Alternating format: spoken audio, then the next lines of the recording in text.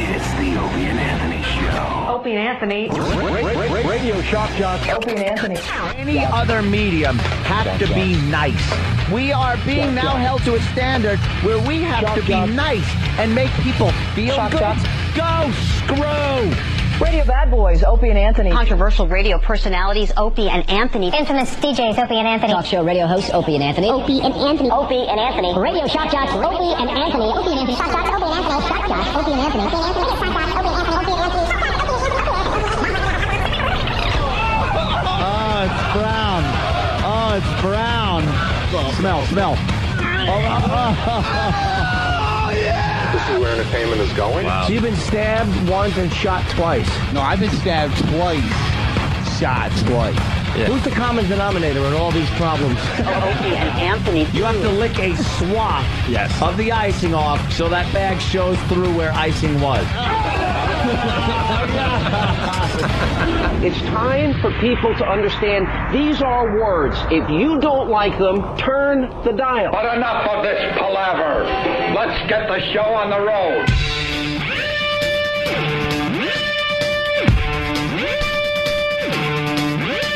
Get the show off the road. Back in the studio.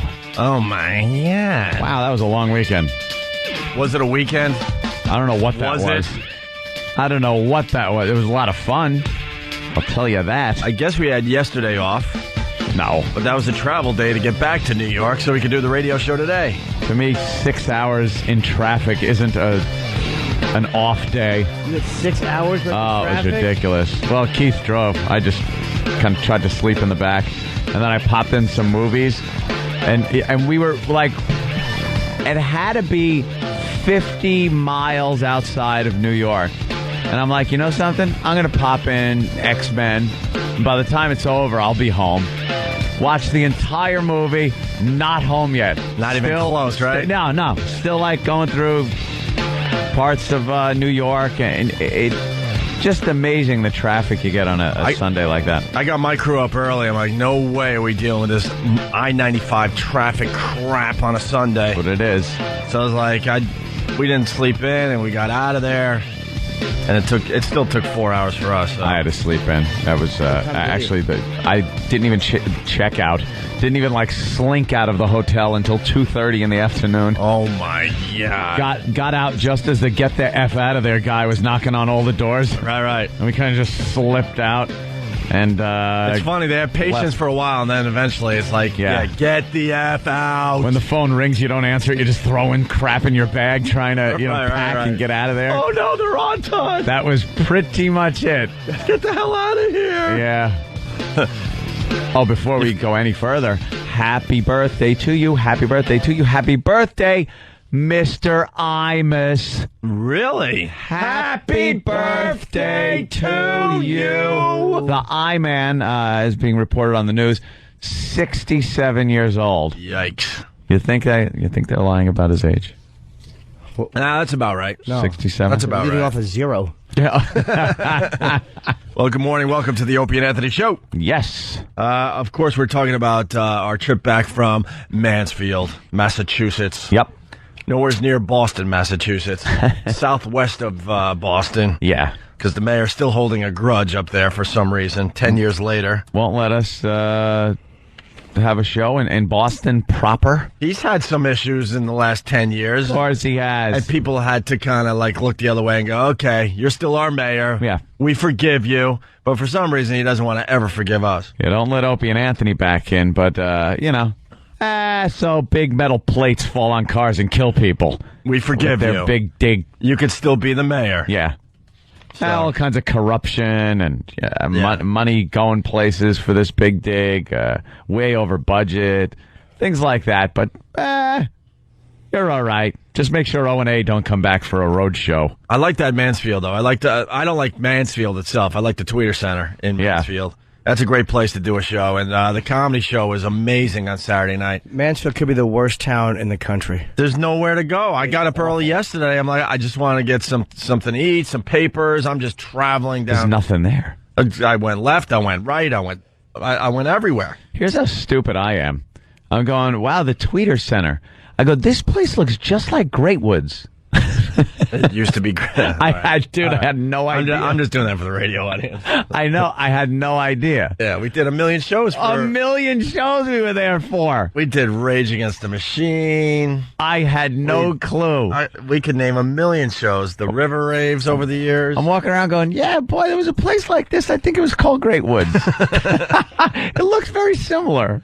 What a tool. They're changing the names of everything. Did you see on the way home through Providence that one of the arenas there is called the Dunkin' Donuts Center, and they're using the awful Dunkin' Donuts colors? Ew. Hey, they might be a great company, but those colors are just awful. And it's all over the arena. They're just meant for donuts. Yeah, it just doesn't look right. On an arena. We stopped in Rhode Island there and stopped at a Denny's to get something really quick and get out of there. And just... well, there's a big lesbian population. Oh, Rhode Island's very gay. You didn't know that? Oh, no, I knew that. Rhode Island? But it was, Huh. Wow. Because it was just... maybe the WNBA was in town or something. Maybe that's what was going on. It was just big, burly lesbians. Not lipstick lesbians. Big, burly lesbians coming in and ordering their, Grand Slam. Give me a Grand Slam. With extra tacos. Yeah. Yeah. That's great. So, the show is just a massive success. Everyone had a great time. Oh, man. The feedback I got, the emails, blah, blah, blah. Unbelievable. Yeah, the Village was really cool. Yeah, the Village was really good this time around, the One Village. We're starting to get that in shape, which is nice, considering the tour's half over for this summer. We got 4 more to go. Yeah. The Mass people, though. People from Massachusetts, people that came from Boston, everything. Hardcore fans. So good to get up there and actually see it. We hear it on the phones and see it in the emails and stuff like that, but to get up there and actually see how cool these people are with the show, it's amazing. Just amazing. No, it's weird, too, because Boston, for the most part, doesn't like New Yorkers. Uh-huh. And we're going around the parking lot, and it's just, I was intimidated. Nothing but Patriots and Red Sox. Oh, Red Sox gear, yeah. Hats and jerseys and shirts. Yep. And just loving the show. And I'm like, man, something here doesn't make sense, Yeah. But really, really cool. Really cool. Yeah. Kenny left with Voss. We left on the Saturday night after because I can't wake up and have to drive in traffic. I think under 3.5 hours. Oh, you did? Oh, yeah. we zipped nice. home, but we kept worried about Kenny falling asleep. Yeah, that was like the big issue when we were driving back to the hotel. Was like, Kenny's really tired. Now he can just nod off. And Opes had experience. He goes, just watch out because he'll tell you he's okay, but then you'll look and it's got that look we always talk about on the airplane where his mouth opens up and his eyes shut. Yeah, that's what he does. His eyelids get really heavy, and Kenny doesn't want to ever show any weakness, so he'll drive into a pole before he admits he's tired. I'm fine. And I remember coming home, I think it was from Boston, and we're on, where were we, the Hutch or whatever, like it matters to the rest of America. And all of a sudden I look over and his eyelids are getting really heavy, and he's like, no, I'm okay. And he's trying to keep his eyes open, like he's opening them real wide and stuff. And finally he had to admit weakness to me. He finally had to admit it. I'm like, okay, if you don't mind, maybe you could drive for 45 he admitted minutes. Weakness, wow. He never admits a weakness. Rather throw himself on a sword. Oh, yeah, he's like a cyborg. Well, he actually, he did the same thing with us, too. We were driving, and I kept trying to talk to him about anything. I didn't want to keep saying, you okay? So I'm like, you all right? And he's like, yeah, I'm fine. And he was okay. So then I kept having conversations with him, and he seemed to be getting sluggish. And Voss was actually wide awake. So Kenny pulled into a rest area and admitted he was gay. Wow. And who saw that coming? We were shocked, and then he drove on. Yeah. And then stupid Voss drove. Speaking of okay, and I can't even tell you how many people, is he okay? So you gotta tell everyone what the hell happened. Oh my God, I'm fine. I was Bob Saget, severely hungover. You probably should call Bob Saget. Yeah. He's like, wow, that's not right. That's not right. That's not right. Well, he only saw me when I was... Is he all right? He only saw me laying down on the couch in the dressing room. For the most part, that was it. He was more concerned, but it's so many people. Is he all right? Is he all right? So you should just I was fine. Get it out of the way. I had probably one of my top 10 hangovers of all time. It was so utterly bad that when we were driving through the parking lot, it was like, okay, I first thing, I just go, get me to the dressing room immediately. And I'm just drinking water. I'm trying to drink water and lay down. And the great part was we had to walk through the catering section to get into the dressing room. So all I'm smelling is thick, heavy food. And it made me so queasy again. So I just wanted to lay down. So I lay down, and then but you're like blowing off like chunks of the story. You got to explain what happened on Friday. I'll get to that. I just want to explain why I was, such a wreck at the show. So I lay down, and I hear 5 minutes. We're going out into the parking lot in the golf carts to cruise the tailgating, and I'm like, oh my God, I can't do this. I can't, but I have to. I'm a trooper for our fans. So I get in the golf cart.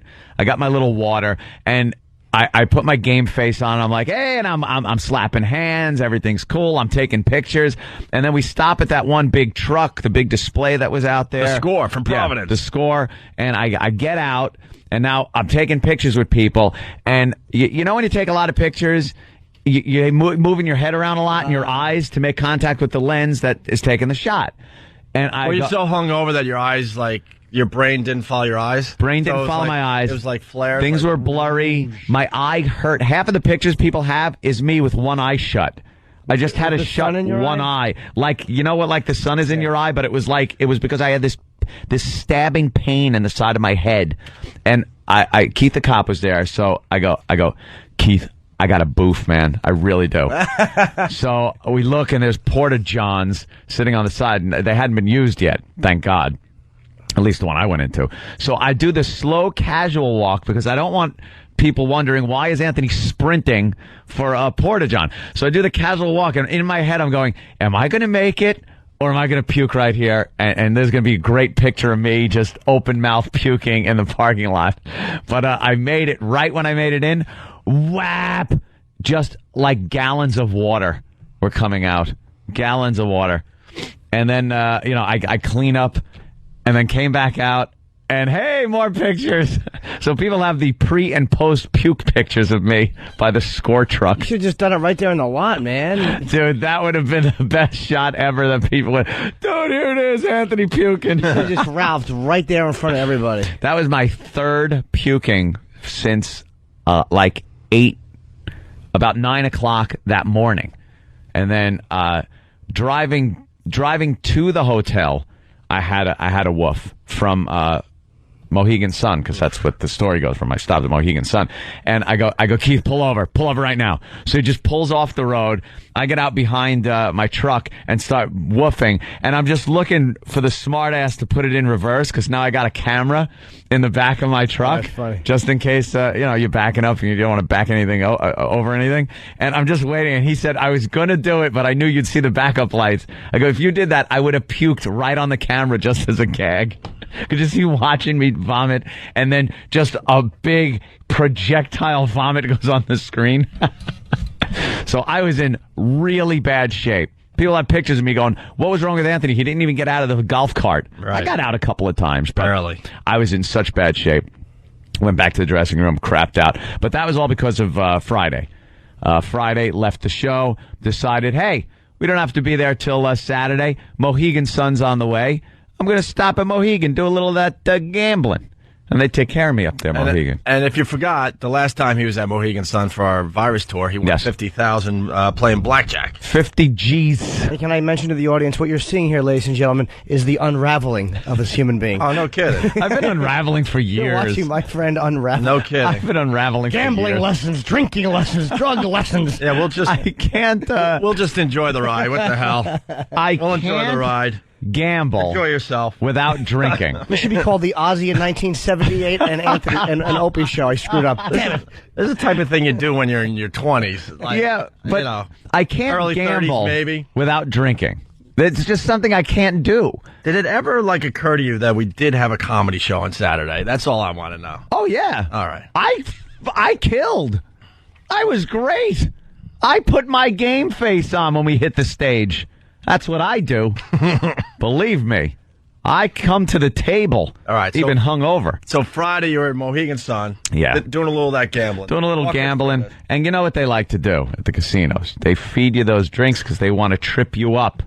So they keep coming back. You mean they don't come over with soda and crackers and go, well, you've had enough, sir? Never. They kept coming over with the screwdrivers. And where they have two, like, really big burly men that hold you down and pour it down your throat. Poured it down my throat. They did. Of course. That's what they do. That's how they roll in Mohegan. Let me tell you about it. After the first couple, you assume that how good you're feeling is going to be the same no matter how many you drink. Right. That's just the assumption that people make when they drink. It's the wrong assumption. You're going to reach a level, and then the next day, you're going to feel really crappy. Well, you won 50 G's and you go back. As far as I'm concerned, you're just pressing your luck. Take your 50 G's and just quit. Well, that isn't what I did. I took some money with me. I left a lot of it. I didn't take a lot of it with me, but I took a chunk with me and went there and sat down. They this time completely hooked up. They took care of me. Of course, they want their money back. Comped suite, which was beautiful.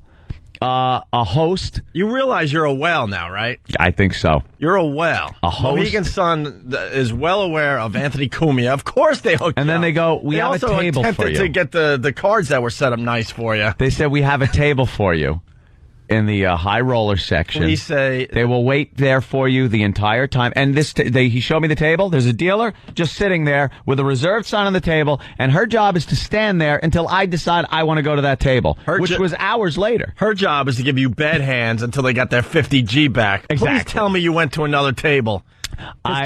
Kenny warned you about that. Well, Kenny warned back me, in the day has done some, he's watched some serious gambling go on. He knows all the tricks. Let me tell you what the biggest trick is. Keeping Kenny away from your table. Thank God he wasn't there. Kenny is one of the biggest mushes there is. What's a mush? A mush is someone that stands there and just brings you bad luck. Like you can't win. Dice, I heard, used to throw him out and go, just get out of here. It's called the cooler. Yeah, he's a cooler, is what it is. So, but mush is better. But he doesn't want to say that, so he comes up with all kinds of other ideas as to why you're losing. And one of it is when you get in with a casino and you've won a lot of money and they hook you up with a table, it's rigged. And they want their money back, so they rig it so you lose. So I had a reserve table set up. I didn't go there immediately. Especially if it's one-on-one, man. That would be very suspicious to me. But I went to the 3-card first. A little luck, up and down, nothing big. So we finally decide to eat, and then we go to the high roller section. And it's a $6,000 maximum table that you're on. And sit down, but I didn't sit at the reserve table right away. Went to another table next to it because there were a few people there. I like playing with a few people at first and did okay up, down again. Then I went to the reserve table and some other guy came and sat down, which was cool. I didn't care.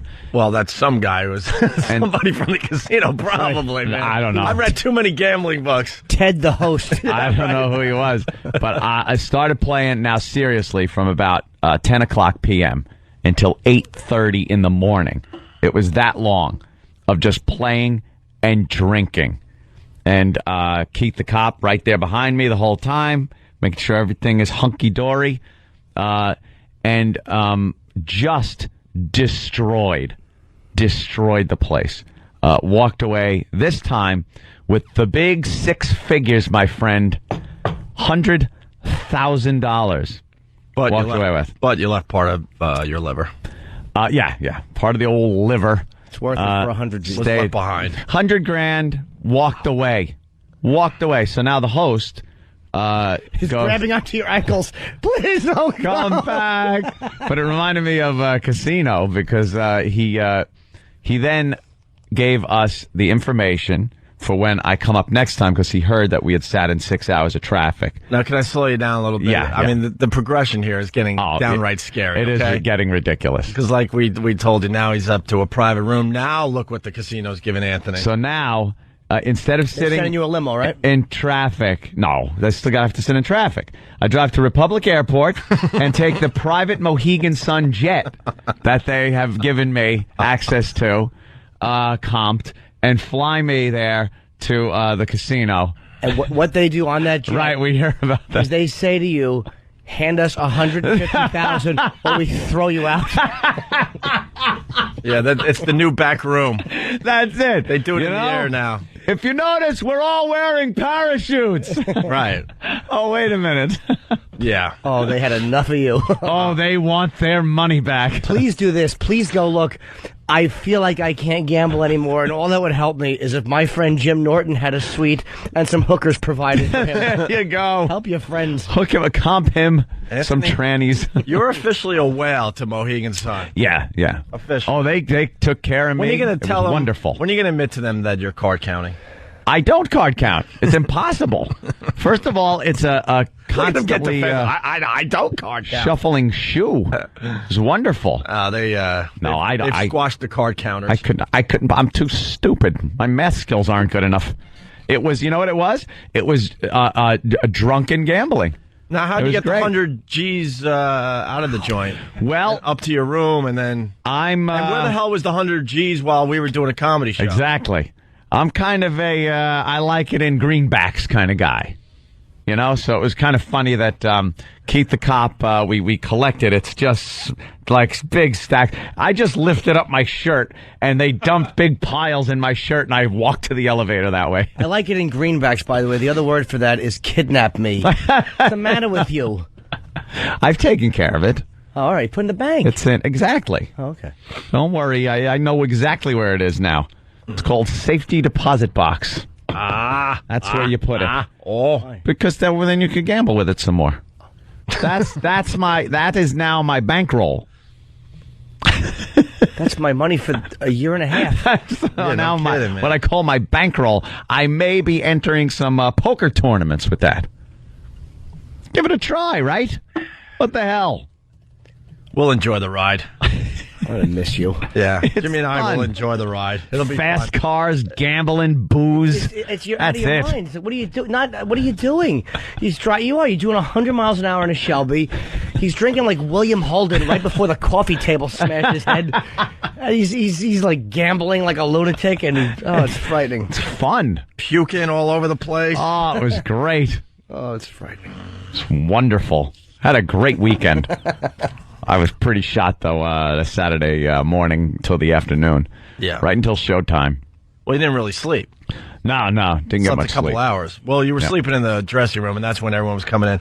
Is he all right? Is he all right? I wasn't even sleeping. I was watching the strippers up on the camera. Yeah. The girls were pretty nice this time. Yeah, all three of them that they sent. Yeah, there were 3 girls. Yeah, but the 3 were really, really hot. You know something? I'd rather have 3 hot girls than 6 slobs marching through the hallways back there. Those 3 girls were probably hotter than the other strippers we've had so far on this tour. So I was watching them, and then joined by the crew, we watched the show. Yeah. From backstage, had a great time. All right, if we got to take a quick break. Tons of YouTube videos, just quick clips of our comedy tour in Mansfield, Massachusetts, if you want to see what was going on. And go to Virus Tour, one word on MySpace. Next stop, Detroit. Yep. In 2 weeks. I hear there's a casino. Oh, boy. Near Detroit, is what I'm hearing. Oh, boy. If anybody in the Detroit area knows of this, please let me know. Oh, boy.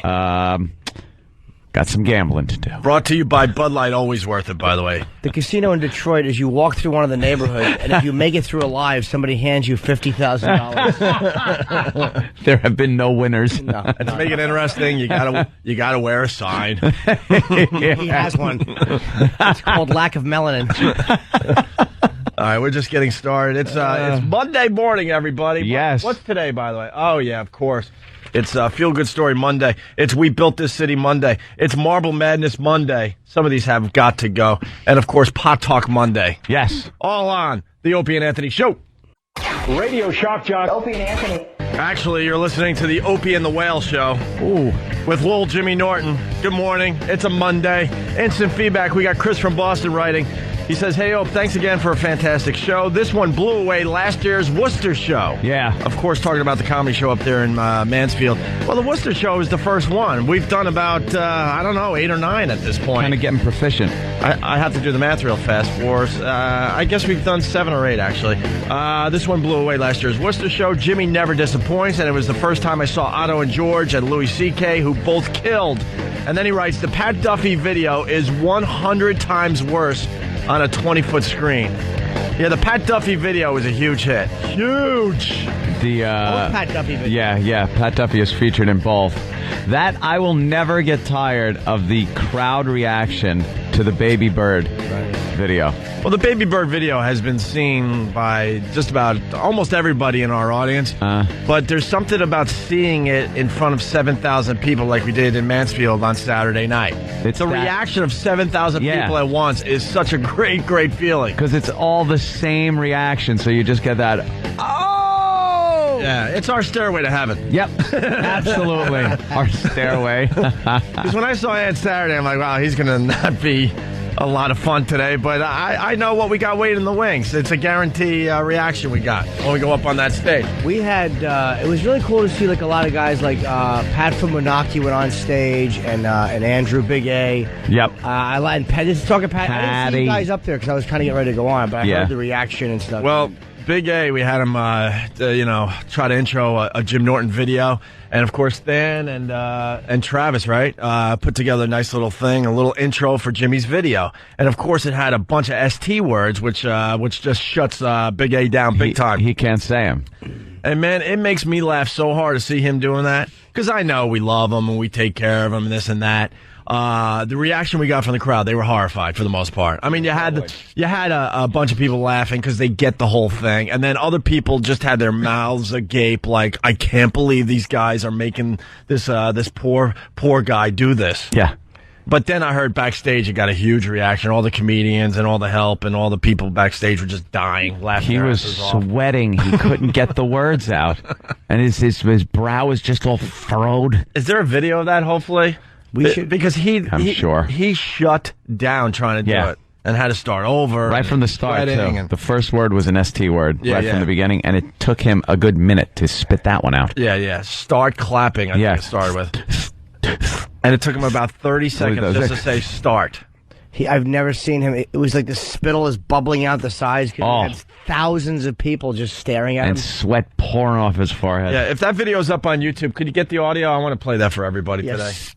It's painful to watch. Let's say hi to Brian in Detroit. That's the next stop for the Virus Tour. What's up, Brian? Not much. How's it going, guys? Pretty good, man.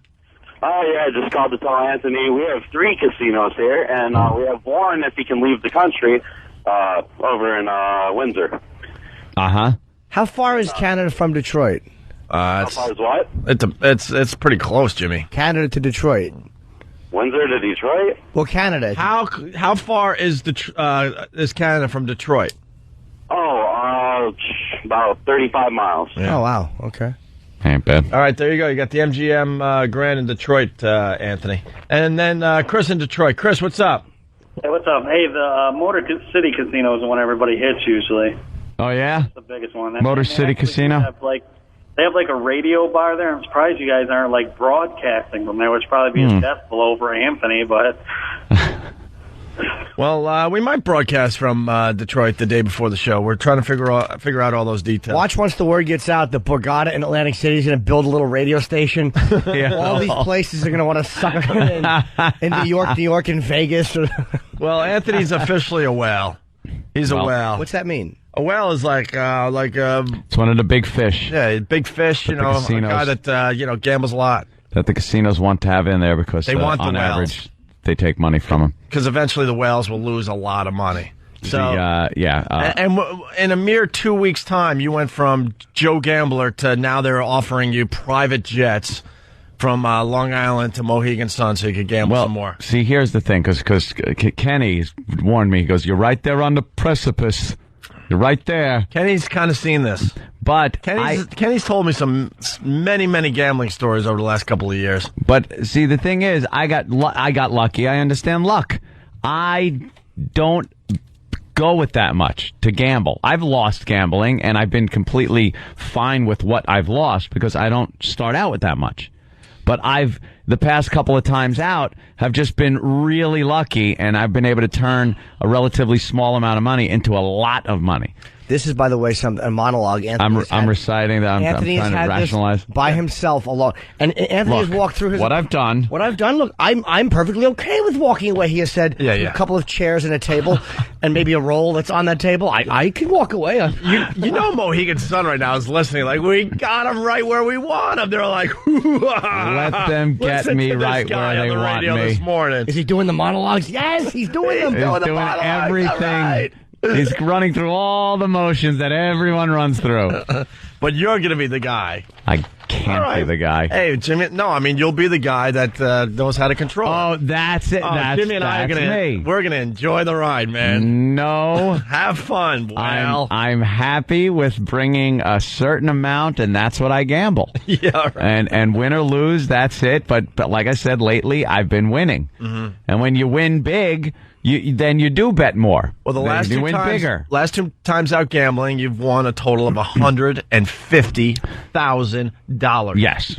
It's been very, very, very lucky. I understand the luck hence factor. The private jet to the Mohegan Sun. When are you going to take him up on that? Because now you know you got to take him up on it because, you know, that's like something you got to do now. I don't know. Whenever we get a weekend free, maybe I'll do that for the weekend. We're free this weekend. Yeah, maybe I'll take the jet up. We got a rare free weekend. Please take the jet and play penny slots or nickel slots. Please do that. We were joking about that. All comped, nice everything. And then I just go, where are the penny slots? Right. I need a lot of pennies. Drink seltzer. Oh, I'm down $1.80. How great would that be? Or you win $7 and demand a security walk up. Just be the biggest ass. How infuriating. Great. Oh, would they be angry? See your host's shoes above you as he hangs himself. This is going to be interesting. Treated me very well. Yeah. I had a good time. And then Tom Chiusano, he walks in during the commercial break. He goes, 100,000. He's just amazed and happy for Anthony, blah, blah, blah. And then he casually mentions that he had a hole-in-one over the weekend. A hole-in-one? His second hole-in-one. 215-yard par 3. Wow. In the cup. In the cup. Had 3 of those. Is that common? 2. No, I've had 3. Oh. You've had 3. At the mini golf. That's pretty rare, right? Hole-in-one. Oh, yeah, especially for the, amateur. I've played off and on my whole life. I've come close. Yeah, it's rare, Jimmy. Well, Tom kicked it, though. He didn't say that in here, but I heard him talking. He said, yeah, it was close. I just nudged it. I mean, that's knocked it in. I still consider it a hole-in-one. He nudged it with his shoe. It hit the club head once. Yeah. That's all. Sonny Forelli, he's always good for one from Boston, of course. Holy yes, during the playing of the Pat Duffy video up there in Mansfield, the looks on the old lady ushers' faces were priceless. Yeah. Yeah, that's the beauty of some of these shows. Like, you get people that are hardcore fans of the show, and then you got people going, oh, nice comedy show. Yeah, I'll check this out. And then they're kind of horrified by some of the things that are happening on that stage. And then No Filter Paul grabbed me after the show, or the next day while he's eating breakfast. He's all pissed. He's like, why don't you show my diaper video up there? And now I'm thinking we might have to. Yeah. That one is pretty bad. This could be the summer of just gross videos in between comics. You bring the guys out, and most of these people we take for granted because we see these awful human beings, Paul and his little head, but the listeners don't get to see them, and they hear about them. So they clap for them or they boo them, whatever they want to do. But we should bring these guys out. People do want to see them for some reason. Yeah. At the hotel yesterday morning, I got a New York paper, and I'm sitting in the lobby just kind of hanging out, drinking coffee, and Stalker Patty walks by, and she's like, a New York paper. I'm like, wow, where'd you get that? Exactly. So then I'm like trying to shoo her away. So I'm like, look, when I'm done, I'll give it to you. No problem. Because I guess she walked like a mile to try to find a paper or something. I was told by, I think, a Big A was telling me. And I'm like, I'll give it to you when I'm done. And she proceeds to stand there and wait for me to finish reading the paper. Doesn't mean wait for me. I'm like, I will find you. Just go about your morning. Did you see her reading over your shoulder? Right. You're just wheezing in your ear as she's reading. Oh, my God.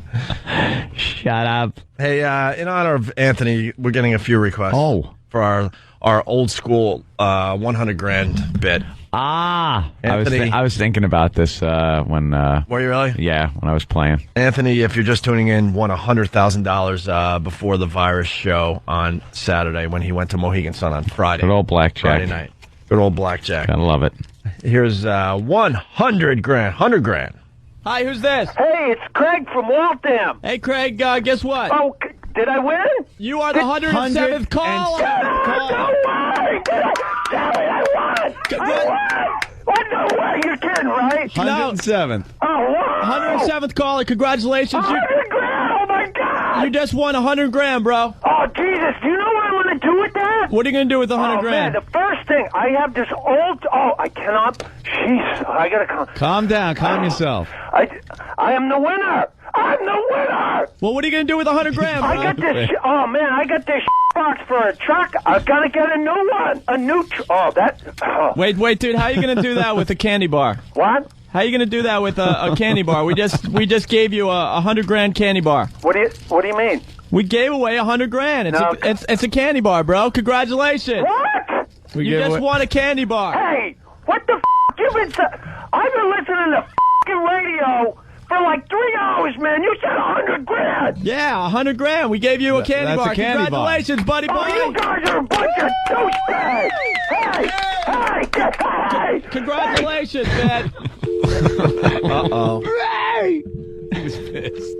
Chocolate rain. Yeah, chocolate rain. Yes. There you go. Gonna give that money back. Chocolate rain. Again. Chocolate rain. Chocolate rain. Don't get on that plane, you idiot. Chocolate rain. His Mohegan Sun will send an aeroplane. Chocolate rain.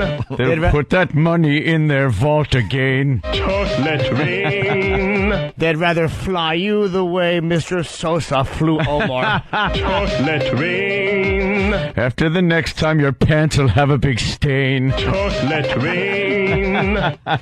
Gambling in his veins. Flying there, but going home, you'll take a train. Chocolate rain. I bet you lose and they just go, the plane? Yeah. Yeah, so long. It's out. Yeah, so long, buddy. We're sorry. We got our money back. I hear there's a jitney. There's a bus you could take. There's a bus leaving at noon. You're just sitting there. But I had a strategy. But I won. What happened? I would only gamble 5,000. Stuck in traffic on a bus with a bunch of people that were playing the slot machines. Oh, man. Oh, no. We're going to enjoy the ride, man. You gave us a great storyline for this radio show. We'll see how it goes. He's up 150,000. We'll keep track. See if I can ride it out. Oh, and you asked me what I did with it? Yeah. Oh, that was the most harrowing of situations because the hotel we stayed at, it's the first hotel we have stayed at that didn't have a goddamn safe. Mm-hmm. There's no safe. And flimsy doors. Nice hotel. I'm not going to trash the place. It was nice. No, it was nice. It was close to the venue. It was a nice joint, but not the most secure joint. No. By any means. So I had to put it just like in a bag, and I stashed it, like kind of hid it as best I could in the room. I won't say anything more than that, but the most stressful part of the evening was when I put that key card in the slot and opened the door and was like, please be there. Oh, my God. And then I looked, and then I battened myself in there like a safe room. Where do you hide 100,000 in a room in a Courtyard Marriott? It's very hard to. Well, you could tell us because it's not going to. It's like we can't. What if I win again and I have to hide my money?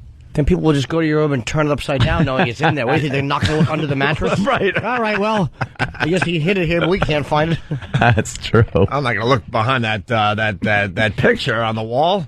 I did put it kind of like under the bed in the back by the dresser. They're fine. Yeah, they're drawer area. Yeah, they wouldn't flip the mattress. And I know. I would leave it in piles on the bed and then ask them to turn the mattress down just to watch their dumb faces when they saw that money. They wouldn't. I guarantee you, if there was 100,000 piled up, they wouldn't touch it. They'd think this is a sting. There's got to be some kind of this setup. Could not be real. Yeah, you should have made some videos. No, what you do is this. Yeah, you put paper with arrows pointing to the money, going money with an exclamation point. Money.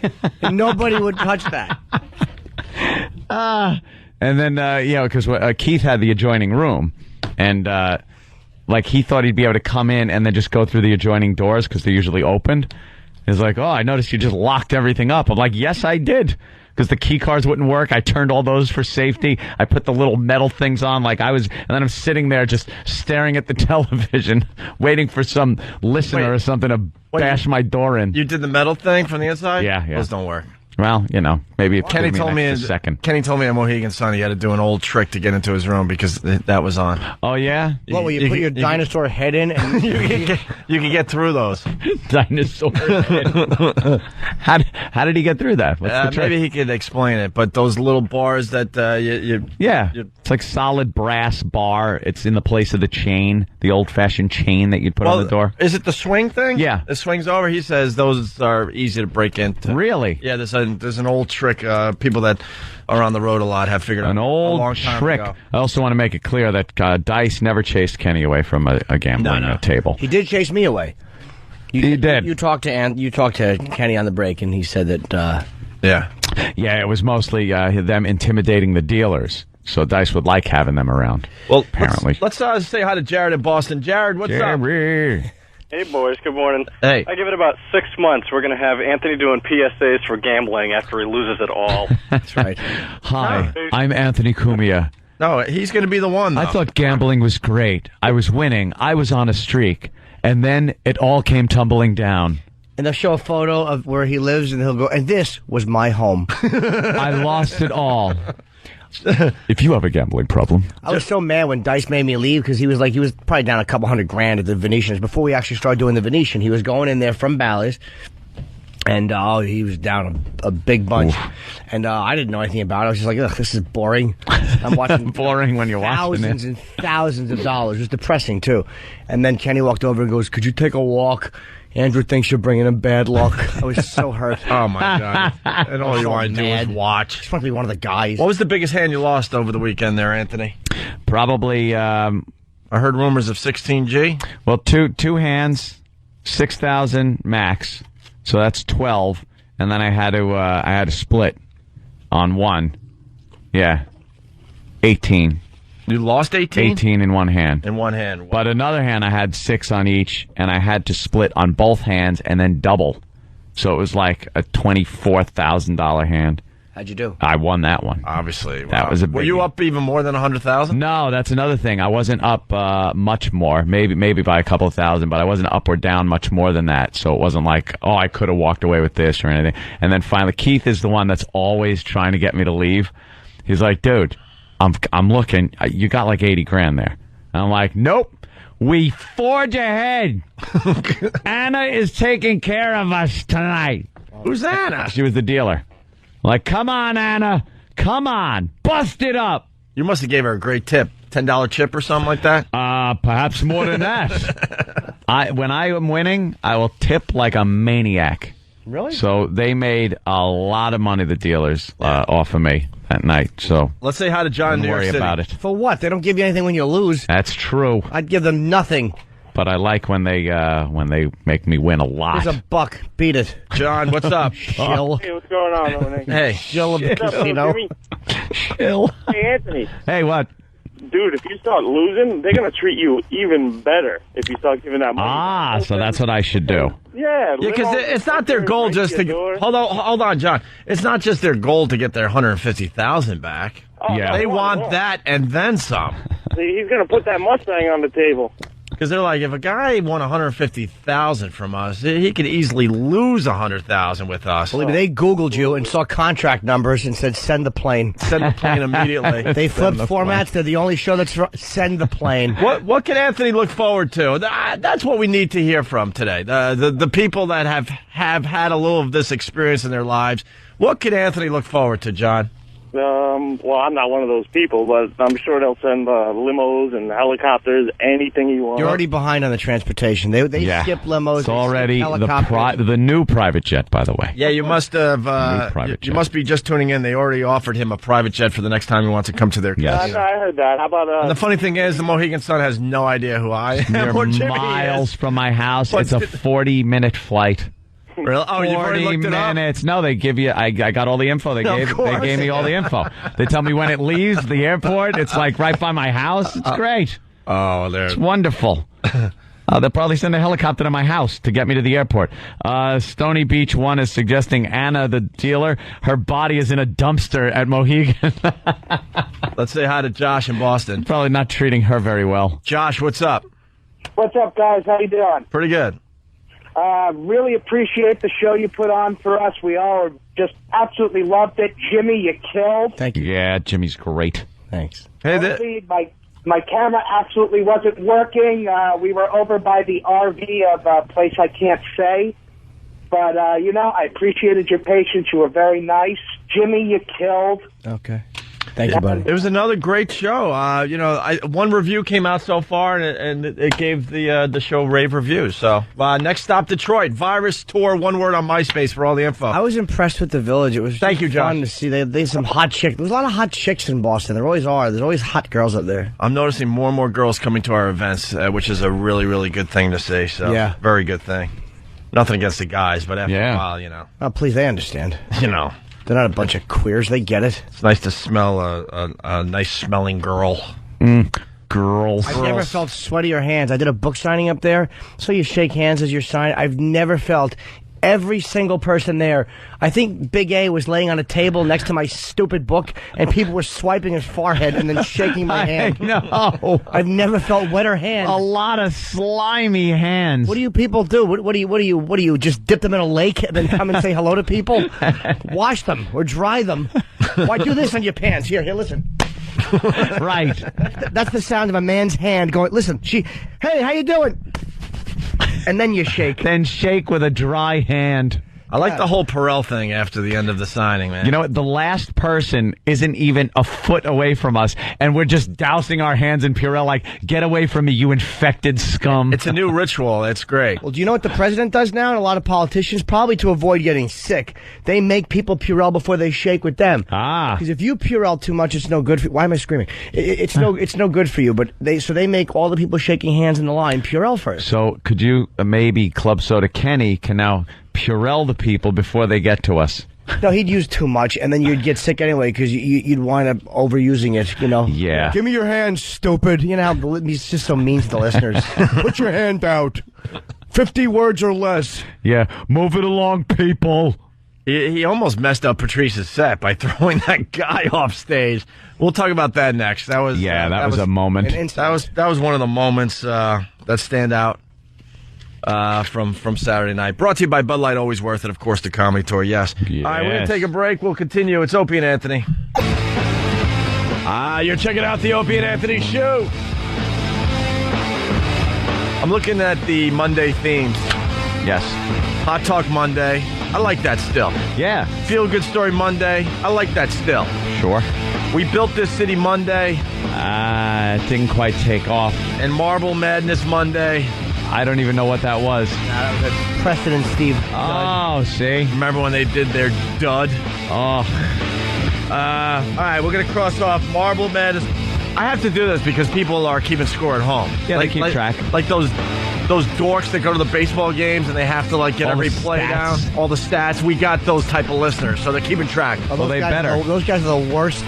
Typically in a situation like this, Murphy will strike out. Shut your face. 4 out of 5 times when there's a runner on second, Murphy will line one off the inside corner. Shut your mouth. He takes his little pencil. You ever been to a baseball game where they tap you on the shoulder and ask what happened because they were distracted for a second, and you're like, give him the wrong information. Yeah, he grounded out to third. Oh, thank you. Meanwhile, what do you do with these scorecards? Oh, he's got them all libraried at home. They're all put in chronological order.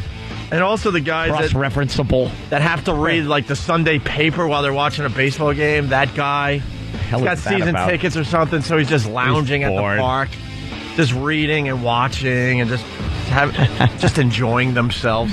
So we're getting rid of We Built This City Monday, and we're getting rid of Marble Madness Monday. So now we're light for Monday. So we might have to add a theme or two. All right. Hey, We got this feedback coming in from Westbury. What's up, Long Island? It's Tom.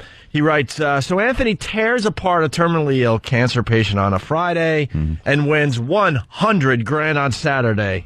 There is no God. Just trying to make people laugh. There is no God. I see it as I brought joy and laughter to many. You know what amazes me about what happened on Friday? We go after Tammy Faye, and the reason being that Larry King has the last interview with Tammy Faye Bakker. She died, by the way, just before Jimmy hit the stage, or that's when we found out in Mansfield. Yeah. And I almost slipped. And I learned from my mistakes because if you remember, just before Bill Burr at the Tweeter Center in Camden last summer. Well. And I decided, and it was just a dumb move, we decided to intro Bill Burr and then walk out into the middle of the crowd. Completely distracting Bill Burr's set. That's how Bill Burr's set started. That was a bad move. And we realized, well, maybe that's not the smartest thing to do is start walking through the freaking, crowd right after you intro one of the comedians. Not smart. Not smart. Trying to do his act. And I was this close to telling the whole audience in Mansfield that Tammy Faye Bakker died, and the reason being because we went after her being on Larry King on Friday's show. Yep. And I stopped myself last second. I'm so glad I did that because I think it would have brought kind of... I wouldn't have minded. I would have trashed her. Really? Yeah, who cares? Maybe what I should have done was, to tell you just before you hit the stage, and maybe you could have done something with it. Look, here's the bottom line. But I just felt like it would take the energy out of the room. Weren't her and her husband televangelists? Yes. Didn't they bilk people who want God to love them out of a lot of money? Aren't these the same vultures that stand on television saying, we need you to send money? So, I mean, maybe it sounds heartless. I don't know if she turned her life around. But from what my knowledge of her is, even being married to that guy and living that kind of life, that blood money, I have no mercy. Yeah. No mercy at all. You got what you deserve. Yeah. And lived on blood money. And what I was going to say is, it's just amazing the anger that comes toward me, because on Friday, Did I write a line or two for Anthony? Sure. But in general, that was Anthony's bit. I might have had the setup a little bit, but I was like I was barely participating in that bit. And everyone, the email I was reading, I'm like, dude, chill out. It was mostly Anthony, man. Why are you getting mad at me? Not one instant feedback that they're mad at you for doing it. Because I'm likable. Yeah. No, I understand you're likable, but it's like, all right, look, I give you many reasons to hate. And it was all Larry. Yeah, it wasn't Anthony, it was Larry. But, and Larry King, I don't know if he listens to the show, but I had this weird feeling because they replayed his last interview with Tammy Faye Bakker. Of course they did. And he had to kind of defend himself before they rebroadcast the last interview. Like, look, this wasn't our idea. Tammy Faye came to us and wanted us to interview her because she knew she only had a few days to live. Like this whole thing he said just before he replayed the interview, like he was starting to feel the guilt. And that was the reason we went after the whole situation on Friday. Not that we need to explain ourselves, but if you're going to show Tammy Faye Bakker on CNN at 65 pounds and showing the world what cancer could do to you, sorry, we're going to make fun of it. Yep. Because the CNN wasn't doing it the only reason they were doing it was to get ratings. He was a shock jock. He was trying to shock. On that interview, absolutely. So she died over the weekend or on Saturday sometime. She died Friday morning. She died Friday morning? Yeah, so as we were doing the bit, she was dropping dead. Oh, my. How about that? Why did it take so long for the news to hit that? They usually do that, and then they kind of, want to make up a press release or something. Well, the Google so they alert. just let it lay there for a while. The Google alert hit on Saturday, so. Yeah. Yeah, all right. Actually, it took them a while to figure out if she was dead or not. Yeah, they kept talking and they didn't know. Well, she hasn't been making much noise. She kind of looks like that. She looks better than she has in days. Yeah. In other news today, we're waking up to the fact that, good old Barry Bonds there is going to set the record sometime this week, it looks like. How many is he away from? I think. He's got two to go to tie, and they sat him yesterday in Milwaukee, I think. Because they got, now the team's coming home to San Francisco. Oh, you want your guy to set the record at home, obviously. I hope he doesn't. So he's got 2 to go. I think this is the week we see that record go by the wayside. I just hope he doesn't. Huh? I hope he doesn't do it at home. He's going to do it at home. Oops, I dropped my iPhone. I want to see him do it just because stupid Florentine's a big Giants fan. Oh, really? Yeah. Aside from that, I got no love for Barry Bonds. Well, and the good news, the record will be beat, sooner than later. However, I don't care if he took... I mean, what I meant by that was he's going to set the record, and then A-Rod or somebody's going to just, surpass that in the next, 10 years or 7 years, 5 years, whatever. I don't care that he took steroids. I get good. You should take them. They're there. Hit another home run, stupid, and then sneeze when you're 60, and the inside of your head goes... because your brains are mush. I don't care if they take steroids. I've had enough of people. They took steroids. That's performance enhancing, Pump. It makes the game better. Of course it does. More fun to watch. Castrate yourselves. Hit more home runs. What do I care? What kind of homestand do the Giants have this week? He's going to set the record this week at home, it looks like. Yeah, unless they're just doing one quick series and then hitting the road again. I don't know their schedule. They're actually playing one home game for the next 3 weeks. Shut up, Jimmy. You can't even hold it together. Can I just add how bad... Now, we love Jill Nicolini. She was on our show. Jill TV. Right she hasn't been on today. No. I think she's off. Might have a heavy weekend. Well, who knows? It was really nice weather in New York. Hampton's beach bars. She was out probably on a little bender. Whatever, but she wasn't in today. And I got to explain, this CW11 News here in New York, we love the people that work there. They're very nice people. We got all kinds of compliments on the websites and everything about Jill's appearance here. But they are just a horrible news show to get the news. I'm just watching Fox News over here on the other TV, next to Jill TV. There's a story today that there's, it's one of these funny kind of human interest stories that if you want, you could hire bikini-clad women to mow your lawn. How'd you like to mow my lawn? And they come to your house, hot girls in bikinis, and mow your lawn. Why did it take to the year 2007 to get that business? I have no idea. That should have been years ago. As soon as I saw the story this morning, I'm like, they should have done this 30 years ago. Yeah, but would you want to see like those old time bikinis, ba ba ba ba ba bang a dang dang a dang a dong bang dang, and just like have this big granny panties bikinis? Yeah. Nah, the bikinis now are hot. So they just showed it. And what I saw on the Fox broadcast was bikini women pushing a lawnmower.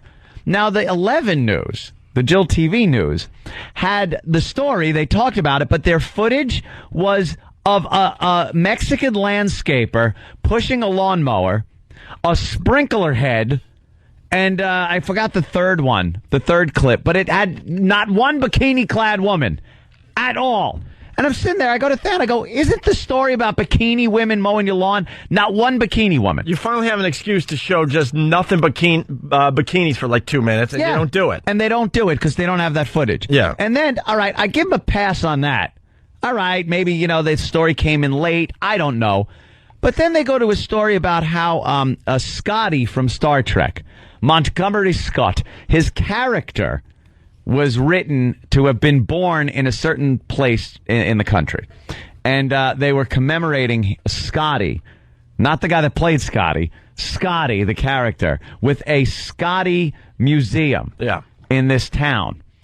To which they played Star Trek clips where they showed Captain Kirk, Spock, Uhura, and Sulu. Wait. Twice in the same loop. Not one image, even in the background of Scotty. Whoever's gathering the video over there at CW11 is a nudnik. I think he's a fan of our show. Well, you're a fan. Stop listening and get the right clips, because we're noticing. And while you're talking about Channel 11 here in New York, it's going to be a very rainy day in New York City. So just before their rain report, they had to play the Eurythmics. Here comes the... Wait, I forgot the hook now. Oh, damn it. Yeah. Here comes the rain again. Blah, blah, blah, blah. Yeah. I'm a short-haired the stupid song. They played the hook to that song just before. They love their themed song, depending on what's going on for the day. Because you mentioned it, here's the bikini lawn mowing. Wow. Talk about giving business a boost. Yeah, Memphis Lawn Care Company has taken that phrase to a whole new level. Tiger Time Lawn Care is now offering a new service to its customers, a bikini-clad woman. You heard it right. Customers now have the option of having a woman in her bikini mow their lawns. The owner says that yards definitely get more attention when there's a bikini on the Where's lawn. the bikini? I'm looking at the video. I'm not seeing any I bikini. know. What's up with that? All guys disappointed everywhere. Listen, I mowed a lot of lawns, and you know that thing, the weed whacker, that trimmer thing, that thing? That thing kicks up rocks. If you were in a bikini, you'd be bruised and battered and cut. Yeah, these are some brave women. Brave women. They had nothing. I love that. And the guy was even like, where are the bikinis? They showed a sprinkler head. Right. Come on. Maybe that's the reaction the bikinis get from people who hire them. Maybe it wasn't a sprinkler head. You're right. I love when they go off the word machine. Oh, boy. Stay to the word machine. The word machine ends. There's no more words, and you got to make it up, and they just fall apart every time. The word machine has stopped. Right. I have none of my own words. What do I say? Unbelievable. Please bring back the word machine. Now, because we brought it to everyone's attention, here's the hook I was trying to remember. Thank you, E-Rob. Yeah, here comes the rain. Going to be a rainy one here in New York City. We'll tell you about it after these messages. Chocolate rain. Yeah, got to be some chocolate rain. Chocolate rain. See, now if they played this. Oh, my God. That would be just a tribute to this program and our relationship. It sure would. With what we like to call our retarded little sister, CW11. Here's the crowd reacting to Pat Duffy's video up there in Mansfield. It's not the greatest copy. It's off YouTube, I believe. But this is how it went down on Saturday night as part of the comedy tour. Yes.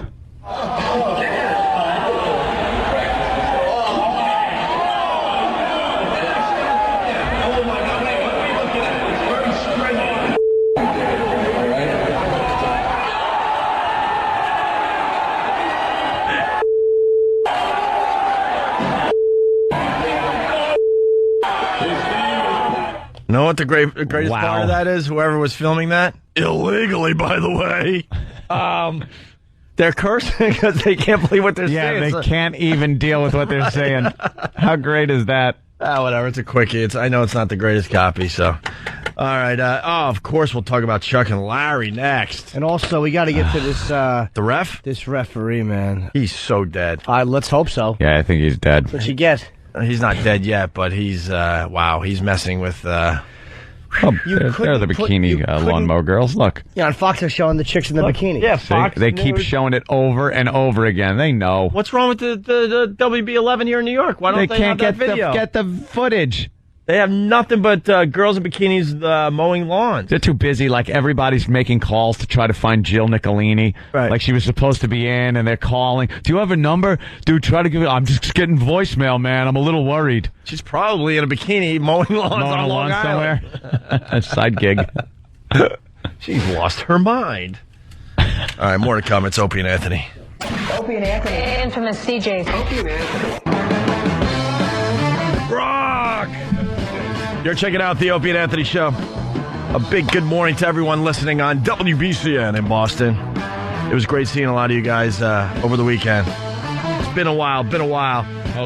Sam in Kentucky writes, and I have a tumor under my left eye. I've had surgery once. Need more, but can't afford it. Yep. I'm dead serious. Yep. Email me for contact info so I can prove it. Would it be possible for you to donate a couple grand from your winnings so I could have the next surgery? Here come the freeloaders. See, you made the mistake. I think it was last week or 2 weeks ago. You admit that you got a like a soft spot in your heart for people like this. Not when they ask. I find them randomly in the paper. I find a touching story, and I go, that person is deserving of my compassion. This guy's just asking. I don't know what his real story is. They're going to be marching past your house at all hours of the night now. You know that. So send your contributions. I still have to give a wedding gift to my good friend Travis here. I haven't given him his wedding gift. Thanks. Now we all have to. Oh, yeah. Sorry about that. No, we all didn't win like I did. I may throw him $20. Nice. Ooh. How about you sign it from Aunt, Hope, and Jim? Yeah. All three of us. Yes, please. Hey, by the way, for the guy with that little tumor under your eye, we look to donate Club Soda Kenny's left knuckle. The middle knuckle of his left hand. I'm sure he'll be happy to remove it for you. That'll remove it. When I saw him speed walking a gentleman off the premises, at the show on Saturday night. Wow. What was that about? Well, here's what happened. Patrice had just taken the stage. An overzealous fan decided he wanted to come up and meet Patrice. Oh, wow. On the stage. Now, Patrice sort of had this, like, it's a double-edged sword with him. You don't want, and he was telling me this backstage, he goes, you don't want MFers coming up on you. He goes, you don't want them coming up on you. You don't know what they're there to do, or you know, you're on stage, you got a microphone, you don't know what their intentions are, so you want the problem remedied right away, but then you don't want the crowd to start booing you for having some idiot thrown out. So he goes, you know, it kind of leaves like, you know, so I kind of pinned it on Club Soda Kenny, which Kenny understands. That's part of the job. You know, the comic doesn't want to come off as being the what they call scum. So he kind of, you know, oh, Kenny, you didn't have to do that. But meanwhile, Kenny did have to do that. And Kenny did it well. All I know is we came off stage after introducing Patrice. We're standing backstage a little, and I just see Kenny with his arm wrapped around this guy in some kind of a half Nelson thing, and he's just walking him very quickly toward the closest exit. I'm watching the video. It's actually up on YouTube. This is what's scary, man. We did all this Saturday, and now a lot of these videos are up on YouTube. We're in the age of what they call the information superhighway, Opie. I think they're calling it the intranets. And for the people that are illegally taping all this stuff, you know, we don't mind as long as you're not, like, you know, freaking taping full sets and throwing them up there. Then those are the ones we'll have to have removed for the comedian's Don't put the comic sets up there. That's the only thing we ask. I like the tidbits. And the only reason is it has nothing to do with, like, rights or lawyers or anything like that. The comics sets are like what they do. So if it's up on YouTube and then people watch it, they go to the clubs and go, oh, I saw this. It's like, well, you saw it on YouTube because some guy was taping it. It's definitely fun to see a quick video, you know, like a minute video from. We don't mind that at all. From the action this past Saturday. That guy had to be removed. Kenny did the right thing because that guy, it's like, you dummy, you don't walk on while a performer is walking on stage and go to shake his hand. I mean, I understand you don't do it. He's a big fan of Patrice, though, you can tell by the video. That was probably sauced. He's non-threatening, but you still can't do that. You don't know. And Patrice turned around. You can throw the guy's concentration off. He didn't know what the guy's intentions were, so Patrice just turns around. He's like, oh, my God. And in all fairness, it worked out okay for everybody because we got the guy back on the stage. Oh, really? Oh, yeah. We got him back, I think, right after Patrice. We put him back on the stage. Oh, okay. And he was completely cool. And he realized, oh, man. Was he able to see through two black eyes? That was kind of dumb to do. That's good. So me and Louie could deal with him. That's nice. Great. He's already proven he's not able to handle it.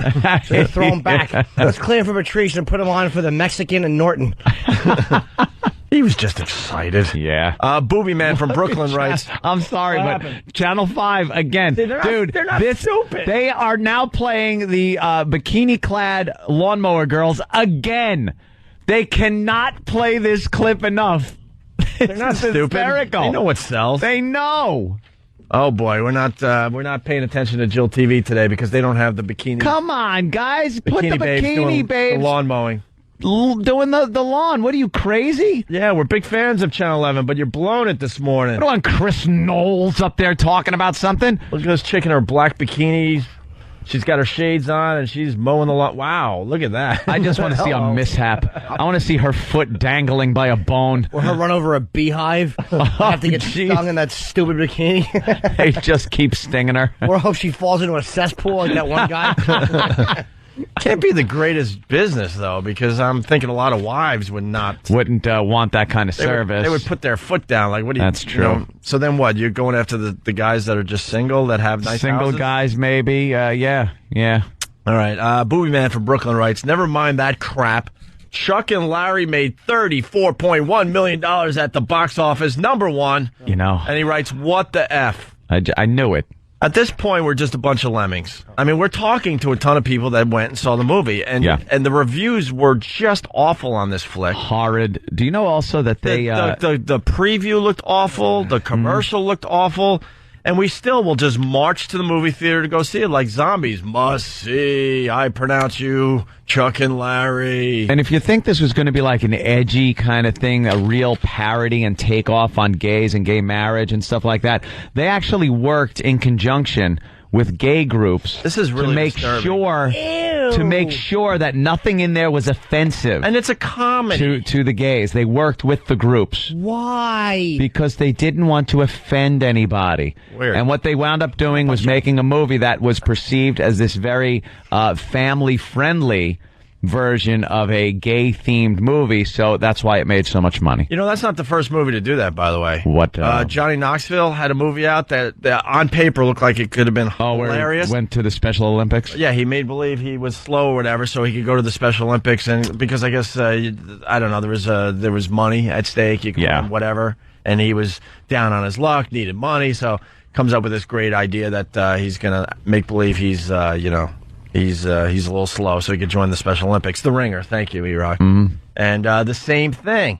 Because I saw the movie, I'm like, this looks like it could be really, really funny. And I saw it, and I'm like, there was a couple funny moments, but in general, it was just crap. Yeah. And then I read an article, same thing. The Special Olympics made the movie alongside Johnny Knoxville to make sure the jokes were okay. Wouldn't offend. You got to watch the South Park version where Cartman joins the Special Olympics. Really? Now, that one, they really didn't care. Well, you know what? And we bring this up all the time. If you're a cartoon, you get away with murder. Yeah, cartoons. But that's going to end eventually, too. They're going to go after cartoons eventually. You watch. But we're cartoons. Americans are pussies. Really. Americans, we claim to be this great free speech society, but we're just a bunch of little whingy, whiny pussies. Having to go to the groups now and say, is this joke okay if we put this in the movie? Or is there a way we can make it so it wouldn't offend you? Ugh. Is this okay? Because we're going to call him like a bitch. And will that be okay? Bitch okay? Yeah. Comedy is supposed to, on some level, offend somebody at some point. Yeah. What is it then? If it's not going to offend somebody for some reason, doesn't have to be dirty. You know, it was refreshing watching when we had the guys from the Simpsons in here, and they are throwing like anti-Semitic jokes at each other and stuff, and just, you know, they don't care about this offensive, you know, and pleasing people and making sure feelings aren't hurt. It's good old time, old school, just fun and entertainment without this thing that people feel they have to now make people feel good. You know, the boys upstairs, they cave to the special interest groups. Yep. Now we're all like, you know, uber sensitive when we do a radio show. But, you know, the Simpsons are still getting away with murder, and deservedly so. Well, the Simpsons getting big laughs for their TV show. And the reason they have such a hit is because you looked at James Brooks and the other guys that were here, and Al Jean. They're all four of them were funny guys. Yeah. And when you have funny guys in charge of what's funny, like, they know what to do. And sometimes it's vicious, and sometimes it's not. But the people that you deal with on a corporate side, like lawyers, they're just crushing they don't know. And bored. You know what was so refreshing on Friday during that interview, and it's something when we bring up, the lawyers kind of get mad, and I think maybe Tom on some level, there was a pamphlet that was handed out to all of us called Words Hurt. Words hurt. And we read this thing, and we really thought that the corporate lawyers went into comedy writing. We're like, there's no way they would actually print this out and hand it out to all their jocks that work for the company. It's one of the funniest things. And want their jocks to take it seriously. We're like, they're kidding, right? I've ever seen written from a lawyer. That their radio shows suck, and they've decided to write material for the jocks, right? Yeah. I couldn't comprehend that they want us to actually take this seriously. So we goofed on the whole thing. We read every single word in the thing. We did an hour and a half on it. And we got just a huge reaction. People loved it. And then Nick DiPaolo did the same thing when he was still working here in New York. He's a great radio guy, by the way. Very funny. He's new Great to the comic, radio thing, but he's really good, and I hope he gets another shot. I'll say that over and over again. But he got in trouble for doing the Words Hurt bit. Yep. And we brought it up with the Simpsons, and we got the reaction, of course we should get. We told them about this whole thing, and the laugh we got, they couldn't believe it either. Like, they were laughing their asses off. They're used to having to deal with things like that, too, you know? Yeah. It's just the worst. Just little corporate pussies. So now this movie... Oh, I pronounce you Chuck and Larry. And Larry ends up #1 at the box office. And a great website. A lot of the listeners are into it. It's called RottenTomatoes.com. They take all the reviews from all over the country, from all the major newspapers. Because, you know, I mean, you read your local paper, and a movie that is just god-awful because your reviewer is different might give it like 4 stars. So the beauty of Rotten Tomatoes, they take all the big reviews from all over the country, and then you really could understand if a movie's good or not. 14% good reviews on RottenTomatoes.com, and it's still the #1 movie at the box office. Why? Mm-hmm. I guess marketing works that well. You could shove crap down like Americans' faces and say, "Look, go see this movie, go see this movie, go see this movie," and then we go see it. I don't get that. But how can marketing work that well when let me explain I'm something. looking at a poster for this movie and I can't even look at it. It makes me cringe so much. And this is what I wanted to say. Because of the type of radio show we do, I feel like I should go see that movie so we're well informed. Guess what? I didn't see the movie. I don't want to see the movie, not even for the radio show, but it was still the #1 movie at the box office. Well, a part of it is, a part of me likes it. The fact that people are not listening to critics. Like, it's like almost like they're so irrelevant and they're such snarky little douches. In a way, it's refreshing that people are just going, you know what, that looks funny to me. And I'm not listening to the critics not dictating but what Jimmy, makes money. I don't even think they're saying that looks funny to me. I think it goes a lot deeper than that. It's just a marketing thing where you're not even making your own decision anymore. The TV tells you, tells you go see this movie. And Adam Sandler, it's like, it's got Adam Sandler in it and stuff, and it's and it's about gay things, so it's going to be racy. I can't imagine that. No, it's not. I can't imagine the majority of people saw the commercial or the preview for this movie and said, "Wow, that looks funny," and went and saw it. I think it's a lot deeper than that. You watch what they laugh at in comedy clubs? Believe me, they thought it was a hoot. You really thought those You really thought they saw the preview of the commercial and said, "I have to see this movie. It looks funny." They elbowed each other. That looks pretty good, don't it? Wow. It's the majority of people look at that and just go, "Oh my God, does that look so funny? Oh, I bet it's going to be so funny and racy." Ooh. Wow. All So right. I really do believe that because I watch what they laugh at in the clubs, and I watch what they groan at, and just the more just nonsensical it is, they think it's just wonderful. And, meanwhile, you say something vicious on stage like, "Oh, hey, bub." I would love to make a movie like that because it would be hysterically funny and no one would want to see it because it would just be like the most heinous versions of sex between men. Gus and Elmer type stuff. That's what it would be. Let's get back to Gus It's and like, Elmer. do it that way, that they have to prove that they're gay so much that they actually have to have gay sex and they're not gay. Of course. So now they're like, oh, God. Of course. Like, could someone explain to me that saw the movie how far they went with the whole angle? Did they, tongue kiss? Very good. How far did they hold go? hands? I bet you they didn't even hold hands. How far did they go in this movie to show people that they're gay? I bet you there was a cheek kiss. Probably a kiss of some sort. It was just, at most. It was just a lot of eyebrows being raised because they were living together, right? That's about it. There would be people. Adam Sandler would have to be on his knees going, just like, and then going.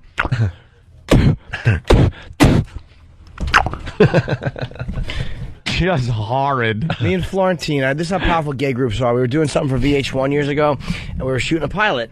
And we had, me and Jim were roommates, and there was a gay couple that was a roommate, and there was another couple that was a roommate. So me and Jim were writing lines for a lot of it. And the gay storyline is supposed to open up where the two gay guys are walking around and they're looking for their gerbil. And the one guy is like, "Where is it?" And he's like, "I don't know." And it was like, and then you pan away, and when you come back, it turns out that the gerbil had just run around, and they got him. But it was amazing that even the implication of that, well, of course, VH1 was like, "Oh no, we can't," and then they made it with the way they wanted to, and it was, they wouldn't let me say retard. They wanted me to say moron, which I refused to say. I almost left the pilot. I'm like, I'm not saying that. It's not funny, and I won't say it. When is it going to change? They wonder why. When are we going to push back? I'm so happy. When are creative people going to push back? Creative people do. It's the networks that don't. It's like the people that they work for that don't. Right. It's the creative people who want to push back, but it's the people that are not creative that were forced to kind of be a part of show business on the other side of it because they weren't good enough to make it. They're not smart enough or funny enough or talented enough. They can't write. So what their jobs are to sit there and wreck it for everybody. So they side with the advertisers. Right. Because those are the people they relate to. Boring. Let's go to Dave in East Meadow. Dave? Hey, what's going on? Hey, Dave. I actually saw Chuck and Larry. I'm going to say I did enjoy it, but the furthest they went with the gay references was to say they love gay rough sex. They didn't even kiss at all. Oh, of course. So they didn't even kiss throughout the whole movie, and they just said they love rough gay sex? Yeah, that's pretty much it. And why did you enjoy the movie there, Dave? It had some funny points to it. Adam Sandler did do a good job, but But the funny parts, and I was reading a synopsis of the funny parts and lines, and they seemed very, hacky, kind of, all right, we get it, kind of gay jokes. Yeah, it was funny. It was funny to start with, but mid-movie they had to get to that message, saying the word faggot is wrong. That's what the message was? I thought the message was looking at Jessica Biel's ass as she opened up that closet in her underwear. Yeah, a lot of people had to go, obviously. They were on hold. They said the reason they went to the movie was because Jessica Biel's in her underwear. And I would say, well, don't you have the internet? Exactly. You could see some great Jessica Biel shots. It's been people's sig pics for a while now. Yeah. It's wonderful. Let's say hi to Andy on Long Island. Andy. Hey, what's up, guys? So you saw I pronounced you Chuck and Larry? Yeah, I saw the movie over the weekend. I have a friend that was in it, and it was probably like the worst written movie I've ever seen in my life, but the jokes are hysterical in it. But the jokes are hysterical. Do you have an example of one, maybe? I couldn't even tell you because everything was just talking about gay this, gay that, gay this. They had a couple of characters that were like pretty just good, like some really flamboyant guys, and you just wanted to laugh at them. That's hilarious. Did they do the thing where the guy puts his wrist and makes it limp and goes, "Hi, boys"? Yeah. Yeah, it's great. See, here's what you can't find one funny scene. If someone says to me, "Name a funny scene in a movie," Q&A with Nick Nolte. Here's a funny scene. Hold on, sir. There you go. Here's a funny scene. Nick Nolte. He's like a closet homosexual deep down. He plays like a really angry cop. Right. And did you see Q&A? Yeah. Okay. There's a scene where he rounds up these tranny hookers. And he's going, "Where's so-and-so?" And he goes, "And how about you, Sylvester?" And he squeezes the tranny's face. And the tranny goes, "I'm Sophia." And Nick Nolte reaches his hand into the tranny's panties and he squeezes. He goes, "Well, what's this?" And he squeezes. And he goes, and then the tranny goes, "Oh!" And he goes, "What's your name?" And the tranny goes, "Sophia." And he squeezes. And she goes, "Stop it, Lieutenant, you're hurting me." And he goes, "Not as bad as I'm going to." "What's your name, you see, blanker?" And he goes, "Sylvester." Now, to me, that was a funny scene. There's a funny scene. Hey, off the instant feedback, Johnny from Vegas. He writes, "I find it funny that the biggest problem you guys have with the movie is the lack of man-on-man action." Well, we want a little realism. I mean, look at that. Yeah, that's definitely the reason to see the movie right there. It's a great dumper, but who cares in those awful striped panties? All right, we'll take one more. We got Molly. She really does look great. Braintree. Molly, what's up? Guys, hi. I saw the movie this weekend, and it was actually pretty funny, but that's the stupid kind of humor I'm into. But I was calling because I wanted to tell you that there's really no contact other than holding hands, and as soon as they go to kiss to prove that they are gay in the trial, Dan Aykroyd interrupts them, so it's of course. Like the hint that they're going to, and then they get stopped every time they're going to. Oh, look at that. Yeah. It was all right, though. Yeah. I don't like Adam Sandler, but I like Kevin James. They're showing pictures of Tammy Faye. It looks like one is okay and one got some water spilled on it.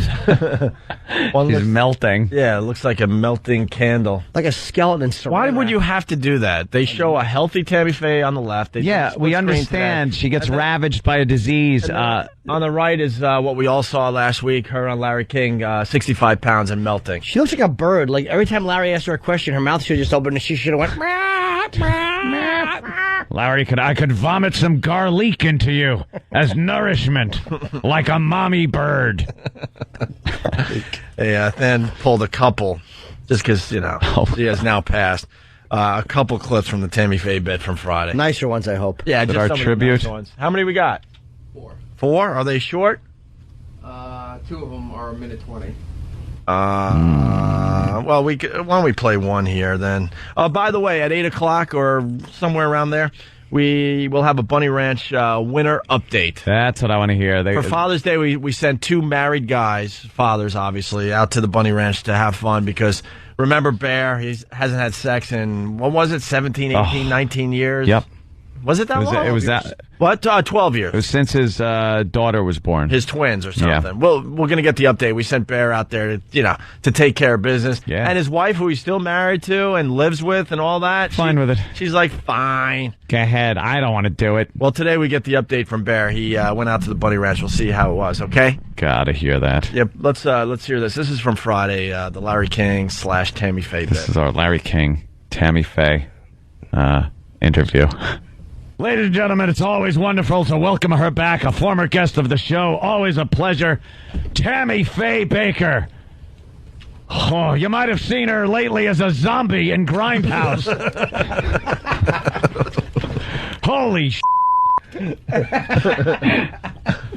What, did you drink from the wrong grail? It's just not right, man. It's just wrong. Why don't we play another one? Here's Tam. Oh, gee. What happened, E? No, go. Here's Tammy Faye on Larry King Live. It may be hard to watch what inoperable cancer has done to her. It's tough for us to see Tammy Faye looking so weak. Great, but as you're about to see... A motley ghoul!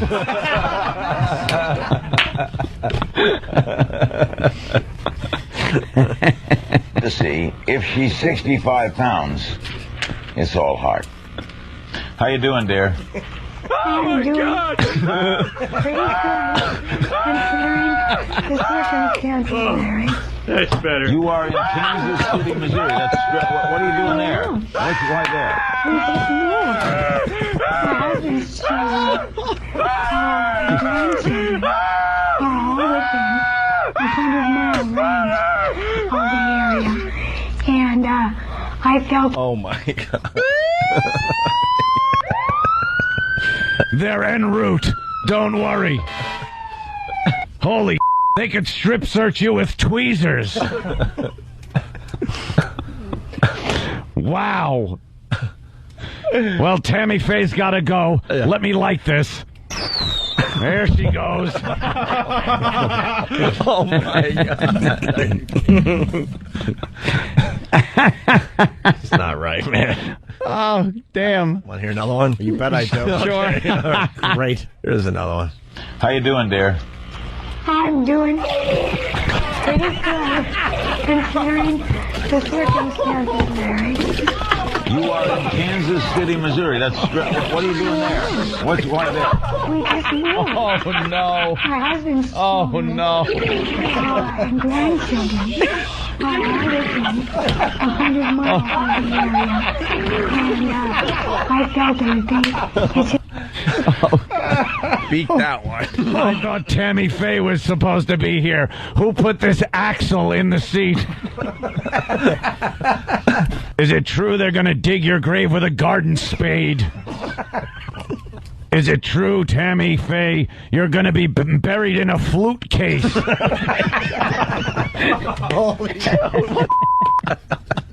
Ladies and gentlemen. Yeah. Ah! I'd offer you a jawbreaker, but... Tammy Faye, I see you're wearing a snakeskin outfit in its original form. Tammy Faye, I see you've walked all the way here in the rain and haven't even gotten wet. Tammy Faye, I loved you in Close Encounters when you walked out of that ship. Yeah, man, people are getting mad that we're not playing the best parts from this bit from Friday. Alex from Miami, you missed the best part when Aunt mentions that she makes Nancy Reagan look like Queen Latifah. Oh, my God. One more before we go to break? You bet. As many as you can get on this side of the show. All right, one more. Tammy Faye, the camera puts on an extra 10 pounds. Can we get 50 cameras in here? You look like you should be bleaching next to a watering hole in Africa. You know what?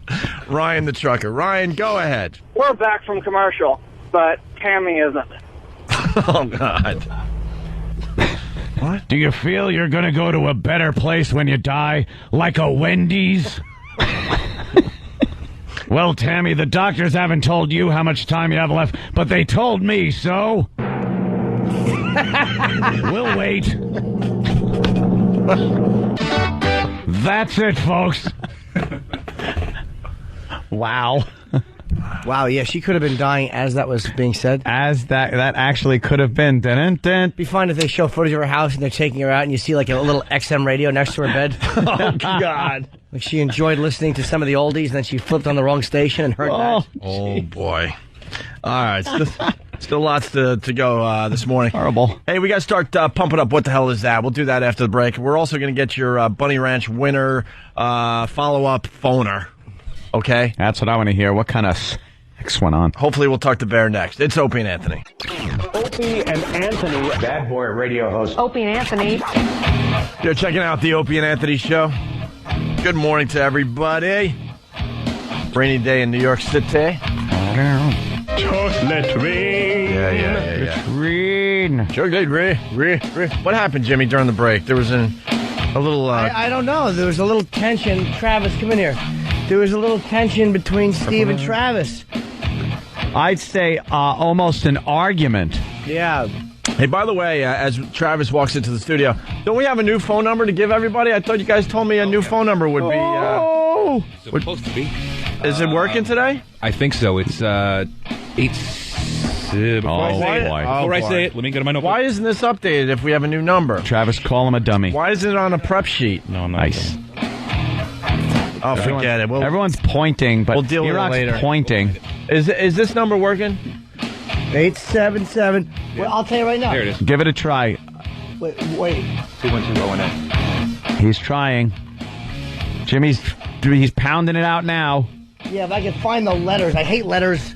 Don't you hate letters? But people do remember them. Yeah, did I? Here it goes. See if we get a call from little Jimmy Norton. Oh, it's ringing. And I see a line. See if this is you. Hi, who's this? No. I called it. Oh, it's Than. Than. Hi, Than. You got something for the show? Never. Can you pick up my call? Oh, which one's yours, Jimmy? Maybe he's two. Jimmy? Meow. Jimmy? Meow. Hello? Someone else in the room. Jimmy? Meow. I don't know. I thought he was line two. Well, that worked well. Thanks. The phone number is 877-212-O&A. O&A. O&A? A-N-D? A-N-D-A. Oh, I like that. A-N-D-A. 877-212-O&A. Oh.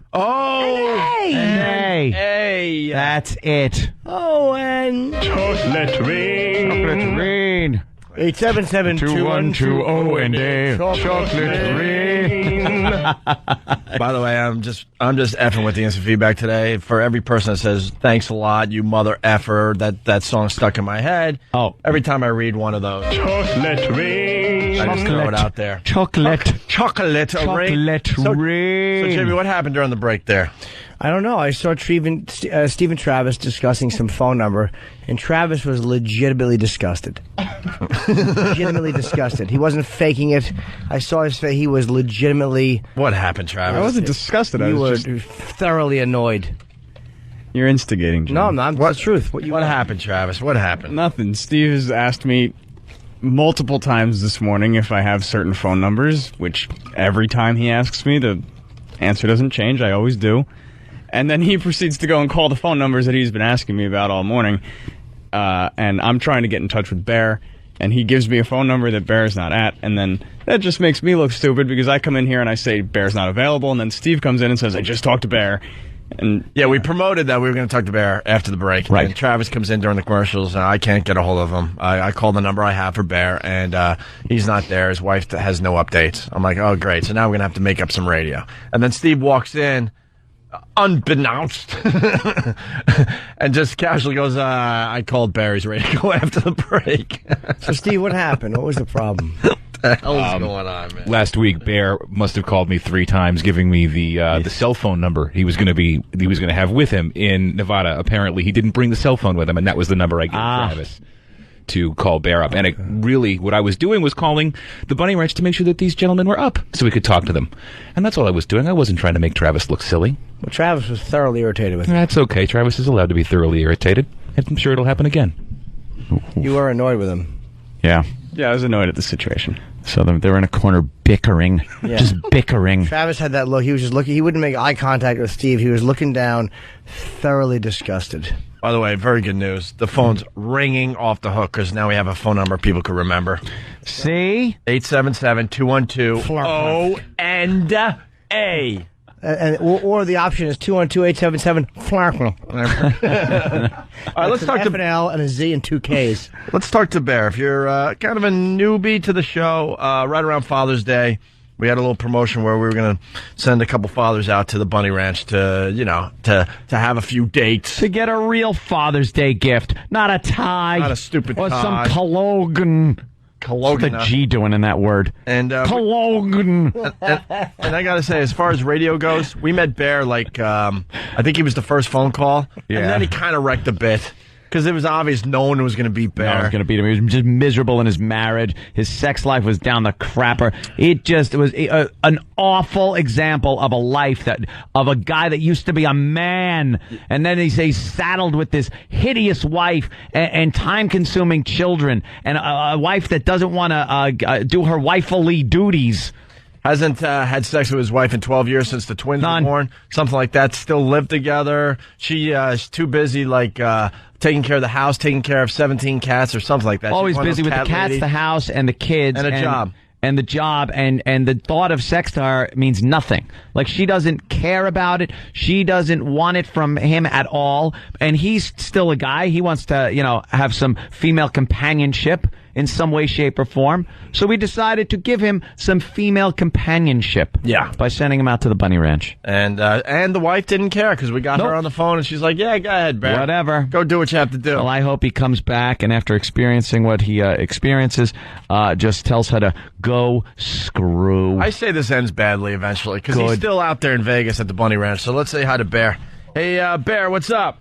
This isn't a Bear. This is Joe. Wrong guy. No, go get Bear, Joe. We don't really remember you. Bear's story was much better. It's George Kennedy. Yeah, I know. George Kennedy. Yeah, you don't remember? No, I remember you, Joe. Yeah. We were just kind of making a joke because, see, we just set up the whole Bear thing for 20 minutes. For Bear. So, as far as a radio show goes, it would be much better to have Bear on right now. I can explain Joe. I just want the Joe experience, the Bear experience over there at his house to end like the Benoit household.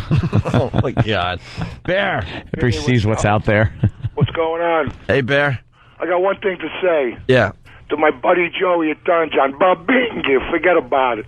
Oh, awesome, man. All of a sudden, he turned into a cast member of The Sopranos. Yeah, what happened? What the hell happened? Well, I'm all hungover. Great time. Beautiful girls. All right, when did you... Girls Kit Kat Club. Yeah, when did you... When did you guys fly in? Saturday morning. Saturday morning. It's pretty early there, too, right now. It's like what? Right now, it's like 5:10, yeah, about 5, like 5:15. I hear girls. So you went Saturday morning, and what did you do when you got to the ranch? We got to the ranch. We met a lot of the girls. Met Dennis. Why is he on a speakerphone? Yeah, Get off that speakerphone. Yeah, you're not Gordon Gecko. Yeah. Let's get you back on the phone. I know you're hungover, but okay. You'll have to share the stories with everybody. You can tell them how it went. Okay. Obviously, speakerphone so other people in the room could hear, but it's not going to help us. So you're drunk and hungover right now. Oh, hungover, yeah. Yeah, I still hear it in your voice. You're a little drunky. I got drunk last night. We got some good pictures of me jumping on a trampoline outside. So, So hold on, Bear. You get to the ranch. What time Saturday? Yeah, we want to walk you through this. About 1 o'clock in the afternoon. What happens at the airport? Does a limo pick you up? It was a Navigator, nice black Navigator. Mm-hmm. Clyde was our driver, great guy. Yeah, good about Clyde. Were there girls in it? Yeah, they had 2 girls in it first. 2 girls in the Navigator with you, driving from the airport to the Bunny Ranch. Yes. And how are these girls? Just hot, right? Forget about it. What were they dressed in? Little short shorts. Yeah. High heels. And were you sitting, were you guys sitting in the middle? Pretty much. Girl on each side? Well, my girl Felicia was sitting on my lap. Oh, right on the lap. Nice. Yeah. So what, you had your hands on her legs and on her stomach and stuff? Yeah, those are some parts, yeah. Some parts, all right. And was she very aggressive in where her hands were landing? Oh, yeah, she was very she responded very well. Ah, wonderful. Look at this. So that's just the drive there. Wait, he got some on the way? A little bit, huh? Yeah. All right. So, oh my God. Do they on the way? Are you getting like some action that you would think would be something that could be considered like sexual? Yeah, definitely. Yeah, it was definitely adult. Look at Bear. Damn, that's something. And this is the first time you've been with a woman in what, 12 years? Something, yeah, about that. And it's all happening before you even get to the bunny ranch. Yeah. Wow. How they were probably like, look, we got to have sex with this guy. Let's just try to finish up at the car, and then we can relax for the rest of the week. Right. They figured he's so horned up. Thanks. No offense, but I mean they probably want to take the day off like any other employee. So what happens? You're fooling around in the car. You get to the ranch. What do you do? We met Dennis, and we met a bunch of the girls, and they gave us a tour. Did they have to call up the wolf to clean out the car after you guys were done? Yes. Well, the driver, Clyde, he had a bottle of Windex with him, and he had something else. Oh, hell, I shot Clay in the face. I don't even want to know what the Windex is for. So you meet Dennis, you take the tour of the ranch, which is great. What do you like about the ranch? What comes to mind as you're taking the tour? Which girls I'm going to be seeing later on. Right. So they got a little bar area there too, right? Yeah, I spent a lot of time there. So you sit down, you're having a drink, and the girls are just walking around? Yeah. All hot and in little shorts and bikinis and lingerie and stuff? Exactly, little teddy bear things and high heels, 8-inch heels and 6-inch heels. And are they interacting with you? Are they saying hi? You talking to them? Oh, definitely. Coming up, putting their arms around you, giving you little kisses here and there. Wow. I would imagine that, Bear, you're a star at this point at the bunny ranch, right? They all knew who you were? Oh, yeah, definitely. Yeah. Especially after last night. Let my girlfriend say one inappropriate thing.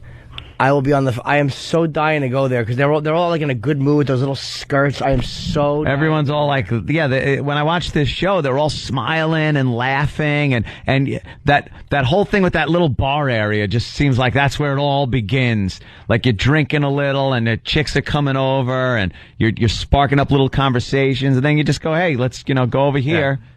And you're in a room. Bear, when did you realize you want a divorce? Was it in the limo? So yeah. They picked you up.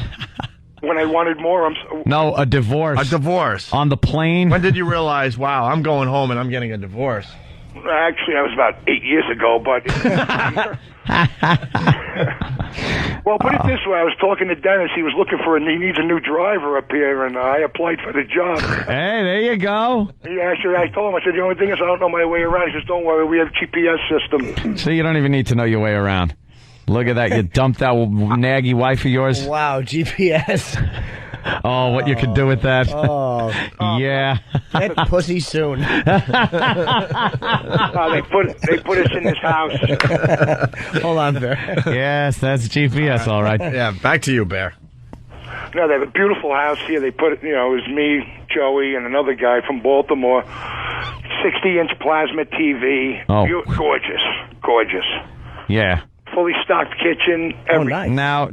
Now, did you get, at one point, you pick a girl? Yeah, she's sitting here with me right now. Oh, okay. And you go into one of these rooms. Like, I'm talking about how I see it on the TV show. Right. And you go into a room, and she's there to do whatever you want. Oh, yeah. Yeah. So now, what was it like to have the company of a woman like that after being with your wife who just neglects you in that way for so long? What was that like? What were you feeling? You're very nervous at first, but yeah? let me tell you. Not too nervous, my friend, I hope. Yeah, how nervous, Bear? How nervous? Nervous enough where you're ready to shoot yourself nervous? Yeah, this girl, Felicia, she's the best, let me tell you. Yeah, huh? Oh, she is awesome. Beautiful. I mean, drop dead gorgeous. Did you feel any, emotions for her? No. Just sex. Yeah. was hoping he'd fall in love and Me too, big get ruined. catastrophe. Yeah, just ruin him. Cry all the way home. So, Well, an illusion. so you took care of business with her, had some fun, right? Yes. And now, how long did that last? We were together 2 hours. Yeah, I know. How long did that last? Oh, the first one? Well, yeah, you know what I mean. I would say 90 seconds. I look. We got to do the math. I would. Oh, that's great. I say it was less than a minute if he's admitting to 90. I was telling her, you better stop. So don't worry, I'm going to be here for another 2 hours. I said, okay, great. You better stop. Oh, did the thought of that raggy, nagging wife ever enter your head? Nope, not all weekend. Oh, boy. Oh, what a brilliant, what a great Father's Day gift. So you guys had sex. You had a lot of fun. Oh yeah. How many funds have you had? Yeah. 5. Like you've had fun about 5 times. Yeah, I know. Yeah. Oh my God. Were you only with the one girl? No, I had 3. Oh, you selfish pig. Oink, oink. I love this guy. Probably C-blocking everybody, just taking their chicks. Get out of my way. I haven't had it in 12 years. Bear, have you called home? Yeah. Oh. And how did that go? To rub it in, I hope. Yeah, how did that go?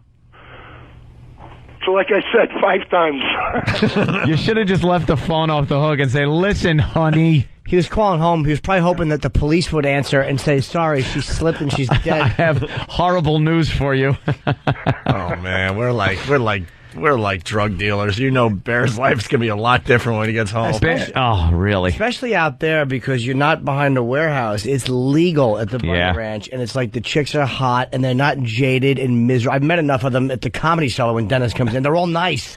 Yeah. None of them hate what they're doing. They're all like making a lot of money, so they're great. Now, Bear, what do you think? What do you foresee happening? This is over. You go home, and now your wife is there, and you're back to, not having that type of companionship. Well, I guess it's down to you get back to reality. Yeah, but that reality, wow, that's something a guy can really deal with. After it definitely is going to be some thought to certain things, I guess. You went to the Disney of these places, and now you go home and ugh. Hey, it's coming in a lot. I don't know how we say this. How far did you go? Like, did you what base? No, we know what base, but now we're talking about you how want to know dirty like the bases are. How dirty? Yeah. How dirty did you get? Yeah. Let's see. Was any of this action that took place? Did it involve no barnyard animals? No. Did it involve not seeing the girl's face at the time? Numerous. And did it involve... because I don't want that to be confused with the normal not seeing her face. I'm talking not seeing her face, and it's very dirty. Did he go taboo? Taboo times 3, I would say. Wait, wow. Did you need a warm washcloth when you were finished that you had to throw out when you were done? No, I needed a warm, wet comforter. Good boy. Oh, Jason from Ride, you guys realize that Bear's going to blow his kids' college money just trying to get back to that first buy at the Bunny Ranch. I'm already booked for next weekend. Oh, they offered him the jet. Hey, did the other guy you with stay on the phone with us? But did Joe at least have a good time too? Oh, he had a blast. Well, we had a blast. Good.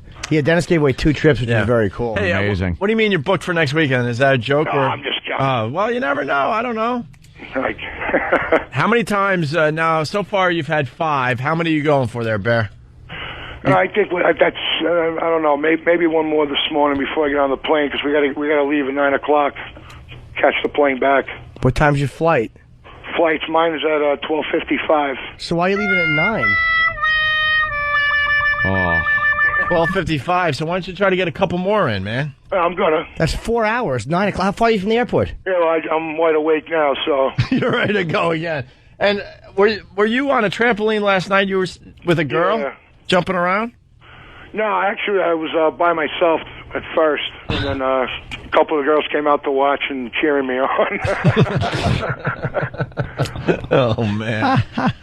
Got some good pictures of that, too. Yeah, you're going to have to bring the pictures in. Well, yeah, I'm email them to you. You know, the phone call to have is later on this week with Bear, after he's been home for a few days. Oh, yeah. That's if I'm alive.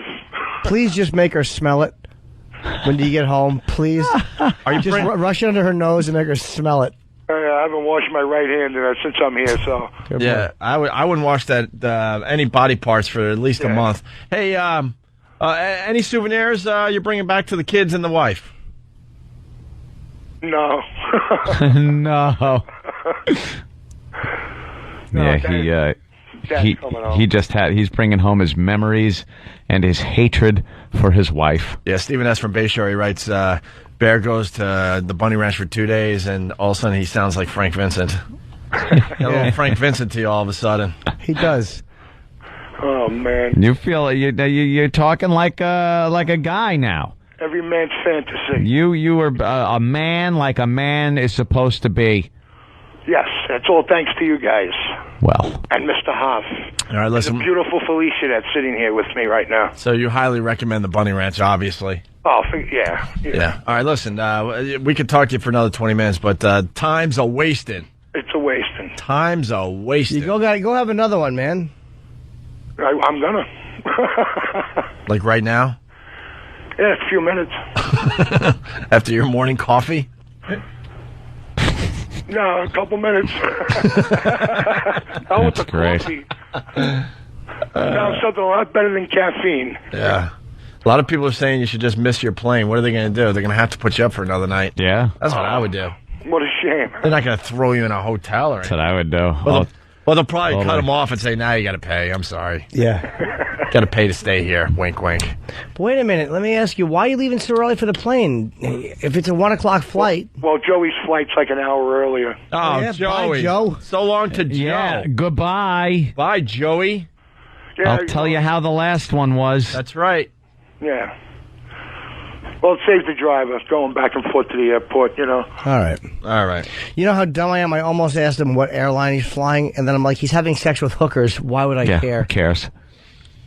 Jeez. Well, sir, I'm really glad you had a good time. I don't know what you're going to do when you go home. We're going to have to get an update from you maybe after the first week he's home. Maybe and even it's really sunk in. No, by Thursday. You think by Thursday? Yeah, he's you just call gonna us be back by fed up? Thursday, Bear. Okay. And maybe Anthony can give me, like, a number of a good divorce lawyer. Yeah. Yeah, hers. Yeah, exactly. No, it was a great time. I want to thank you guys again. Oh, you're very welcome. Blast out here, man. I'm sure. I'm glad you enjoyed your Father's Day gift from the Opie and Anthony Show and Dennis Hoff from the Bunny Ranch. Oh, it was beautiful. Really. Good, man. You deserved it. All right, Bear. Great. Hey, did you have to use any stimulants? No. All natural, huh? Yeah, this guy's been in that position where it's just, he's been with some raggy wife. Yeah. And no sex or companionship in any way like that he wants, Were you impressed? Didn't need it. Were you impressed by your abilities? Actually, I was. Yeah. Actually, Your prowess. I have to say, I was like, damn. You go, kid, you go. You're having an outer body experience. You're watching yourself having fun. I was like, good boy, good boy. Look at you go. All right, Bear, we'll keep in touch, all right? You got it. All right, there he goes, Bear. Man. Live from the Bunny Ranch. A mere couple hours before he flies. He sounds like he definitely had the time he was supposed to have and better. Good for him. Good for him. Barely there 2 days, right? Yeah. Wow. That must go really fast. All day Saturday night, all day Sunday night, a little Monday morning. That's a lot of sex. That must go real fast, though. That must just be like, well, you don't want to sleep. You don't want to sleep when you're there. He's talking 3, 4. How sad is he going to be when he walks into that house later? Oh, miserable. That's what sucks about this whole thing. We'll find out. All right, we got to take a break. We'll continue. Yeah. Hey, why don't we talk about what the hell is that next? Yes. We really need to start pumping up this contest. It's a great one. We'll explain next. It's Opie and Anthony. Hey, good morning to you. Hey, it's Opie and Anthony. Hi. And Jim Norton. It's funny, Opie and I were just talking during the break, and Soap goes to me, Jim. What? Why the hell haven't you done a book signing on Long Island? I said, I don't know, Opie. I don't want to talk about it. And he said, God damn it, do one. I said, all right. So this Thursday, I will be signing at Barnes & Noble. That was believable. On 90. That was very good acting. Yeah. Because I played your part, too. I was like, Jim, why? Barnes & Noble on Old Country Road, Carl Place. Our place? Yeah, you know where that is? I know where that is. It's actually close enough where I might drop in and say hi and visit my friend Jimmy. Is it really near you? Yeah, it is. Oh, good. I can stop by your place. All right. That wasn't very invitational. Of course you can. I would love for you to. But it's 7 o'clock at the Barnes & Noble. I didn't know that was by you, actually. It's all right, cool. Yeah. Hey, speaking of books, Jimmy's is doing very well. Yeah, and I read all the Sunday papers, and you made all the lists. Did I really? Oh, yeah. I saw one list. You were number 4. Really? Yeah, the Daily News or the Post here in New York. They do the top books of the week and stuff, and I yours didn't was know number that. 4. The Times list comes out next week. Okay, I don't know what it was based on, but you made number 4 on this one list. That Harry Potter book, though. Oh, my God. Dude, 8.3 million in one day or something like that? The first 24 hours. It's like twice as many as you sold. Perhaps more than that, Ant. Just for a second, I allowed myself to hear that. I know. Imagine that. Yeah. Yes. Hey, I actually outsold my book by 8.3 million. No. Jimmy's doing very well. I hate that shirtless sissy. We get it. You're a wizard. We get it. Zap, zap, zap, zap, zap. Everyone zap, gets zap, zapped. zap, zap, zap. Yeah. Oh, my God. How do we like that crap? I'm a shirtless boy with glasses. Why can't you zap your corneas and fix them? Stupid. Why don't you give yourself some LASIK? That's true. He's a wizard. Dopey Fix your eyes. wizard nerd. That would be the first thing you would do with your powers, right? Wearing those stupid glasses. E-Rock, if you don't take that goddamn naked picture of him down, I'm bouncing you from the Pal Talk room. he's got Every time they talk about, anytime it's us. It's our show. it would What be am I us. talking about? I don't know. Talk about Harry Potter. He throws up the naked picture from Equus when he did the show over there in England, and he's naked. He has it, like, at the drop of a hat, E-Rock can pull that picture up. Of course he does. It's erock.com. That's what there is. Hold on. For Fast Freddy. Oh, that's not it. Oh, though. Fast Freddy's a What? nice Oh, laugh. boy, that's not it, though. For Fast Freddy. Chocolate rain. Yeah. Oof. Hey, That shirtless boy is on top of the book world again. Chocolate rain. Chocolate rain. J.K. Rowling, I'd like to push her face into a toilet. Chocolate rain. I know that didn't rhyme, but I don't care. Chocolate rain. I'd love to do a book signing the same time as they're doing a Harry Potter event. Just to have Oh, would that be great? 200 mutant fans and 10,000 just giggling children in their dumb costumes and hand them my book instead. We're out of Harry Potter's. Read this, you little you little you know what you are. It begins with an SH and it's not good. They just look at the back cover and start crying. Mama, Harry got fat. Quiet, kid. Chocolate rain. Quiet, kid. Mama, Harry got ugly and he lost all his charisma. Chocolate rain. Mama, Harry is zapping hookers with a different type of wand. Chocolate rain. Stupid Harry Potter. What's it called? And the what? Harry Potter. Shallow Hals or something. He zaps a fat chick and she drops 50. Harry Potter and the Shallow Hals. Well, it looks like this Harry Potter's been under your skin all weekend. A little bit. I'm telling you, when I was creeping up on Amazon, I knew it wouldn't last because, again, you're competing with The Secret and all these other dumb books. But that Harry Potter was unmovable, and you knew it was, and I just hate it. Yeah. Yes. It's just that huge. Yeah, whose decision was it to have the book come out the same time a Harry Potter book comes out? It actually didn't matter because you're not competing with him technically. I mean, it was fine. I mean, I'd rather compete against that than like another, whatever. Well, fiction. Than had a little bit of news about the rankings in the books in the Harry Potter book. Oh, Than, if you would. Hallows, yeah, okay. The Deathly Hallows. What are Hallows? I don't know. Hallows. What are they? What's up, Dan? Yeah, they count Harry Potter as a children's book, so it doesn't make the New York Times bestseller. Can you believe that? You sell that many books and you don't get it because you're I'm a sure children's book. Oh, that's funny. I'm sure she's crying in her castle that's bigger than the Queen's. Yep. She's a billion. Well, they're bigger than the Times list. The bottom line is, 8.3 million copies. It outsold the Times. I mean, it doesn't matter. It doesn't. No one cares. There's what's the Hallowed Deathly? What are Deathly Hallows? Oh, I don't know, but don't go near him unless you're a wizard. I know with glasses. Chocolate rain. Take off my glasses, and I'm not a good wizard because I zap the wrong things. You don't get a chocolate rain? I certainly do. It was too wordy. Please? Nope. All right. Chocolate rain. Harry Potter is a little douche. Chocolate rain. I'd like to give Hermione that first kind of pain. Chocolate rain. Oh, no. Ugh, I don't know what Dumbledore is, but I hate it. Chocolate rain. What was the last one he did? Because Harry Potter, the guy who played him, is 41 now.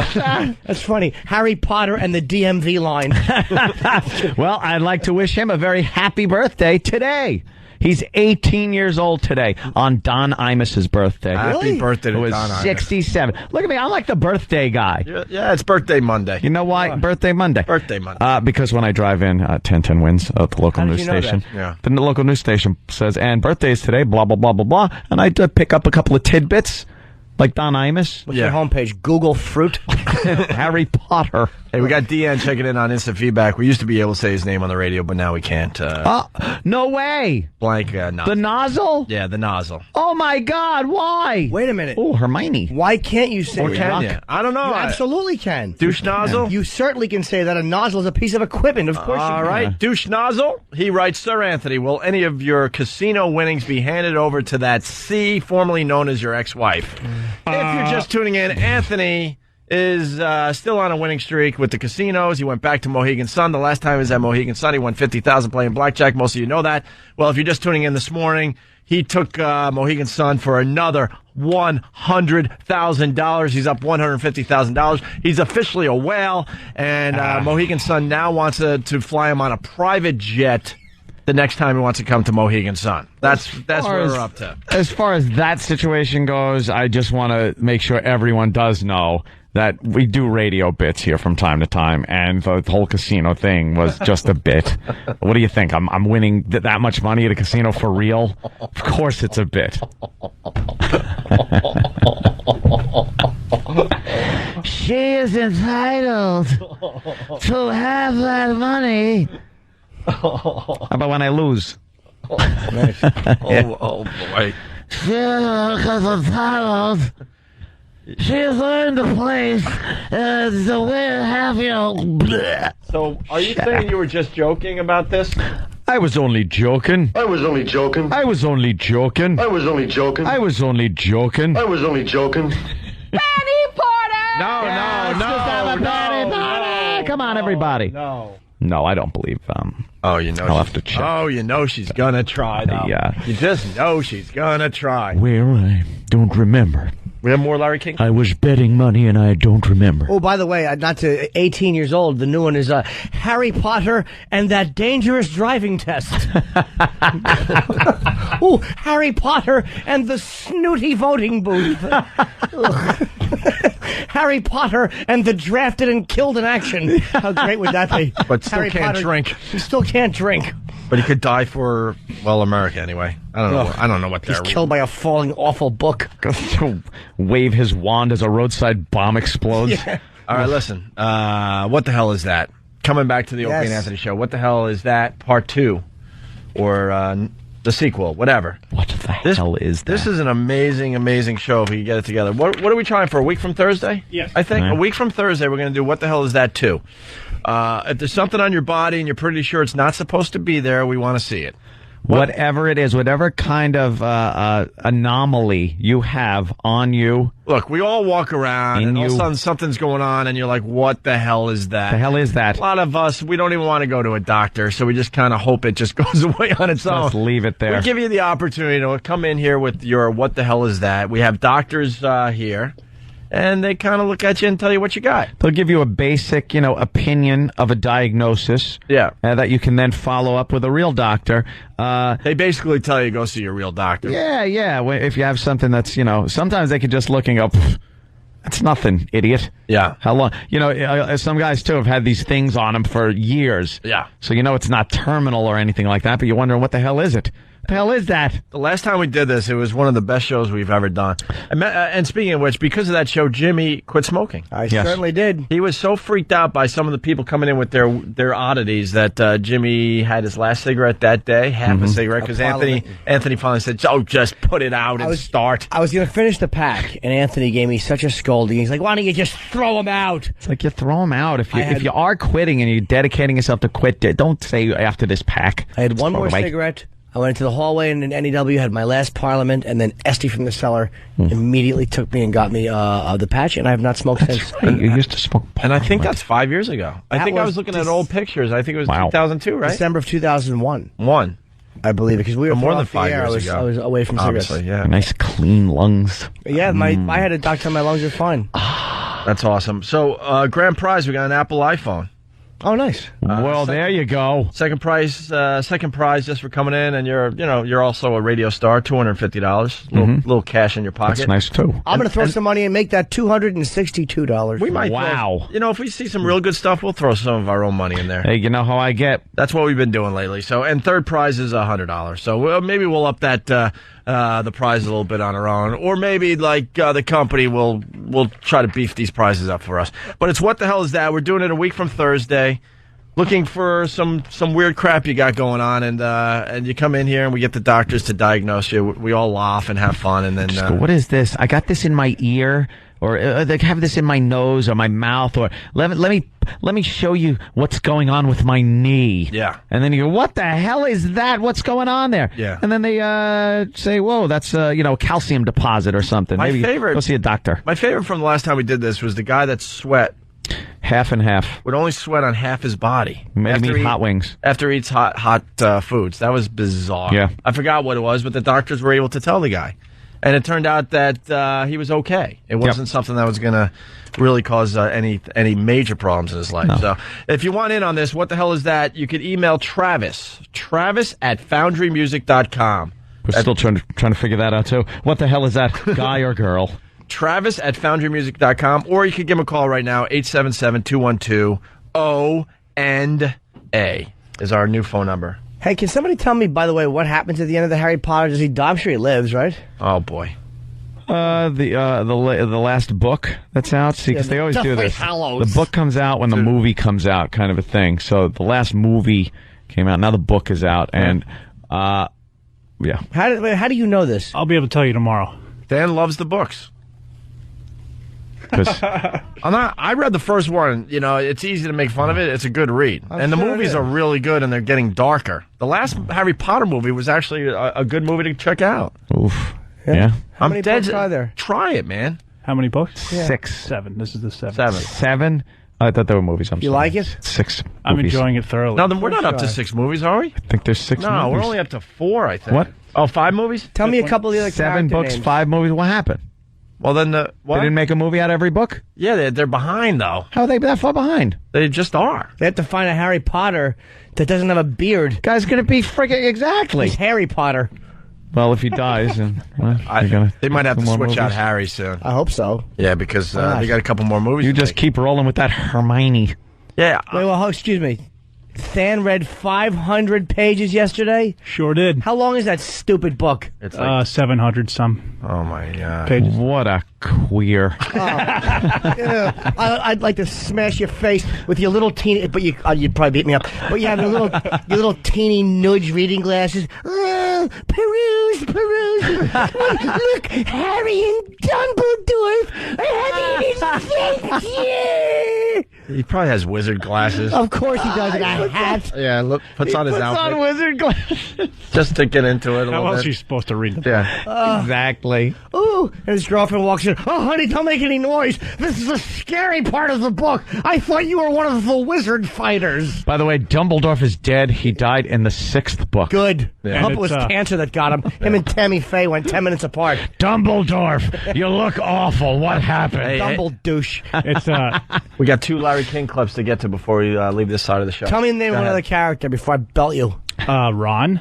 That's not a character. Yeah, it is. No, it's Ron. That's what they do when they're scared. They Ron. Tell me another character name. You want like a very wizardy sounding Yes. name? Sirius Black. Yeah. I didn't write it. I just enjoyed it. Dude, I'm thoroughly. telling you guys, rent the last couple of movies especially. They're good movies.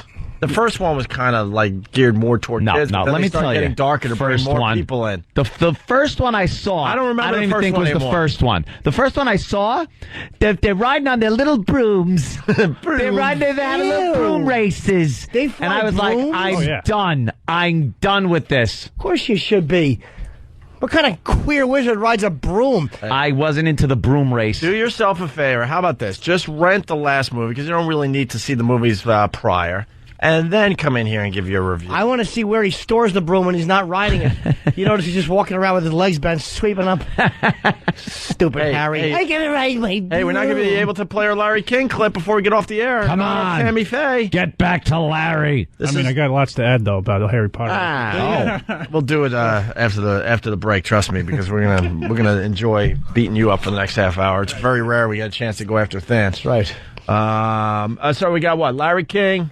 Last interview with Tammy Faye. Of course, she died over the weekend. She was 65 pounds on Larry King. Everybody was horrified by the video. CNN knew you'd be horrified by the video. That's why they had the video to get the ratings up. That was the only reason they interviewed Tammy Faye on TV the other day. And we acknowledged that, and we decided to have a little fun with it. Yes. Here's our version of Larry King interviewing Tammy Faye. What have the doctors said to you about how much time you may have left? Now go home and get your shine box. What have the doctors said to you about how much time you may have left? What's that supposed to be? Some kind of sick joke? And you know that cool bastard Larry King made her sit through a commercial. We got a short commercial break as your life ticks away. Right. To most people, it's just a break. To you, it's a large percentage of your life. What have the doctors said to you about how much time you may have left? I have. Could you pay up front? All right, listen, the next clip is what? It's too long to play here. We got to get off the air. Damn it. Hey, I want to acknowledge 92.3 K-Rock here in New York City. They got Metallica today doing afternoon drive. Nice. Oh, The yeah. hostile takeover here in New York City will be with Metallica. Yeah. From 3 to 7. And, you know, you're listening from somewhere else in the country. I understand that. But another reason I want to mention 92.3 K-Rock today, they do something that's really cool that I'm really into. On their website, they have the O&A page. And they do a show rundown that is really, really good. Al, who runs the dump button for us, he writes up the rundown of the show, and he includes links of all the stuff we talk about. So I'm sure today, you know, because we talked about the bikini girls like mowing your lawn, he'll actually have that video you can click right on and check out for yourself. So it's 923krock.com. Look for the O&A page and check out the rundown if you haven't yet. He's doing a really good job. He's a pretty good writer, so just want to acknowledge that today, okay? Right. All right, if you're not joining us over at XM, have yourself a great day. We'll see you tomorrow. Goodbye.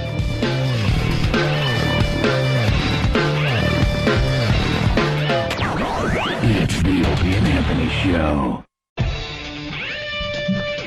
Welcome to the second half of the Opie and Anthony Show, exclusively on XM Satellite Radio. Yes, live, uncensored. We can say anything we want. I think we're still being heard on XM. I don't know. Yeah, we don't have much contact with anybody at XM these days. Yep. Man, the contact drastically dropped off after our suspension. Yeah, they're down there in Washington doing something. We don't know what it is. They don't know what the we hell's do. going on. That's just the way it works. Get questions all the time, like, yeah, I don't know. So I don't know. So when do you think, is there going to be a That's if we get a voice on the phone. Yeah, usually nothing. The emails have dropped off. The phone calls have dropped off drastically. The merger seems like a really good idea for everybody. Let business just completely come to a halt for about a year, and then maybe it goes through, maybe it doesn't. Yeah. But, you know, I imagine it's tough to, like, run the business on a day-to-day basis. Must be, not knowing. When a lot of those guys don't even know if they're going to have jobs down there. They don't even know if they're going to have jobs in the new company. We don't know if we're going to have jobs in the new company. That's how it works. Mergers are weird because everyone... There's things they want to do, but they kind of can't do until they know if the merger goes through. If the merger's going through, they know if it does go through, some people get the boot. Right. That's just how it works. But hey, Cardinal Egan has expressed his backing of the merger. Great. Says it'll be a good thing. So apparently, the company's offered them a show. Or Yeah, something. obviously. I don't know Obviously what that they means, got but they're in cahoots together. Obviously, something's going on there. Some weird back Cardinal room. Egan show. What the hell's going on in the back room? Shock jock. Anyway, and I did get an email from Don Wicklin. And he said that the permits were signed, and it's full speed ahead on our brand new studio over at the other joint. Does he have, did they give him the pointy stick in the garbage pail to go out in the yard and clean up the garbage? Isn't that his job? I don't know what he does. I don't know what he does there anymore. I think he picks up the garbage out in the yard in Washington. Yeah, he just has a big stick with a point on it. Oh. Wicklin. That's what he does. I don't hear from anybody. No one talks to me. So I assume that's what he does. Well, we do have a new picture. Because E-Rock goes over to the old joint every day and takes pictures of our old studio and the progress. And the last time we checked on the studio, there was 2 ladders, you might remember. And then there was 1 ladder, and then there was 2 again. So that was quite the progress. Here's what I don't get. What? I've been on a lot of job sites. Yeah. In my day when I used to work for a living. 4 or 5? Work for a living. 4 or 5. Could perhaps more than that, Jim. There's nothing worse than a chair in a job site because it means someone is sitting the fuck down.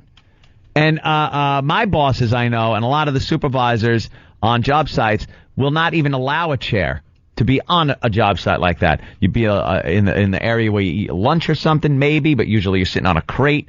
There's no chairs. Why is there a chair in that workspace? There's work to be done, not sitting. I want that chair gone in the next picture. Gone, I tell you. But I do see boxes. What's in the boxes? Do we know? The boxes. 1, 2, 3, 4, 5, 6, 7, 8 boxes are now in the old studio, and I noticed that they're removing the mirrors. Oh, zoom in. Zoom in. Zoom in on the boxes. Let's see what the boxes are. And I want a different Enhance. They just look like file boxes. It says banker's box. Oh, shit. Here's what they're doing, dude. What? They've taken out everything, and now they're storing crap in the space they're supposed to be working on, which means, you know what happens to that room in your new house when you go, I'm going to turn this into like a den or an turn office this into a media room or something, media room. Yeah. And then you go, well, let me just throw some stuff in here for a little while. And you know when you take it out? The next time you move. Wait, no. Here's why I think you're wrong. Because they're expanding the studio so much that the area that these files used to be in is being worked on as part of our new studio, so they had to move them out of the way. Oh, E-Rock, is this true? Is that did that come from the area that's being worked on and is really at a very rapid pace being turned into a studio? Yeah, exactly. Yeah. Is that true? Not at all. Of course not. What is the other side? What does the other side of the studio look like? The other side of the by our office. Pictures of the other side. Yeah, this angle stinks. Yeah. Start getting like do a panorama. There you go. And I see they're taking the mirrors off the ceiling, which is good news. Yeah, we didn't like those. So they're that whole grid's got to go, right? Yeah, they're taking that whole ceiling grid, so the ceiling is going to be raised up a little higher, and it's just going to be bare, like the pipes and stuff. It's going to look very industrial. Yeah, and they're going to put some cool metal stuff in there. And I want a little sectioned off area in the corner with like a yellow half circle around it, where I can just stand in there and tap dance and sing la la la la la. All right, you want a la la la la la space. My own area. Yeah, that'll be getting done. Oh, here's the other side. Is that the other side? Got it. Wow. I see some bat of insulation on the floor. Yeah, I see more places for people to sit. That's healthy. It's exactly the fucking same it looks. It looks the same. And there's Ron and Fez's little closet studio. Oh my God, I don't even recognize that anymore. Yeah, I don't even recognize where the they're joint. broadcasting from. Well, this was supposed to be done already. Oh, please. We want out of here. We want to go back to doing the walk. Yeah. We enjoyed the walk. It helps the whole rhythm of this weird thing we do every day. Well, just in time for the walkover when it's 0 degrees out again. Perhaps. Well, but they said full speed ahead. So full speed. Today your update is there's 8 boxes in the 8 boxes studio. that look like they have nothing to do with construction. They look like file boxes and an office chair in there. I think somebody is working in our space, but not constructing. They're doing like clerical work. All right. It's my new office, gentlemen. Hey, Stoner Matt from Bayonne. Bayonne. As we move on here, does Opie recommend renting the Bridge of Madison County as well? Bag. I guess they didn't like the fact that you like the Harry Potter now, movies. one person is going to step up and say that the movie isn't that bad. I'm sure here comes one person to step up right now. But have you seen it? I just saw the one with the broom races. That's like the early they were Harry just Potter. baby shit. It was like Did nothing. they, or did they not get darker then? Well, I got into it because I actually... This sounds like I'm making excuses. I had to watch the third one. Oh. I don't need to really make excuses because I've read all the books since. But for Steve, wanted to see if there's any drops we could use for the show. And any young boys talking? Yes, and sorry. And so I watched it and I enjoyed it. So I got all the books, and it turns out they're good. They are very they get more mature and interesting as they progress. Do they? They make a good movie, yeah. What was interesting about the movie you're talking about? Tell me something that was interesting about it. That I would like. Well, they have Gary Oldman plays a very. Why are you falling for this? Well, no, look, he might be able to. I like Gary Oldman. Gary Oldman is very good. Yeah. I would have said no. Why don't you watch the fucking movie yourself? No, it's a very He valid is question. setting you up, young fan. No, I'm not. All right. He plays this. Well, I don't want to give away, but there was a very cool plot I don't twist. care. Give it away. It's all right. Well, they start as a bad guy and he turns into a good guy. Does he? Yes. That's not selling me on the movie. Gary Oldman was bad, but now he's good. I like him better when he's bad. I like him when he's bad. Is he like the cop in The Professional with a suit screaming and fucking doing pills? That's how I want to see Gary Oldman. That is going to be murdering. Turns his head and just kills children. Yeah. So what's cool about the third movie that I would like? I like that. There was a good story with a good plot twist, and I was interested in what happened to the people. You need something specific? Like when I told you about Q&A before. Like a scene when like he was that? squeezing, I didn't say this on Q&A. Nick Nolte reaches into the tranny's panties, and he goes, Sophia, huh? Well, this must be a little Kotex and cotton balls. Oh, Lieutenant, you're hurting me. And he goes, don't you come in my hand, you cocksucker, I'll rip it off. It's the fucking best dialogue in history is in Q&A. And, well, they don't have sound bites of that caliber. When you said to me... Jimmy enjoys dialogue. Like, where's my wand? If someone said to me, That's Jim, what you'd get. or any scene, hey, what was a great scene in Clockwork Orange? When they fucking ding ding ding dong, when they walk into the guy goes, I suppose you better let him in, and they rape the woman and they paralyze the man by beating him. Good scene. To I'm Singing in the Rain when he's slapping the guy in the face. Very memorable. Or the girl, he puts a ball in her mouth, and I can tell you a scene I like. Yeah. What's a scene you like from Harry Potter? When they travel back in time a couple hours and sort of interweave the two plots of the two events running simultaneously. Yeah, I like All right, that sounds interesting. I like that time travel shit. They do a little time travel. Hey, he doesn't want to ruin it. Hold on, ruin it. This could be a little dangerous for me, but I'm praying that I hear some manly voices here. Brian from Brooklyn. I like Harry Potter movies. Let's go to Brian in Brooklyn. Brian? What's up, Hope? Hey, Brian. Totally agree with you. Much darker. I actually seen some young kids having to leave the movie theater because they were crying because it was too scary for them, just from the opening scene. That was a hole in the bottom of the popcorn box. It's a wand, just like Harry has. Tug on it. I actually was very surprised that they made a darker movie that was a little more mature, knowing that their real audience is kids. Well, the audience is probably getting older, too. Yeah. You think that's where... Harry's 18 fucking years old. Exactly. Harry's naked next to a horse. Let's go to Turtle. Turtle from Whackbag. What's up, Turtle? Hey, Opie, I agree with you. I had to take my kids to see that movie, and it wasn't that bad. The final fight scene was actually pretty visually spectacular. It was really pretty cool. See? No one's giving me anything. I just saw that broom race one. No, the first two stink awfully. Well, that was what? Christopher Columbus? Christopher Columbus. Christopher Columbus. Oh, what's his name? Chris Columbus? Yeah. They just tried to cram as much stuff from the books without necessarily making a good movie. And then he gave up, and then they gave it to the other director, and a lot of people were thinking, oh boy, now we got problems. But it turned out now it was good. He's making movies that are darker, that are a little more interesting. Well, is there a dark scene, fan, with Dudley Dursley? What's wrong with Dudley Dursley? Dudley Dursley's a cunt. Or how about this? Cedric Diggory's on the scene. No. Is he? I have one that will definitely... it beats them all. I'd like to shit in Cedric Diggory's mouth. What do you think of them apples? Which one beats them all? How about a young lady named Bellatrix Lestrange? Yeah. I hope her big tricks is that she ties her pussy lips like a knot because they're long. Bellatrix has long labia. That's her fucking trick. And Harry slaps him with the wand and they laugh. Even my wizardry cannot make these meat curtains normal. My wizard. Get back to those names. Neville Longbottom. Has he been molested? He's right under Uncle Longcock and Neville Longbottom. Neville Powerbottom. That's right. And then it's Neville repressed memories. And Harry uses his wizardry to make Neville remember that he was not eating cotton candy. He was, in fact, being raped. Neville Longbottom. Thanks. Hey, let's say hi to Ryan in Georgia. Ryan. Hey, Opie. What's up, buddy? Want to call and agree with you. I think Harry Potter was a great movie, and I'm in Georgia, so I have to be a closet fan, kind of. Ramon! Harry Potter is a faggot! Harry Potter has AIDS! Fracas! Wow. Thank you. That was Lucius Malfoy. Was it? Tell me something about Lucius Malfoy, then. I'd like to know about Lucius Malfoy. Well, Jim, he's Harry Potter's nemesis at the school. Ooh. But don't forget the name of the school, Hogwarts, Jim. Yeah, Hogwarts. I thought that was a guy. No, that's the school. Hogwarts? Yeah. What's wrong with Hogwarts? I don't know. That's what you get when you fuck carelessly. After that observation's been made.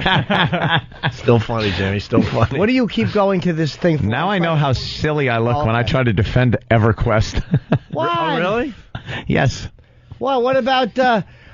you said Ron was the guy's name. Give me a name, Ron. You didn't say his name was Ron Weasley. I must have forgotten. Weasley. Hogwarts.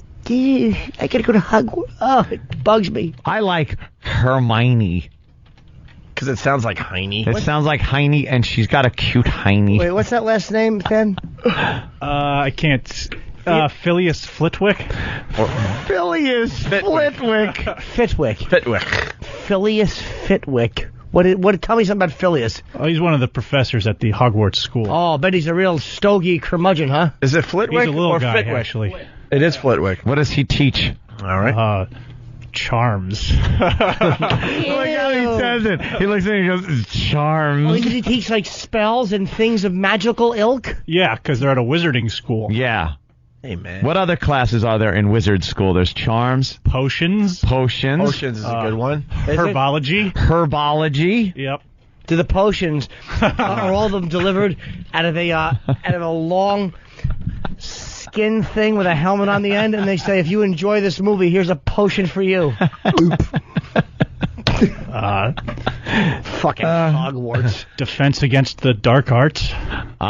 Defense against the dark arts. Yes. But where do they learn the dark arts? From bad people. So somebody could graduate there from Hogwarts and turn bad? Oh, yeah. Oh, I don't like that. How come there's no fucking wizards named Ted Burns? I am Ted Burns, the wizard. Why do they all have shitty names? Like, how about Professor Frank Lark? Why does it have to be fucking, why does it have to be like Dolores Umbridge or Albus Dumbledore? Hey, would you take a trucker's opinion on this whole thing? Yeah. All right, Talon the trucker. He's a faithful listener. What's up, Talon? It was a good movie. It was better than the last one, but my wife, who's read all the books, pointed something out to me that when it all comes down to it, and it's all about the wands. In the first book, they made such a big effort in the book about when he got his wand, and then in the fourth book, where they had this whole thing, a chapter there for weighing in the wands. If Travis has the last book there, go to the last page of the last chapter, Why don't you epilogue, die? and read it there, and it all comes down to the friggin' wands again. Fuck up. Shut the fuck up. How come, all right, who's Kingsley Shacklebolt? He's a large black gentleman. Is he really? Oh, yeah. What's he do? Shacklebolt. Shacklebolt. How sensitive? Jesus. He tries to apprehend dark wizards. Oh. Oh, wow. You mean like bad ones? Or? Yes. Okay. I was wondering. I'd never seen the movie. I thought maybe they could have had that. How about this? How about a wizard named Pete Hanks?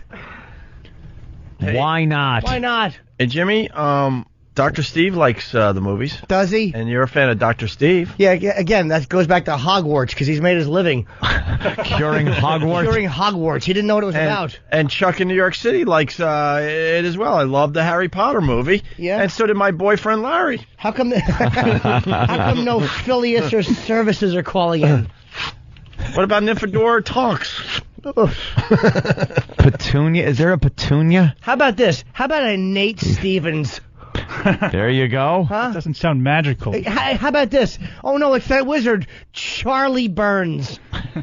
Charlie Burns. It doesn't sound wizardry. Oh, no, it's Professor Ted Frump.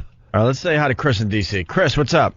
Hey, guys, I just wanted an opportunity to make a small correction. Jimmy was asking who Lucius Malfoy was, and Dan's answer was that he was Harry's nemesis in school. Well, Lucius is actually the father of Draco Malfoy, who is Harry's nemesis in school, and Lucius is the Death Eater. So basically, Oh, Than my is God. stupid. What's happening? Oh, Than, you didn't even get it right. I know. Who do you think Oh, you my are anyway? God. Teddy Lupin? I need my Harry Potter facts. What's and wrong with I Teddy just have Lupin? you. Everything. I was right. I don't know what that guy said. Ah, fuck him then. Yeah. You're right. Who does he think he is? Jimmy Peaks? Hey, it took talking about Harry Potter to get these phones ringing. That's all I care about. Sonny Farrelly from Boston. What has he got about Harry Potter? Sonny, what's up? Hey, what's happening? Yeah, my father-in-law, right? He'll sit down and watch like Goodfellas with me, but as soon as like Harry Potter goes on, he'll leave the room because he's a very devout Christian man, and he feels as if it's all like pagan religion shit, you know. Yeah. He'll go around the house with crosses and like, the kids. This is just a way to get the kids into Satanism. Wait, you know what? In Canada, when I was in Canada, which one is called Harry Potter and the Sorcerer's Stone? Yeah. Okay, there's another name for that in Canada. Why? Not Sorcerer's Stone. It's Philosopher's. Philosopher's Stone. Oh. Why? I don't know that. It's But he's probably so serious, because... though. I mean, they're sitting in church. They don't like the movie and how whole. Yeah, I'm just talking right over this guy because I don't give a flying fuck what he's talking about at this point. This He's just guy is repeating Sonny himself. Farrelly. I know, he's Sonny. a faithful listener. I to the show. play poker with Sonny. All right. Occasionally. All right, Sonny. Thanks. All right, you're welcome. Let's say hi to Chris in Bayside. Chris, what's up? Yeah, hey, you... Horace Slughorn, you're on the phone. No, it's Horace Slughorn. Go ahead, Yaxley, I'm sorry. Dick Burns? Chris, no one heard you. Go ahead, say it again. Yeah, don't they teach the dark arts in Harlem? And what was the professor? All right. Why didn't he say it twice? I don't know where he went. All right, Narcissa Malfoy, you're on line 4. Why are you getting How come angry? Because Harry Potter is the only normal name in the whole fucking series. Harry Potter. His grandfather was a fucking colonel in MASH. Mildred, horse hockey. My grandson's a wizard and I molest him. Oh, horse hockey. Shut up. But they're just keeping it fun for the readers with different names. Well, then why not fucking call it fantasy names? you Like know, it's mystical. How about this? Mystical. How about this fucking Negro Wizard. cunt sniffer? That'd be a fucking great one. How about impossible to remember the fucking names when you're reading the book? Oh no, Jizz Bucket Turd Burglar. Oh no, he's here to steal my soul with his wizardry. Oh no. Oh no, Fuckstick Snot-Noggin is here. Fuckstick Snot-Noggin, what do you want? I'm here to steal your grandmother's clit, and I'm going to eat it and make a magical potion. Mwah. Mwah. Good head. Oh yes, I'll defeat you with my wizardry. Because I'm the normal named boy, Harry Potter. Little Harry Potter. That's right. Did you got any other names there, Jimmy? I'm sure some will come. Yeah. Any other classmates that might be of Harry Potter? Yes. Colostomy Stephen Cunt. Oh no, it's Colostomy Stephen Cunt. What does he want? He squeezes bags of shit on everybody and they run away. I'll defeat him with some wizardry. Begone, Colostomy. Shut up, faggot. Have a bag of shit on you. Because it's part of his wizardry. That's right. Your wizardry is no good against my firing shitbags. I have the Sorcerer's Stone. Yeah? Well, I have a colostomy bag full of shit. It's part of my... There you go. Wipe your glasses off now, wizard boy. I'm a wizard. No, you're not. You're a faggot with a wand. I'm Colostomy Stephen Cunt. spelled Stephen, like king. With no hyphen.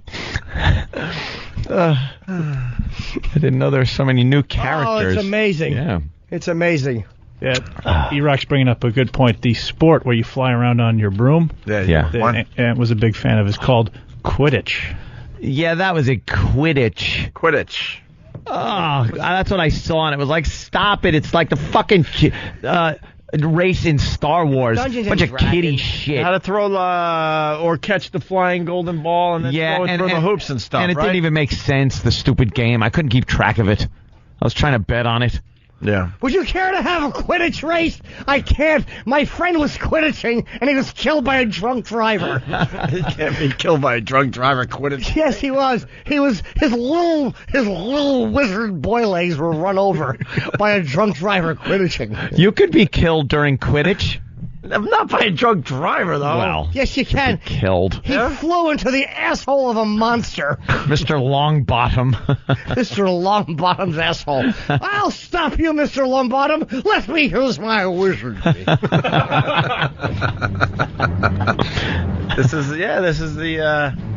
This is what you hear when they're playing the... Is this Quidditch music? Quidditch. Yeah. Why don't you just Quidditch? That's also a product that you put in your pubes when you have crabs. Quidditch. Do you have any Quidditch? My balls are on fire. And all the wizardry in the world won't make these little fuckers stop tickling my ballsack. Quidditch will do it.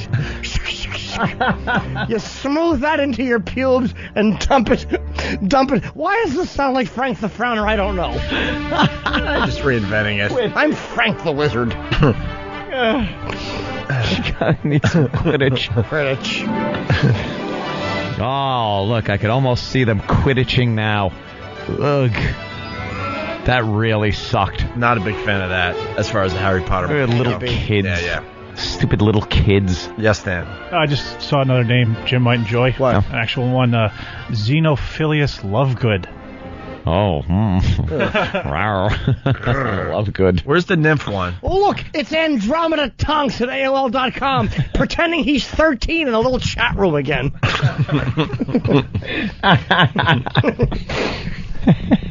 Andromeda Tonks was arrested when he sat there and ate cookies with Chris Hansen because he brought vodka and condoms for a youngster. For a young wizard. Yeah, a young wizard boy. Who does wizardry? He says if you tug this wand, magical juice will shoot all over your face and blind your enemies.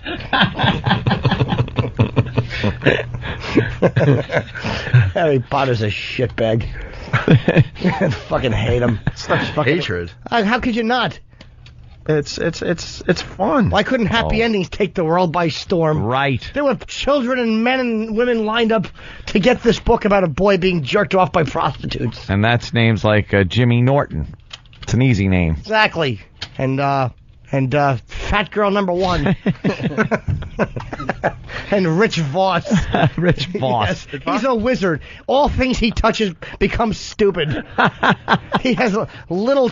He's half man, half turtle. And the fucking turtle part he got were the feet for his hands and the brain. Someone cast a spell on him. They did the cloak of idiocy he wears. Hey, you don't understand. Yes, we do. Child mentality. We got some more music for you there, Jimmy. Oh. Just trying to educate Jimmy on Harry Potter. Oh. Oh, no, he's going to race around. It's called Quidditch. Now, this Quidditch. Is the Ministry of Magic music. What's this?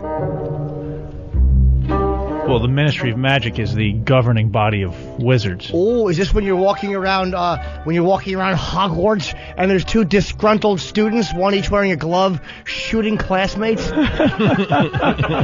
Oh no, that's not a Quidditch room. That's a machine gun. This very faggy. Of course it's faggy. It's by the great John Williams, but you know. Who the fuck is that? Who the fuck is that? Exactly. Who the fuck is John Williams? That was Tweety, you assholes. Tweety. John Williams did the music for this? For the first couple, definitely, yeah. Oh, okay. I bet he didn't write that. It doesn't sound very John Williams. We're getting a smiley face from Dr. Steve because we're trying to educate Jimmy. Harry has a normal name because he's a muggle, Jim. Oh. Signed Dr. Steve. What? With a smiley. What's a muggle? A It's muggle? he's like a regular person. Like That's me one and letter you. away from being a black character. Somebody who mugger. can't use. Sorry. Get it? Somebody who can't what? Somebody who can't use magic is a muggle. There's wizards. And then Well, what the there's fuck muggles. good is he? Wait, he's running I thought around. Harry was a... No, but like you or me, if we were in this world and we didn't know about wizards, we'd be considered muggles because we can't use magic. Yeah. Well, But is he a Harry muggle? can?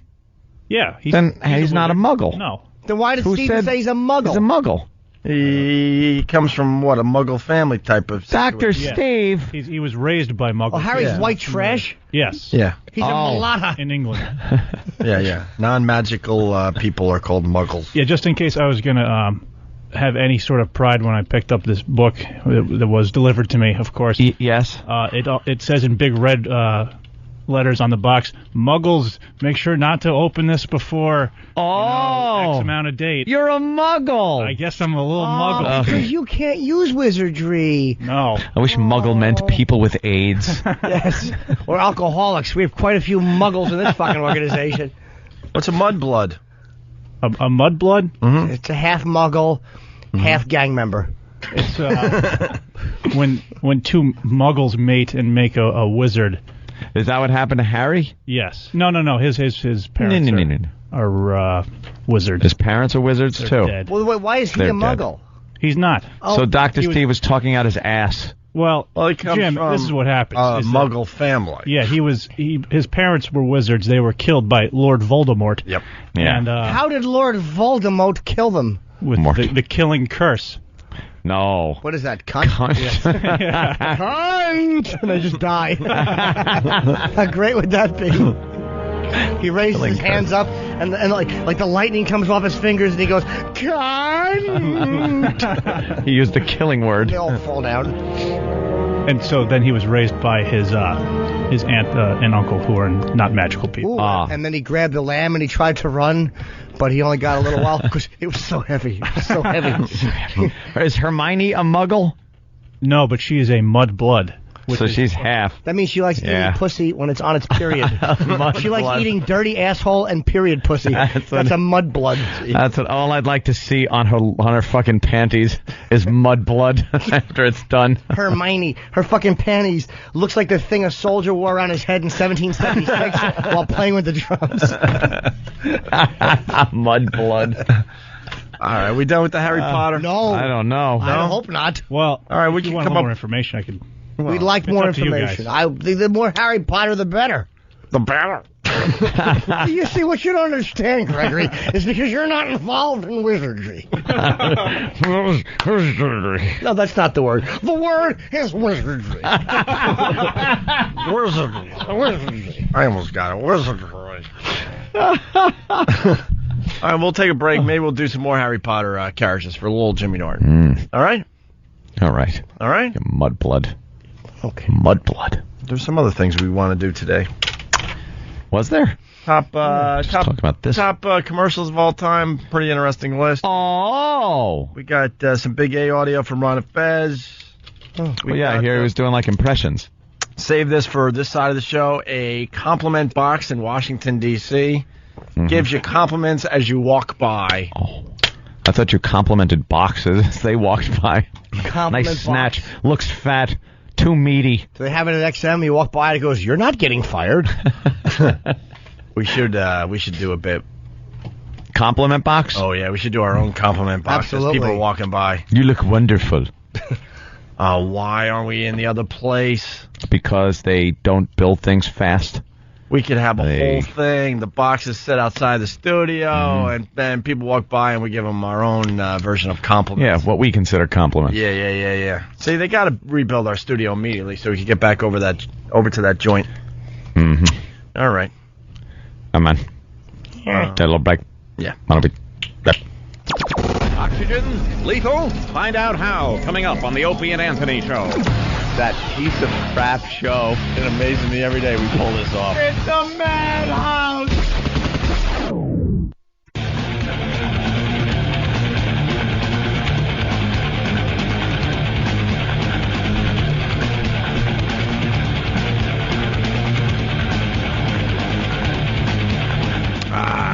It's the Opie and Anthony Show. Talking about Harry Potter, some other things here. You want to move on to the compliment box, and then we'll get back to Harry Potter in a minute or two? Box. This is so stupid. Stupid. No. Down there in Washington, D.C., you're walking along. I've liked the Harry Potter names. Oh, we're going back to that.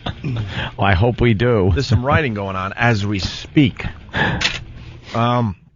Yeah, you could be walking down the sidewalk, I guess, in Washington, D.C., and all of a sudden a voice comes out of nowhere and it compliments you. Usually a voice comes out of nowhere and conks you over the head. Yeah, and there you go. says, where's your money? Here's the story. Wonderful city. Yeah. You stand out in a crowd. Walking this street in downtown Washington, D.C. is leaving some local residents blushing. It said people are drawn to your personality. Walk by again, and some say this box may even inspire a little pep in your step. That box should be everywhere, really. It should be downtown. Most people agree with you. See that? See? Most people agree with you. It's been coined the compliment machine, randomly doling out kind words to anyone willing to lend an ear. I've had my moments when I'm like, just turn it off. But overall, no, I enjoyed. One of my customers came in and said, it told me I smell good. I know I don't. I just finished jogging. He was streaming sweat. So, yeah, people are having fun with it. Are they having fun with it? You're white. What are you doing in this neighborhood? I would leave if I was you. Goddamn rich cunt. I set all that up for the other side, see? I was going to beep it. Then I realized where I was. Yeah. The machine is part of a larger, temporary art exhibit called Sites Project DC. The technology is simple. Inside is an MP3 player with more than 100 pre-recorded compliments playing every few minutes. You inspire others. It's really just to explore, I guess, the idea of compliments, how people give them, how people receive them, kind of like a fortune cookie kind of idea where God almighty. You get it and you're like, oh yeah, okay, I am generous. While the machine is about as accurate as a fortune cookie, Greaves hopes its kind words will make anyone feel special. Maybe the city likes the idea and they make these compliment boxes and they put them all around the city. And then other cities might do it, or around the region, and just kind of as like a public service. I don't think I'm going to believe the box on the street. You really know how to take a compliment. Might do it? No, we will do it. We'll do our own version of this. He said, I can smell your cunt. They should ask people after they walk by the compliment box, did this actually make you feel better? Anyone who says yes should just be put against the wall and shot. Should be zapped. This is a giant cock.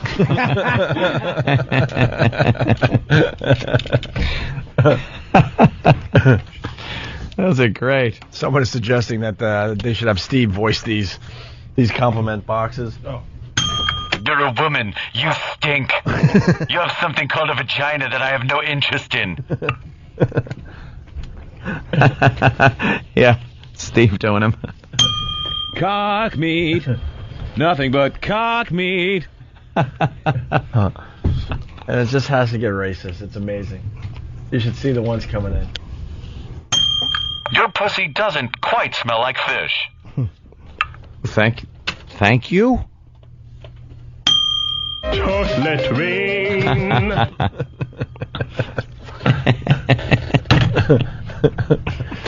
This is the dumbest idea. It's like this phony, feel-good waste of time and money and effort. What the hell is that going to do for anybody? You can't say you believe it because it's all random. Could be the worst despicable guy that just raped somebody walking past this thing. Right.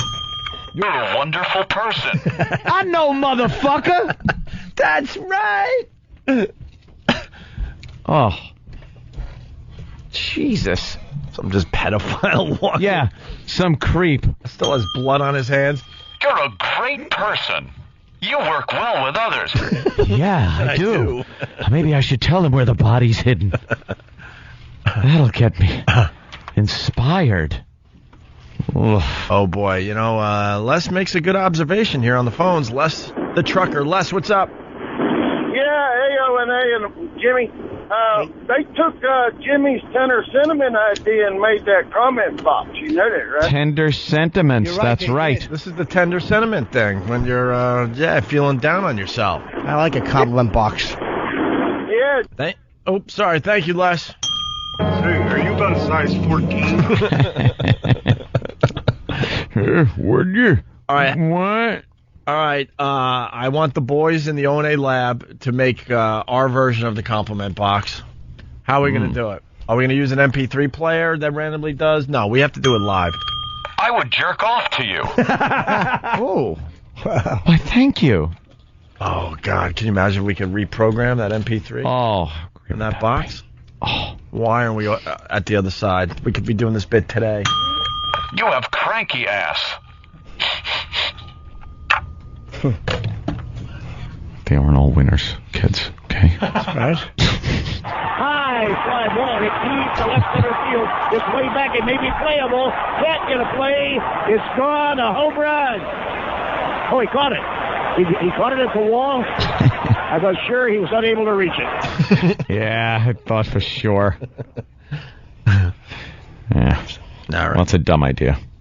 It's a dumb idea. What? I dub it a dumb idea. Why would you do that? It's phony. Yeah. It's more of that phony, feel-good, fake shit. All right, Stop it. We have a quickie from D.C. as well. Ooh. Got a fine anchor team from NBC4 in D.C., and they can't stop laughing at a video of a model falling down. Oh, I saw this. This is hilarious. Saw this on YouTube. Yeah, the video is really funny, but the audio is just as good. So they're showing a video clip of a model falling down, and the anchors just can't get enough. She falls twice. Yeah. And the second time she falls, the reason they're laughing so hard, and I started cracking up, her legs are wobbling like a newborn foal, and she's trying to keep herself up, and then she just loses it and falls on the floor again. So they just keep playing it over and over again and just laughing their asses off. This is Fashion Week over in Paris. The latest fashions are on the runway for next spring. But there was a problem out there today. One of the British designers' shows had a difficulty. A model fell down twice. That's her going down once. The young woman wearing that pink skirt and the orange platform shoes never quite recovered after that. There she goes again. That had to hurt. That was uncool. That's embarrassing. This is at least the second time.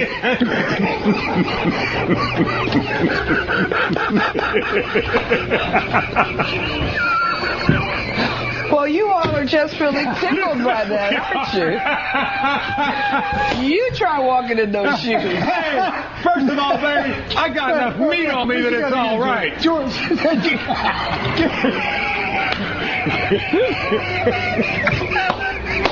I'm sorry. Come on. We want to apologize. Hold on. You know what's great about that? He's got that smoking laugh. Oh, yeah. The smoker's laugh, man. That's great. And he was ready to say something like, yeah, we want to apologize. And the guy goes, wait, hold it, watch, because it was coming again. Yeah. They kept playing it over and over. How many times did she fall? Like twice. She fell twice, but they kept playing the clip over and over again. Her legs give out on her and start shaking, and these guys just lose their minds laughing. Where's the other one? I only saw her falling once. Oh, they keep going back to it. Yeah. Yeah. Watch. She falls. Look at her legs. That is great. Oh, she said wobble. She wobbled like shoes. She almost made it. She wobbled like 3 times. They just keep playing it too. And they go, she took quite a tumble.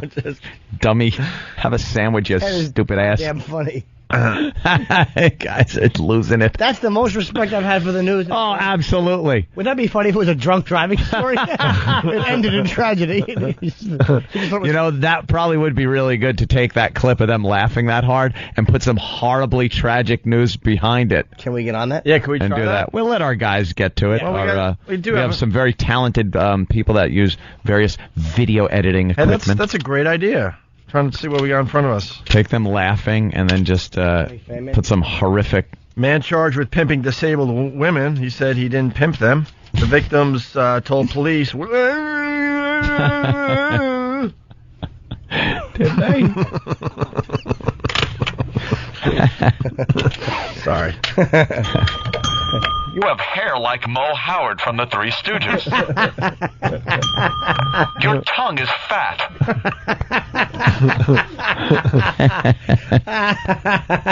Big hands.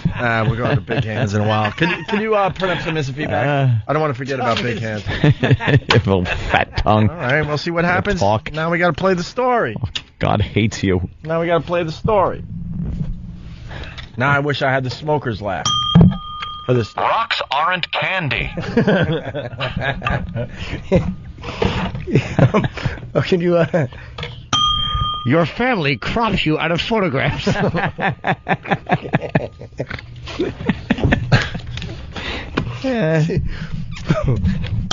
Your mother drank during pregnancy. That's rough. By the way, can I interrupt everybody, please? When a hanger would have solved a lot of problems.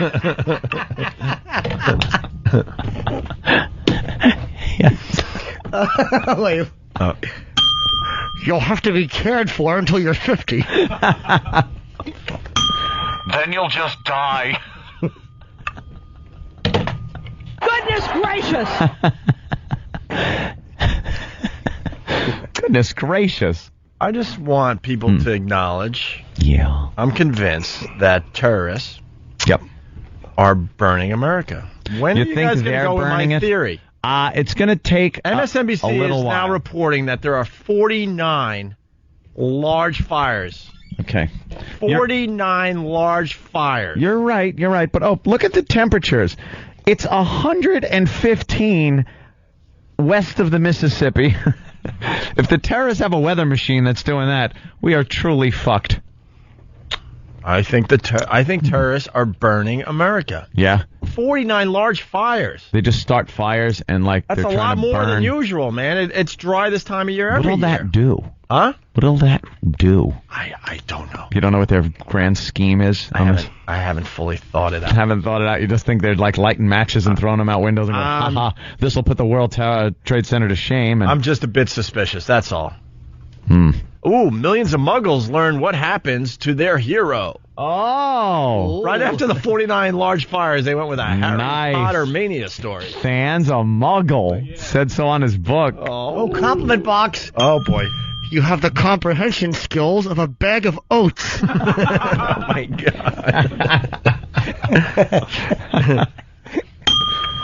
One that could do magic is a muggleoid.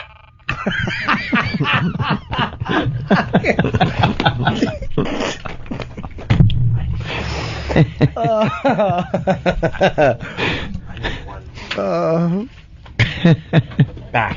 One back.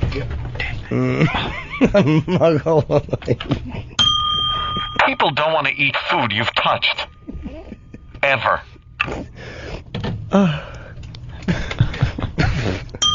You make noises when you should be quiet. Of all the dramatic things I've ever seen.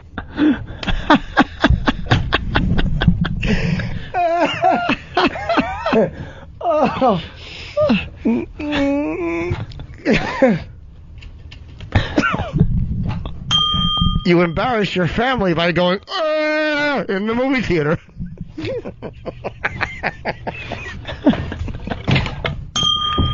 You get caught jerking off a lot and don't seem to care.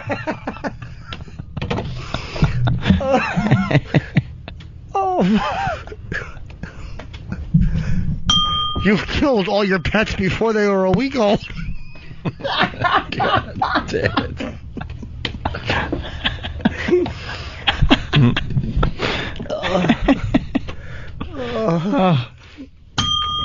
The cat is not food.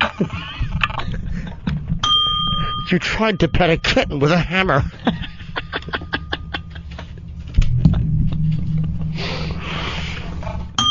You couldn't care for a rock.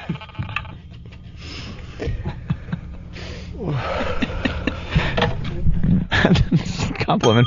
Your real name is Eric. Sorry, Muggle.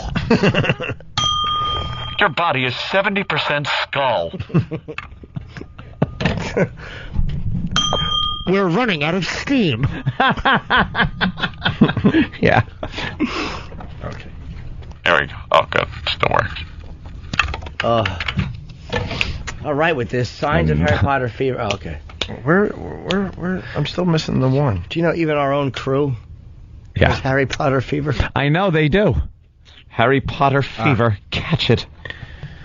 All right, Big Hands from Stratford, Connecticut has wizard names for everybody on the show. That's exactly what I've been working on. Yes. Seriously? Of course. Ooh. Let's see what he has. All right. For me, Opie, he has my wizard name being Javalog Von Mouse Killer. Right, No, like Javalog. I called you Scab Hand Pickius. I've been picking the same scab for 6 months. Since 68. Said you were going to go with a nose-picking one. Thank you, Jimmy, for saving me. Let's and then for Anthony, Anthony's wizard name, Dreamweaver Disappointus. What? No. Why would? That's not what mean? That's not what I had. Was I disappointed? What do you got for Anthony? I had Addiction Spiralus. Yes, spiraling in. Look who it is! It's Fortune Vamoose. Rick from the Bronx. Gentlemen, your compliment box jokes are great. Bing, Frankus! All right, and for Jimmy, Big Hands has Dump Chest Yellow Rain. No. How about this? Tinklemouth Underpaid. What? Underpaid? I just know it was the Tinklemouth. Are you crazy? The Tinklemouth is the important part. You got others for other people on staff, Jimmy? Name a person on staff, I'll see. E-Rock. Yeah. Fucks up Dumpy Douche. Dumpy It was nicer than the other one I had. Does he have... Yes, he's a boy who practices wizardry. That's his good boy name. When he's being bad, his name is Flu Breath Dumpster Gums. And he'll practice wizardry. Than.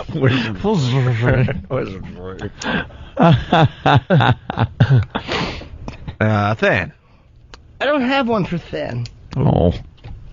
I didn't get that. Faggot. Who else you got? Steve, probably? You probably got Steve. Do I? Steve. Yes. Yeah. Loves the cock fooling no one. Oh my God, it's loves the cock fooling no one. Here he comes. He wants everybody to go quirking. That's when 3 potential interns are shish kebabbed on his cock. Would you like to go quirking? It's going to help you get hired for this position. I'm loves the cock fooling no one. Loves the cock fooling no one. Right. Anyone else on staff? That's my good name. My bad name is Idius Foundry Stamp. It's Idius Foundry Stamp. Here he is. Loves the cock fooling. God damn, Steve. I only had a couple of more. All right. Who else you got? For Danny. Ooh, Danny. It's Brick Liver Sot. He's Brick Liver Sot. And oh my God, look, here comes Tom. It's Bracius Fun Killer. Bracius Fun Killer. And where's our own Jared, also known as Fatneck Blubbergut? Where's Fatneck Blubbergut to practice some wizardry? Here he Some comes. wizardry. Can you say his name as he enters the studio? Here he comes. Oh my God, it's Fatneck Blubbergut here to practice some wizardry. What is it?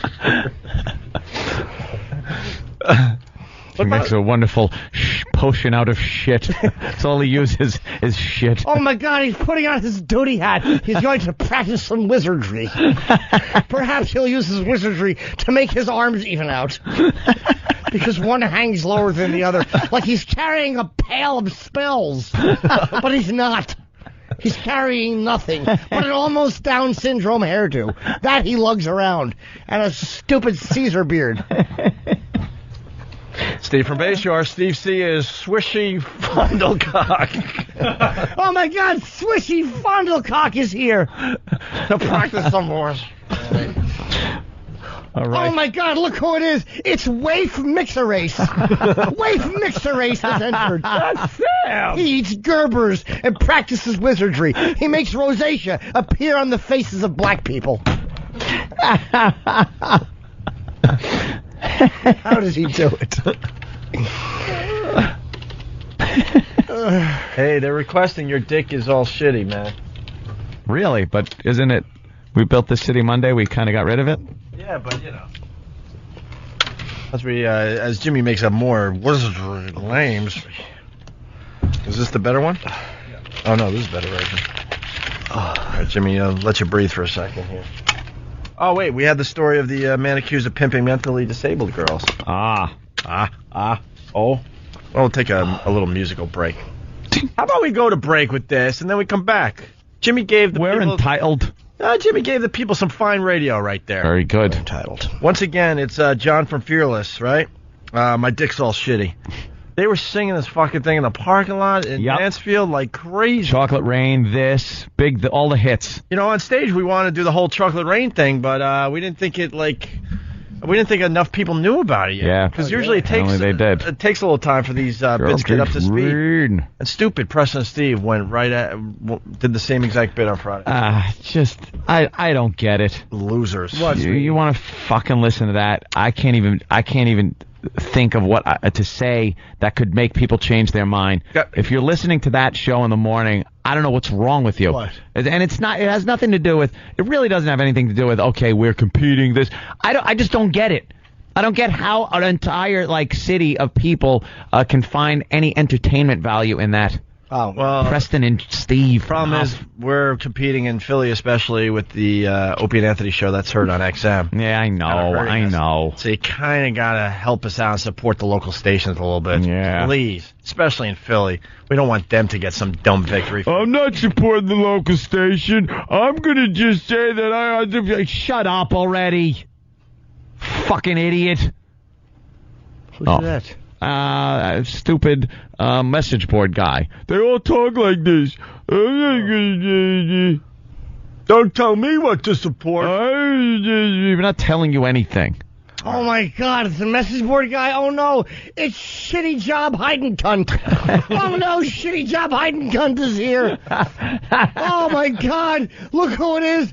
It's Wannabe Something Else Funny Name. Oh no, Wannabe Something Else Funny Name is here. Yes.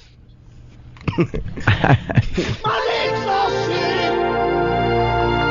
My name's all shitty from your asshole. Name's all shitty. My name's all shitty from your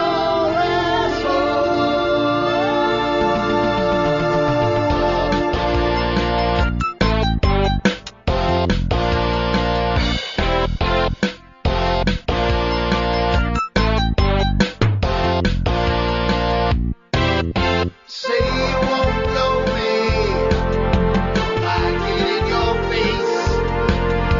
Say you only take the cock in your dirty face.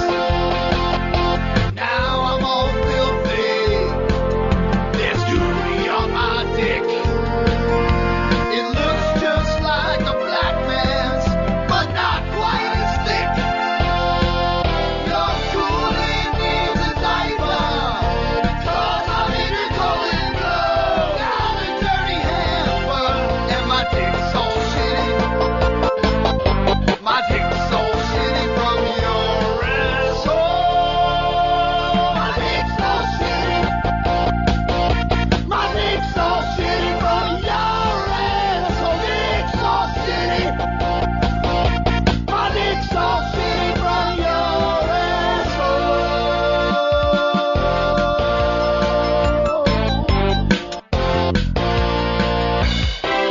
The art of the homo.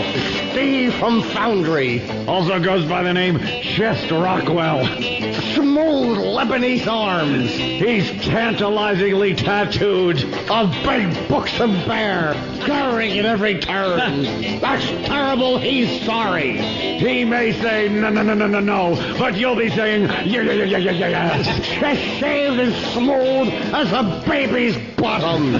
Tantalizing turquoise rings. Martini Steve.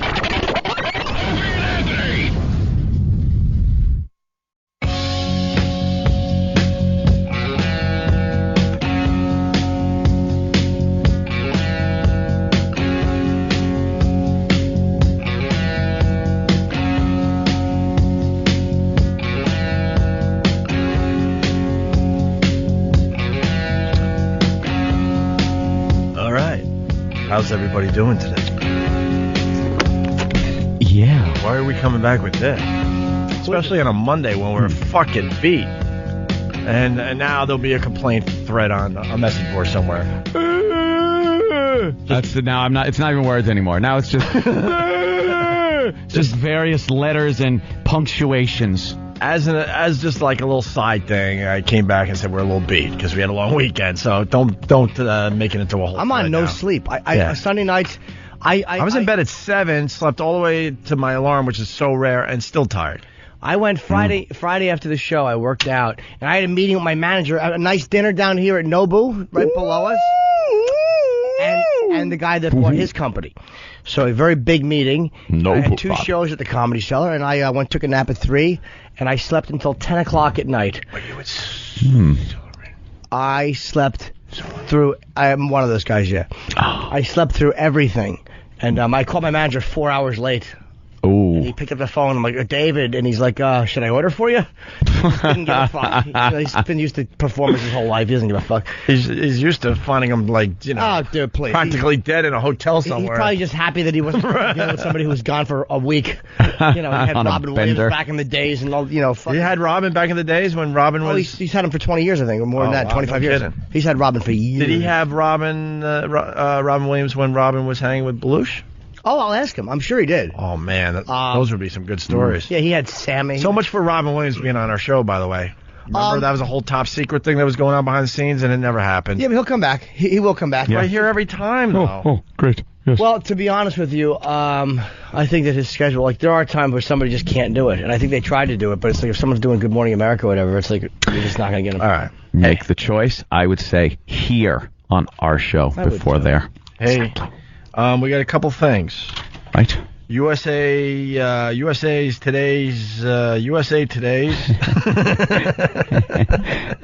ever see something you're like, wow? USA Today's. Wherever you want. Thank you. After that bit of good news, wherever you want to throw an S, go ahead. Yeah, we got USSA. A little inside scoop for the people listening. We just got massive good ratings for New York City. Didn't you hear our mood change? So much for John Minnelli and his opinion about the Screw him. Like my father said to me when I was a boy, opinions are like assholes, so let me finger your opinion, boy. I said, I'd prefer you didn't. People got to update their stuff. Shacktastic from Whackbag. Opie, your Harry Potter name should be Opius Whiny Cunt. Whiny cunt? Don't whine as much. You got to update. My God. You got to update. Goodness, man.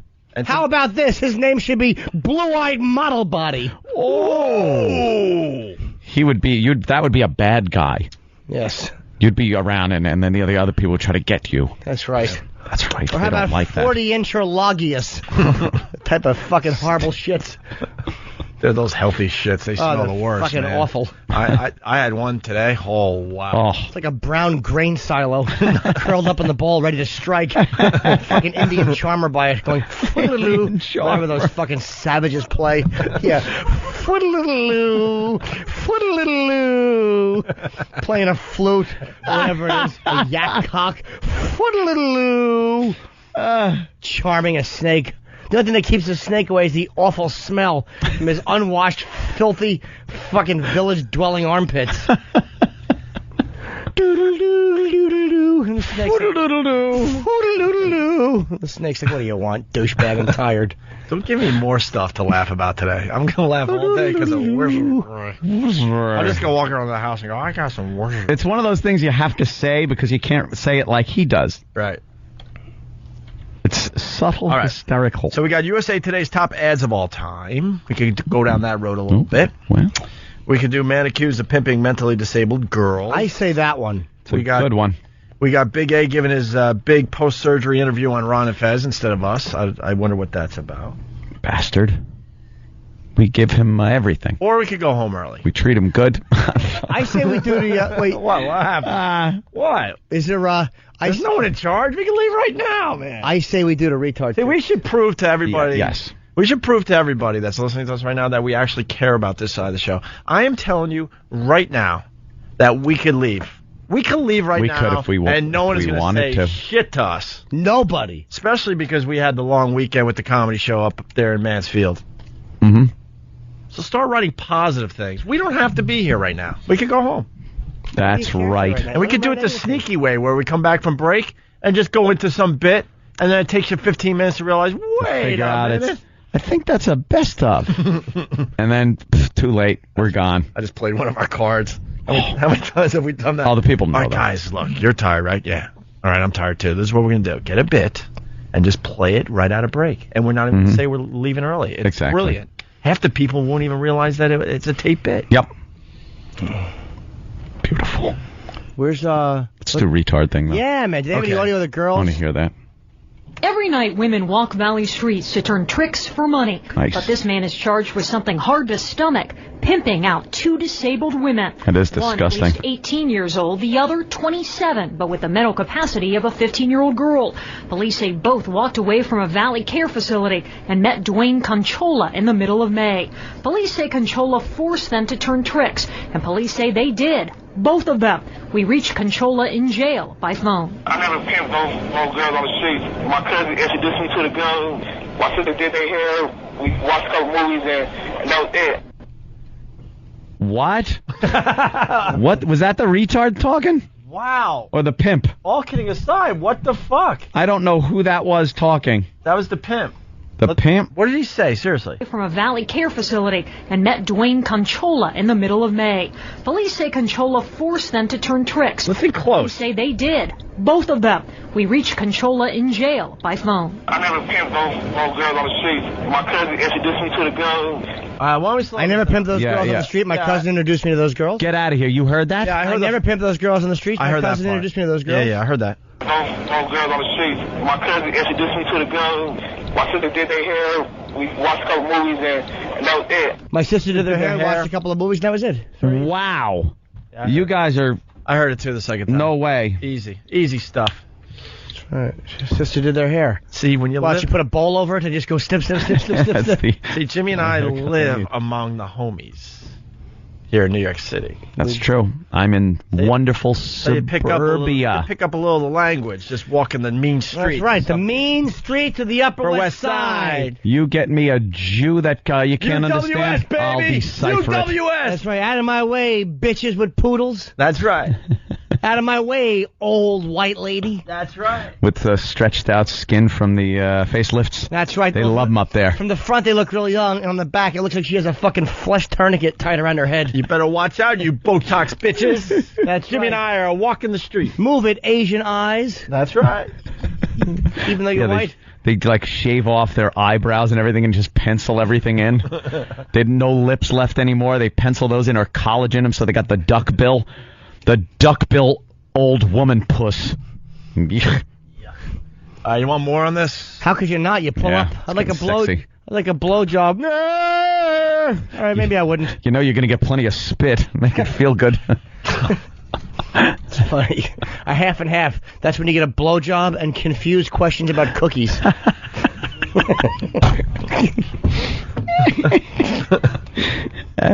According to documents obtained by ABC 15, one or both of the victims told police Conchola forced... Man, when you work for a station called ABC 15... Yeah, you better work hard. Shouldn't those ABC stations be in the single digits? Yeah. I know maybe a little too inside, but ABC 15 is a little You gotta work hard to move yourself up in the cities. According to documents obtained by ABC 15, one or both of the victims told police Conchola forced them to prostitute themselves. He denies it. I did not force nobody to do nothing. They want nothing. So I'm still here understanding why would they want to do that. Like, why would they even say that? So does Conchola say the girls are lying? Who knows? But he says the only thing he can think of is that he insulted one of the girls physically. This is what he said to his cousin. I told him, like, you're not my type. She's like, why? And I told her, because I'm going to be real. I'm like, you're not my type. He's that ugly. He's not my type. And I made him leave. And it's worth mentioning that both girls ugly. are fine tonight in area care facilities. As for Conchola, he faces 2 counts of pandering and he's expected to be in court. Well, she wasn't a very good prostitute. She misunderstood the instructions where she had to go out and have sex and then give the pimp all the candy. What the fuck? He hands her, she hands him a bunch of pocket lint. I love our assholes. Man, I love them. Ryan from St. Louis. Opie, you have a great personality, and people like you for your great smile. Aw. Here's something positive. The results of a test Jimmy took recently. Brian from St. Louis. Opie, you're somebody. Jimmy, your weak chin makes people feel safe. Are these positive enough, Ope? LOL. So what do you think of that story? Is he lying? No, Of course he is. You hear him? Yeah. I don't know. That probably happens all the time. It's probably easy to prostitute out. RoboCop has something more on this. RoboCop? The RoboCop? Looking for me. All right, thank you. Click. We get nothing out of them. Old clickaroony. All right, now we got USA Today's top ads of all time or Big A post-surgery interview? I want to hear Big A because I heard he was doing some things. Yeah. Like he's going to replace me or something. Yeah? That's what I heard. That's what I heard. He's a fast healer, isn't he? Dude, did you see the scar on his neck from his tumor? Wasn't all pussy or anything. And like I said on the stage Saturday night, it's amazing. He told me during breakfast yesterday that the tumor was, and you always have to say that during breakfast. Yeah, if you have a tumor, you always have to tell people the tumor was the size of a blank. And they're always the same types of things depending on the size. There is a golf ball. Grapefruit? A grapefruit. What's in between? A baseball. Baseball? Like that. Yeah, it was the size of a golf ball, baseball, grapefruit. I think he said. The fuck he say? Handball or something like that. A handball? Big A, what'd you say? Ping pong ball? No, it was big.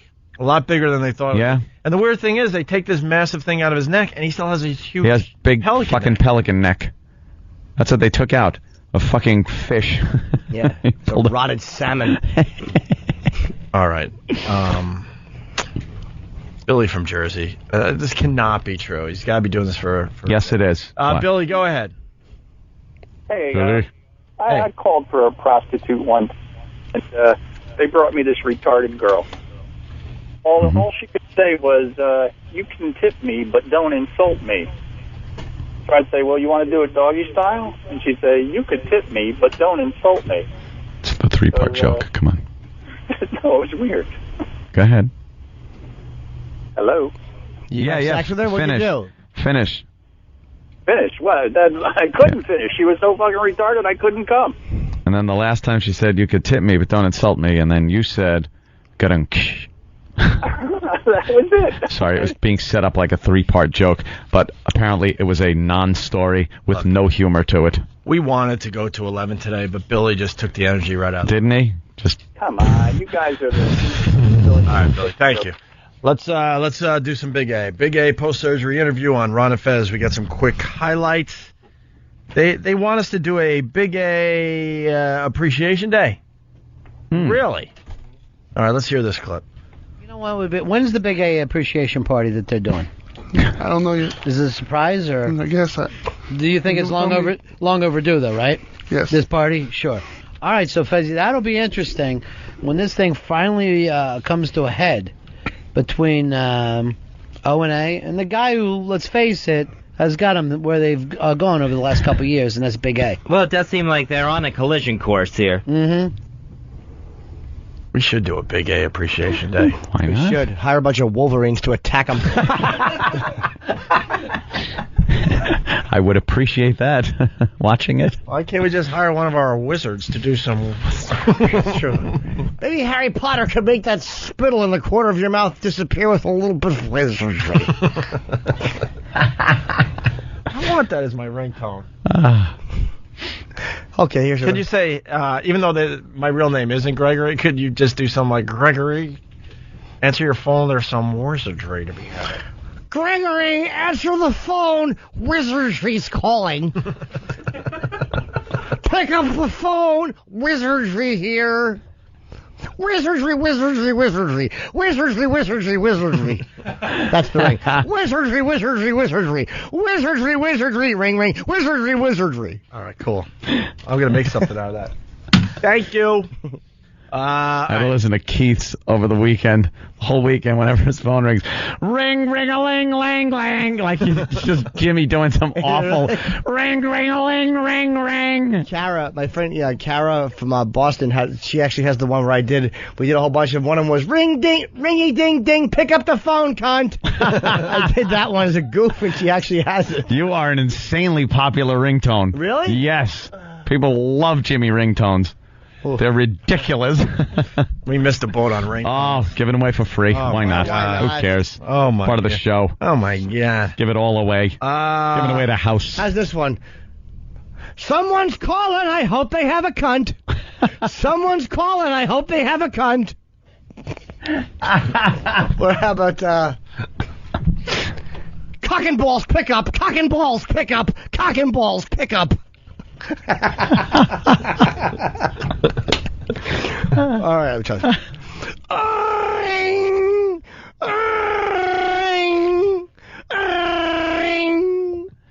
is that an awful one?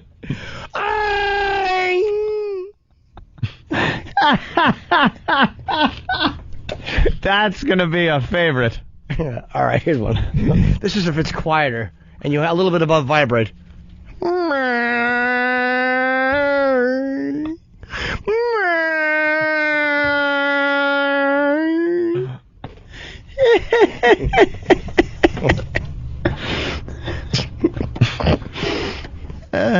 That's so silly. We have officially entered silly mode. What's the ringtones? This is great. We're giving away free ringtones here. Hey, no one's complaining. People enjoy free the silliness. ringtones. People are big into the silly. Why don't we do more Big A on Ron and Fez? Time to get hired by me. Time for Big A to be taken care of by O&A. As you know, if you've listened to him all, he has been the go-to man. If you'd like to see Big A full-time with O&A, doing news, whatever it takes, 866-RON-0-FEZ. It is time, is it not, Big A? It is. Time to give the devil his due? Yep. Yeah. I mean, you don't mind doing a little bit for free, but he gets carried away, right? And really, when people think of the show, they do think of you. I love Ronnie. He's just pumping him up. Yeah, you're right. Pumping him up for disappointment. For disappointment and never being on the show again. Yeah, because Big A is somewhere in his head. He's thinking, yeah, Ronnie, you're onto something here. Damn right. Ronnie's right. I want to fucking suction out that mump's neck of his and store like raw steak in there until I'm ready to eat it. Like it's a giant fridge. Just a fucking old mump's neck. It's lucky we don't fucking lipo out that neck and store diapers in there. Hold these diapers in case a kid shows up. I want to tie a big like cloth around his head and tie the knot on top of his head like the old time cartoon mumps. Remember when the cartoons had mumps? They would just tie this thing around their head. I got the mumps. Yeah. You know what I want to do? That did. We gotta dress him up like that. Yes. Dress him up like he's got the mumps. From 1940. Remember Casino when they fucking Pesci puts that guy's head in a vice? Yeah. I want to put Big A's fucking neck blubber in that vice and tighten it up. So not that he's choking, just so his neck blubber's in a vice, and then I want to just fucking, I want to like speed bag punch his face. No disrespect, Andrew. You know I love you. I'm sure none would be taken. But just to be silly. Yeah. Give him a good speed punch. Speed bag fucking belting in the chops. Fucking punch him till he doesn't stutter. Stone Typing guy said I had to pick up the phone cunt on my phone for a week, but it got too embarrassing in public places. See, people think it's very funny to have it, and then they, get around their friends or at home, and then when that thing rings in fucking public, you will lunge for your phone to shut it off. What was the one I had to finally bail on? I forget now. I have kitty porn on my computer. I have kitty porn on my computer. Oh, man, that was a lot of fun until it rang in a bank. How's this one? This is perfect for when you're in public. Mind your business, shit dicks. It's for me. Mind your business, shit dicks. It's for me. How about this? It's my phone, your mother's a cunt. It's my phone, your mother's a cunt. Can you loop that into a ring? Someone please use that. Oh, of course they will. Mother's a cunt. That's right. Is there any way to get the dude? Here's what you got to do. Here's the goof. You fucking get one of these ringtones and you put it on your wife or your girlfriend's phone. Oh yeah. Most of them don't. You gotta fucking grab her phone. How about this? All right, put this on your wife's phone or your girlfriend's phone when she's sleeping. It's for me, T.E. I'm a dumb hole. It's for me, T.E. I'm a dumb hole.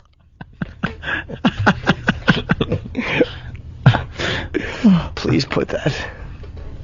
Or, I have a yeast infection. I have a yeast infection. My boyfriend hits me, but I deserve it. My boyfriend hits me, but I deserve it. These all go on your wife's or girlfriend's phones while she's sleeping. Just get her phone and put these tones on it. How's this one? Ringy ding ding, my cunt stinks. Ringy ding ding, my cunt stinks. Oh my God. Please put that on your fucking wife or your girlfriend's phone. Why do you feel like you have to beg? They can't wait to get these. Oh, how great will that be? All right. Hey. Oh. I've murdered my children! I've murdered my children! Or,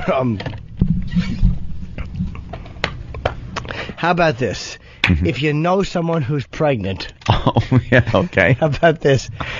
If it's born retarded, I'll drown it. If it's born retarded...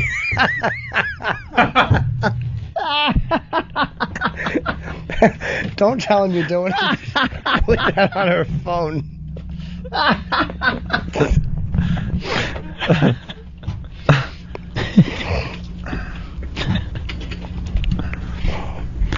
First one to grab my tits wins a prize. First one to grab my tits wins a prize.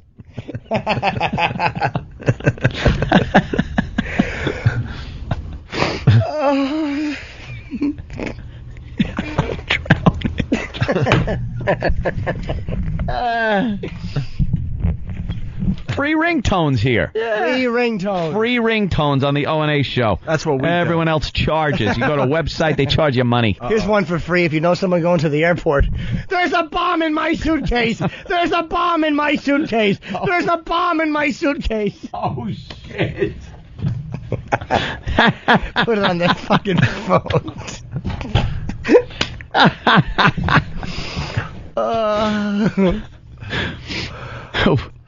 I have drugs in my asshole. I have drugs in my asshole. I have drugs in my asshole. Free ringtone Monday. Yeah. Free ringtone Monday. Ooh, I like the ring of that. Free ringtone Monday. That's it. We're giving them away. We could do alerts. We could do alerts where the phone rings with alerts if you don't. Or like a text. No, it's alerts. Screaming that there might be a certain individual in the area. Oh, God. Yes, today is put ringtones on your friend's phone Monday. Yeah. How about this one? Ring! The Jews are inferior. Ring! The Jews are inferior. People are... they like the ringtones. They certainly do. Let's say hi to Big A. Big to the A, what's up? Oh, that's one of mine. These are my choices of ringtones. They really stink. The iPhone needs new ringtones. Oh, that's obnoxious. That's the boner one. The boner one's funny because it sounds like a boner. That's only funny if you have a program to ring whenever someone calls you to babysit. Big A. I guess Opie, Anthony, little Jimmy. Thanks so much for taking time away from the Ron and Fez show to call us. We greatly appreciate your phone call today. Opie, where are you, in a fucking washing machine? Washing machine.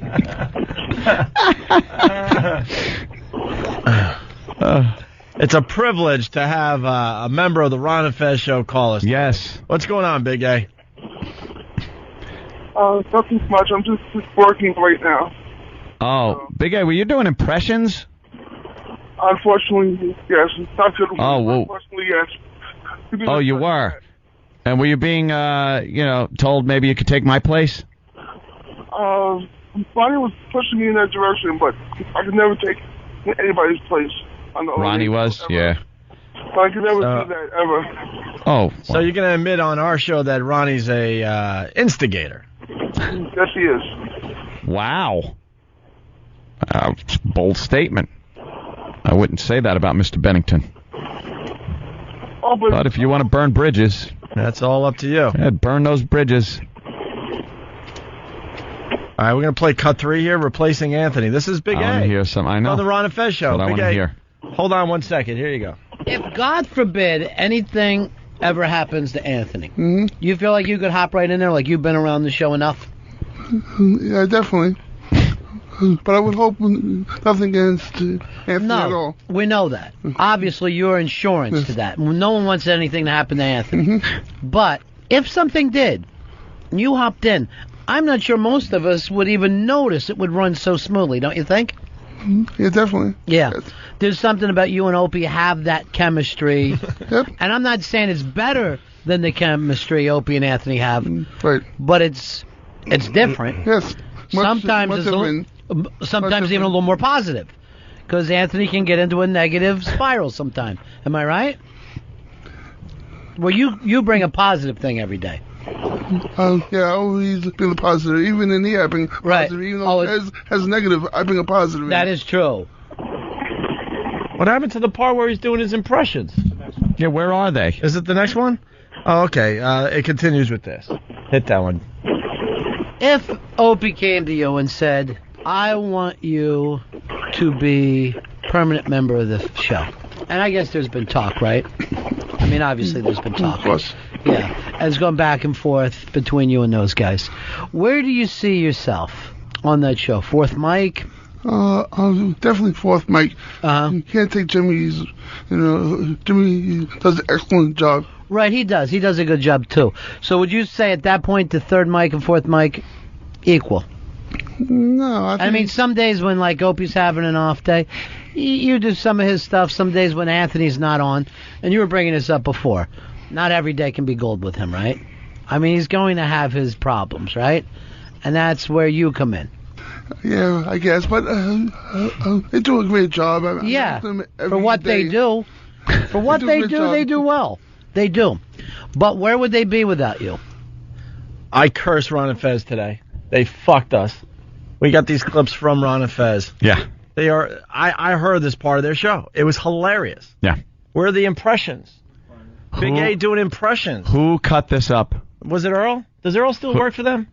Do we know? Who was it? What? It was Pitsy. He cut these up. Pitsy did blows. the worst job. How about Ron and Fez hire Big A to do Pitsy's job? New name, Shitsy. That's right. That's what we call him, because he did a shitsy job. Or Klitzy, because he's a cunt. Cutting those up. What the fuck? Who are you talking to, E-Rock? We were able to get like the point of what happened across by just telling it. We didn't have to play the clips. Yeah, we didn't need to play those. We said Big A was on Ron and Fez, and they want to replace us, and then we get right to that. Tell Pitsy. What a waste of time that was. Tell fucking Pitsy we want impressions, or Pitsy's gonna get his fucking teeth kicked in. How big is he? He's huge. Pitsy. Hold on. Who's on this other line? Pitsy. Oh. They should call him Mitzi because he has a thumb and then one big fat finger. That's why he can't work properly. Pitsy. Yeah, what's up? Congratulations for giving us the most boring clips from a really interesting conversation Ron had with Big A. Well, I was just letting Eric know that there are more clips that we cut up, but he didn't give me a chance to answer the phone. We don't need a lot of clips. We just needed the ones like we can set it all up with us just talking about how Ron was talking to Big A about coming on the show and replacing me. But then we wanted the examples of him replacing me, not like the whole fucking break. Jesus Christ, Pitsy. Your new name, Shitsy. That's right. And Pitsy, you've heard the rumors, right? What's the rumor, so? They're thinking of cleaning house over there. Really? And when Ron and Fez clean house, holy fucking shit. And if you don't believe me, just look at their history. Every once in a while they cleanse. They're getting ready for another cleansing. It's fucking Ron Stalin over there. Right. What? There's Big A impressions in the thing. I just told E-Rock. I sent him an email now. He should have it. That means we have to work past 11, and that ain't happening. That never happens. That's not happening today. I said, did Eric screen them at all, or he just put them on? I mean... Oh, so now try to get on Eric. Look, I'm the first one in the Fuck with Eric cheerleader club, but that ain't going to work. Eric? Last week when he gave me these, he says, there's 4 cuts in there ready to go if you guys want to air them. Okay, and I gave the list to Ope. They're all set to go. We wanted the impressions. They weren't in this. Now he just sent me an email where these impressions are, and I have them right now. The panicked email. Yeah. Oh, boy. You know, Ron's going to have to know about this. Yep. I'm sure somebody will call. They're definitely ready to clean house over there, man. Yeah. Well, we don't hear it. Put stuff on air without screening it, so I don't know. Oh! So now we're assholes for putting shit on the air without screening it instead of maybe having professionals that work on another radio show send stuff over that we don't have to worry about, especially on XM, so you curses and stuff. So you're saying it's this show's fault for not screening it and not your fault for not knowing what the entertaining part of the fucking break was. Well, every time I'm sent stuff, I always listen to it before I bring it to the table. Look, here's the deal. I know Ron doesn't need advice from little old me. But I just want to suggest to Ron, if he's listening today, that he just fires somebody. Just one guy. You got it, lop a head off. Just one guy out of nowhere. And maybe not even go with the obvious guy. Strike out. I think today's the day that Ronnie's got to just look at somebody and fire them. Just not Lily. It might have to be Lily. It can't be Lily. It might have to be Lily just to shake things up. Lily's cute. Exactly. Can't fire her. Does she ask about me, Pitsy? And with all due respect, I know Ron doesn't need the advice, but I'm thinking that today's the day he just fires someone out of the blue. That's right. And anyone's fair game. Anyone. Except Lily. I thought our guys here were good, or at least had the talent, the ability to pass the buck. But Pitsy, man, you are one of the best. Not that it's working. I see right through your bullshit. And so does Ron, everybody else that's in any position to see it. But you're really trying. And the fault lies with you. You should have known what we wanted. Why would we not want Big A doing an impression of me? Oh, I don't know that. It's in there. It's in there. Those are the cuts that were cut first, and then there was a second batch that were cut, and it was in there. So maybe I should have told E-Rock about the second batch. He just got the thing, but I don't see any fault on my part in this whole thing. I see all the fault on your part. I don't know. Were they there for E-Rock to check? They're in our folder. So, I mean, I don't know where else. If you want other stuff, he could have pulled it. You had me for a minute, but you lost me. Why is someone that works for Ron and Fez wrecking 2 shows now? 2 shows.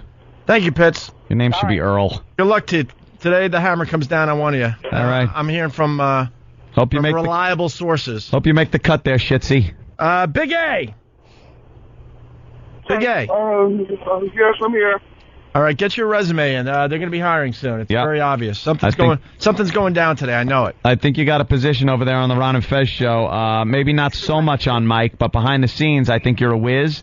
I think, because obviously there's a speaking problem which could do something on the air, but behind the scenes, producing, delegating responsibility, that's something they haven't been able to get, and I think you're a guy that can do that.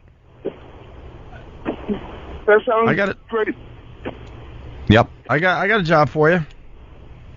Official food pocket cleaner. Food pocket cleaner? Yeah. Put his something mouth with over a tooth. yours and suck it out. Suck it out.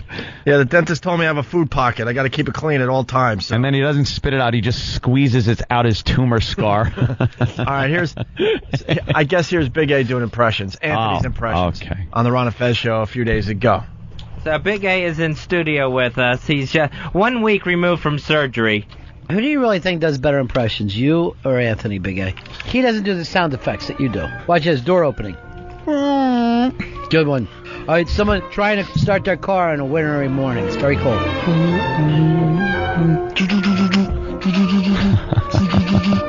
Seagull. Good. Helicopter. It sounded like the other one. That's also the car starting. No, it's not. Stop it, Fez. Jet plane. Here comes the jet. I almost ducked my head. That's also the seagull.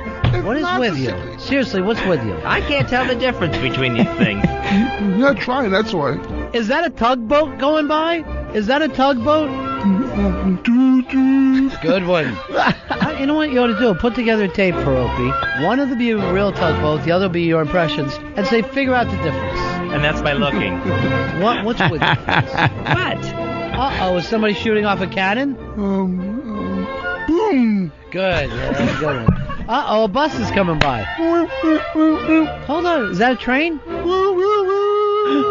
These are all Big A's impressions. That's not really a train coming by. I understand there's not really a train in here. Fez, I hope you don't get wet. I'm about to start the sprinkler.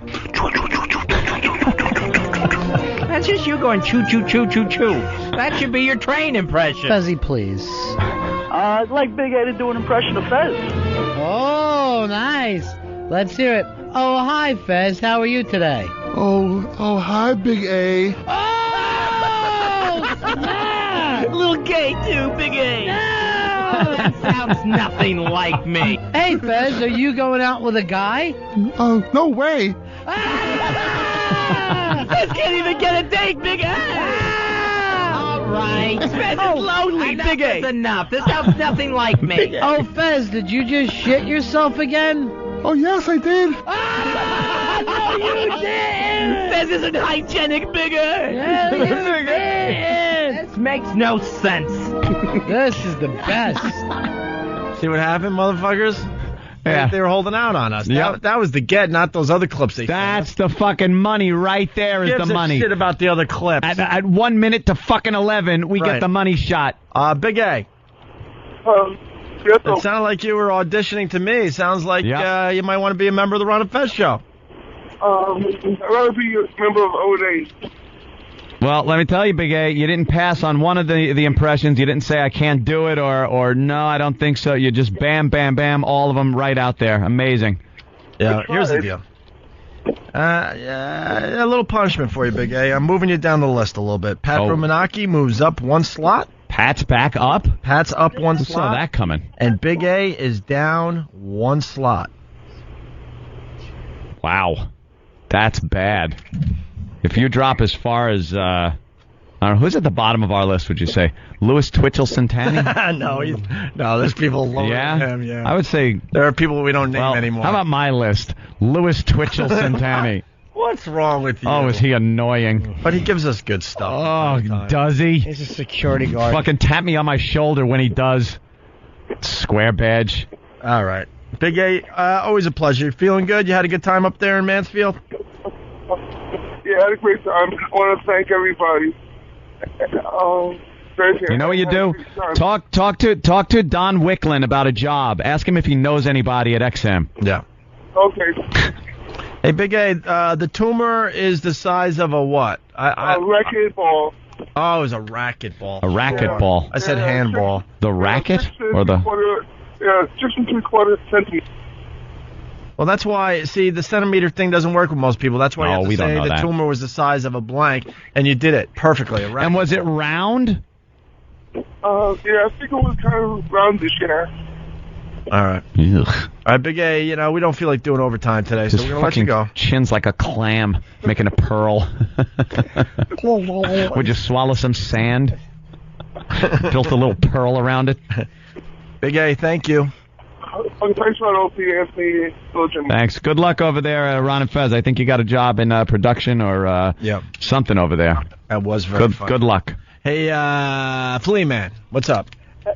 Hey guys, just when you guys were doing those ringtones, holy shit, I was crying. Free Ringtone Monday rules. Yeah, we got some good ones that came in on the instant feedback. Flea Man likes the ringtones, but he's still a douchebag. Hey. Still in bits. I'm still in bits. Hold on, a ringtone in honor of Flea. I'm sure some of the message boards will like this. Flea is a faggot. Flea is a faggot. Flea is a faggot. Die, Flea. Die, Flea. Die, Flea. Oh, gotta say. Oh. Oops. Oh, I think that might have been a compliment, too. Flea is a bespectacled cunt. Flea is a bespectacled cunt. I think he was going to give me a compliment. Was he? Oh, he doesn't know what he was. Oh, my God. Poor little Flea. Hey, like to remove his glasses with a fucking fender. I threw that over to you, Jimmy, because some of the listeners were coming up with some great ringtones for Ringtone Monday. I can't do it in your voice, but one was make my rape fantasy come true. Oh, here's one for your wife or your girlfriend. This will make her laugh. Right. I had an abortion. I had an abortion. Oh, my God. Oh. I had an abortion.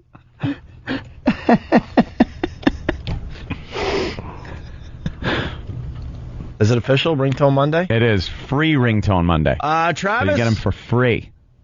Gonna make a little adjustment on the scorecard, yes. And anytime a promo wants to be made for this, feel free. Yeah, free. We need a promo for it. We need a promo, it's official. definitely. Yep. All right. Line of the day. Line of the day. It's we're in overtime. I have a funny Shit. joke. How do we do that? You got a joke, Jimmy? Oh. Look, I put my iPhone on my head. It's an iPhone hat. You are so goddamn funny.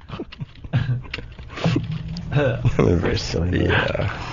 Free Ringtone Monday. Yes. Make it official, okay? And tell Tim to make a promo with some of the ones we did already. That's what we want to see. Ooh, my compliment. What is it?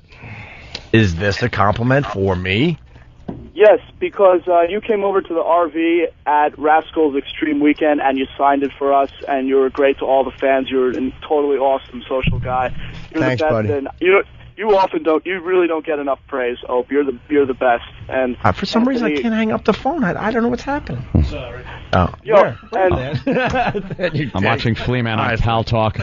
Look at him. He actually has a poster of your ass, and his mouth is against it as he's saying this. No, what's funny? I was over, I was hanging out, and somebody gave me a football, and the fucking guy was like, he was way out there, and everyone's got their. You can't do anything nowadays without someone filming it. Yeah. And I couldn't just drop the football. I'm like, oh, fuck, the pressure's on. I lucked out. I got it to him. Did you get it to him? I was like, man. That would have really if been I throw pussy. a dud, man. Oh. Well, thank you, Flea. You're the best, Ope. And Good Guitar evening. Guitar Hero at PNC for Happy Typing Girl. I didn't hear you. What happened? Guitar Hero at PNC. For PNC, what do you mean? Girl. What do you mean, Guitar Hero? Wants Guitar Hero at PNC. How is she? So How is Happy Typing Girl? Wait, they're doing Guitar Hero at PNC or something? What do you mean? That would be kind of cool, actually. Let's watch the decomposition of a phone call right in front of our face. Come on. Go, Flea. Let's watch it fall apart. No, Here it goes. No, she doesn't. Here it goes. He has fallen into the we don't give a shit zone, and he doesn't know it yet. Yeah. And now the call is falling apart completely, and he just sounds No, like a complete I give a ass. shit about Guitar Hero, and if they're having some kind of fucking competition at Oh, it'd be PNC, great. that'd be awesome. But he can't really convey that because he's too fucked up right now. He's all nervous. Your call is falling All right, go apart. ahead, It's like a Flea. Go flaky ahead. scalp. Bad Flea. Try to pull it together. No, Happy Typing Girl. She wants to get a Guitar Hero tournament at the PNC tailgate, and I'm sorry, I'm really nervous. I just. You suck. We'll get the info out another day. Right, Flea, representing blackbag.com. There he goes. He just hung up his phone. Please pick up a pistol. All right, why don't we do a runner-up line of the day? Colostomy Stephen Cunt. Oh, no, it's Colostomy Stephen Cunt. What does he want? He squeezes bags of shit on everybody and they run away. I'll just feed him with some wizardry. I don't know how he does it. It's easy. You just have to think, I have a wand. I'm going to perform some magic and wizardry. It's fun to say. It Try is that very fun. Wizardry. Just feels right. Another runner-up line of the day. I think it's time. Yeah. So what happens? You're fooling around in the car. You get to the ranch. What do you do? We met Dennis, and we met a bunch of the girls. And the show, they gave us a tour. Did they have to call up the wolf to clean out the car after you guys were done? Yes. I went to Anthony. I have my pen out and everything. Why? Because I write down gold stars if I get in on this competition. Oh, gold stars. Your pen's not gold. Why don't we just get you a little thing of stickers with gold stars? I have them at home. Because no one really cares enough to do that for me, so I make my own gold stars if I make it into the runner-up line of the day, or line of the day I get a few gold stars and a smiley face. My girlfriend gives me a gold star whenever I make her come. Really. If I make her come, I get a gold star in the fridge. Oh, by the way, Mike in Jersey, I didn't even know this. Opie, you really did luck out because your football clip is already up on YouTube. Oh, it is. So it would have been like me looking completely like an ass. It's time for your line of the day. Yes. Here comes the line of the day, line of the day.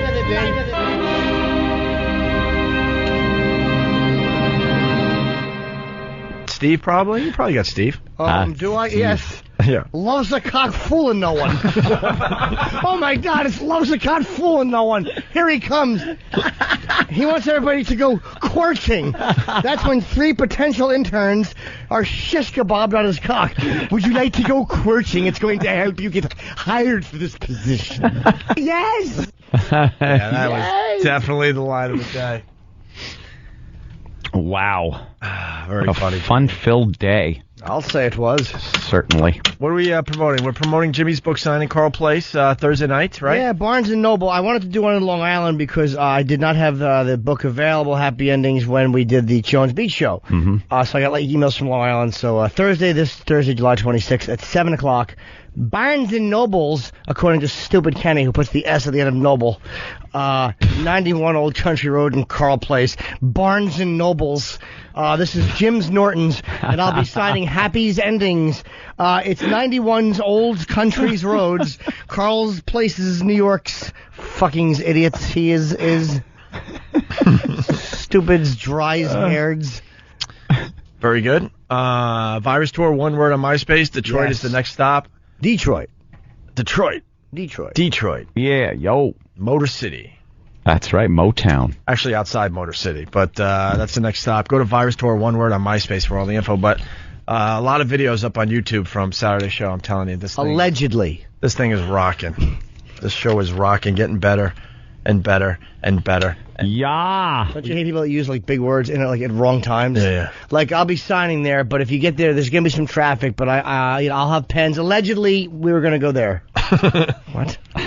Allegedly, I had a joke planned and it fell apart. For the scorecard people, we got rid of. We built This City Monday. We got rid of Marvel Madness Monday, and we added Free Ringtone Monday. That's right. Okay. Get some promos made. We're babbling. Oh, there's your ringtone. Oh, look, it's Mother.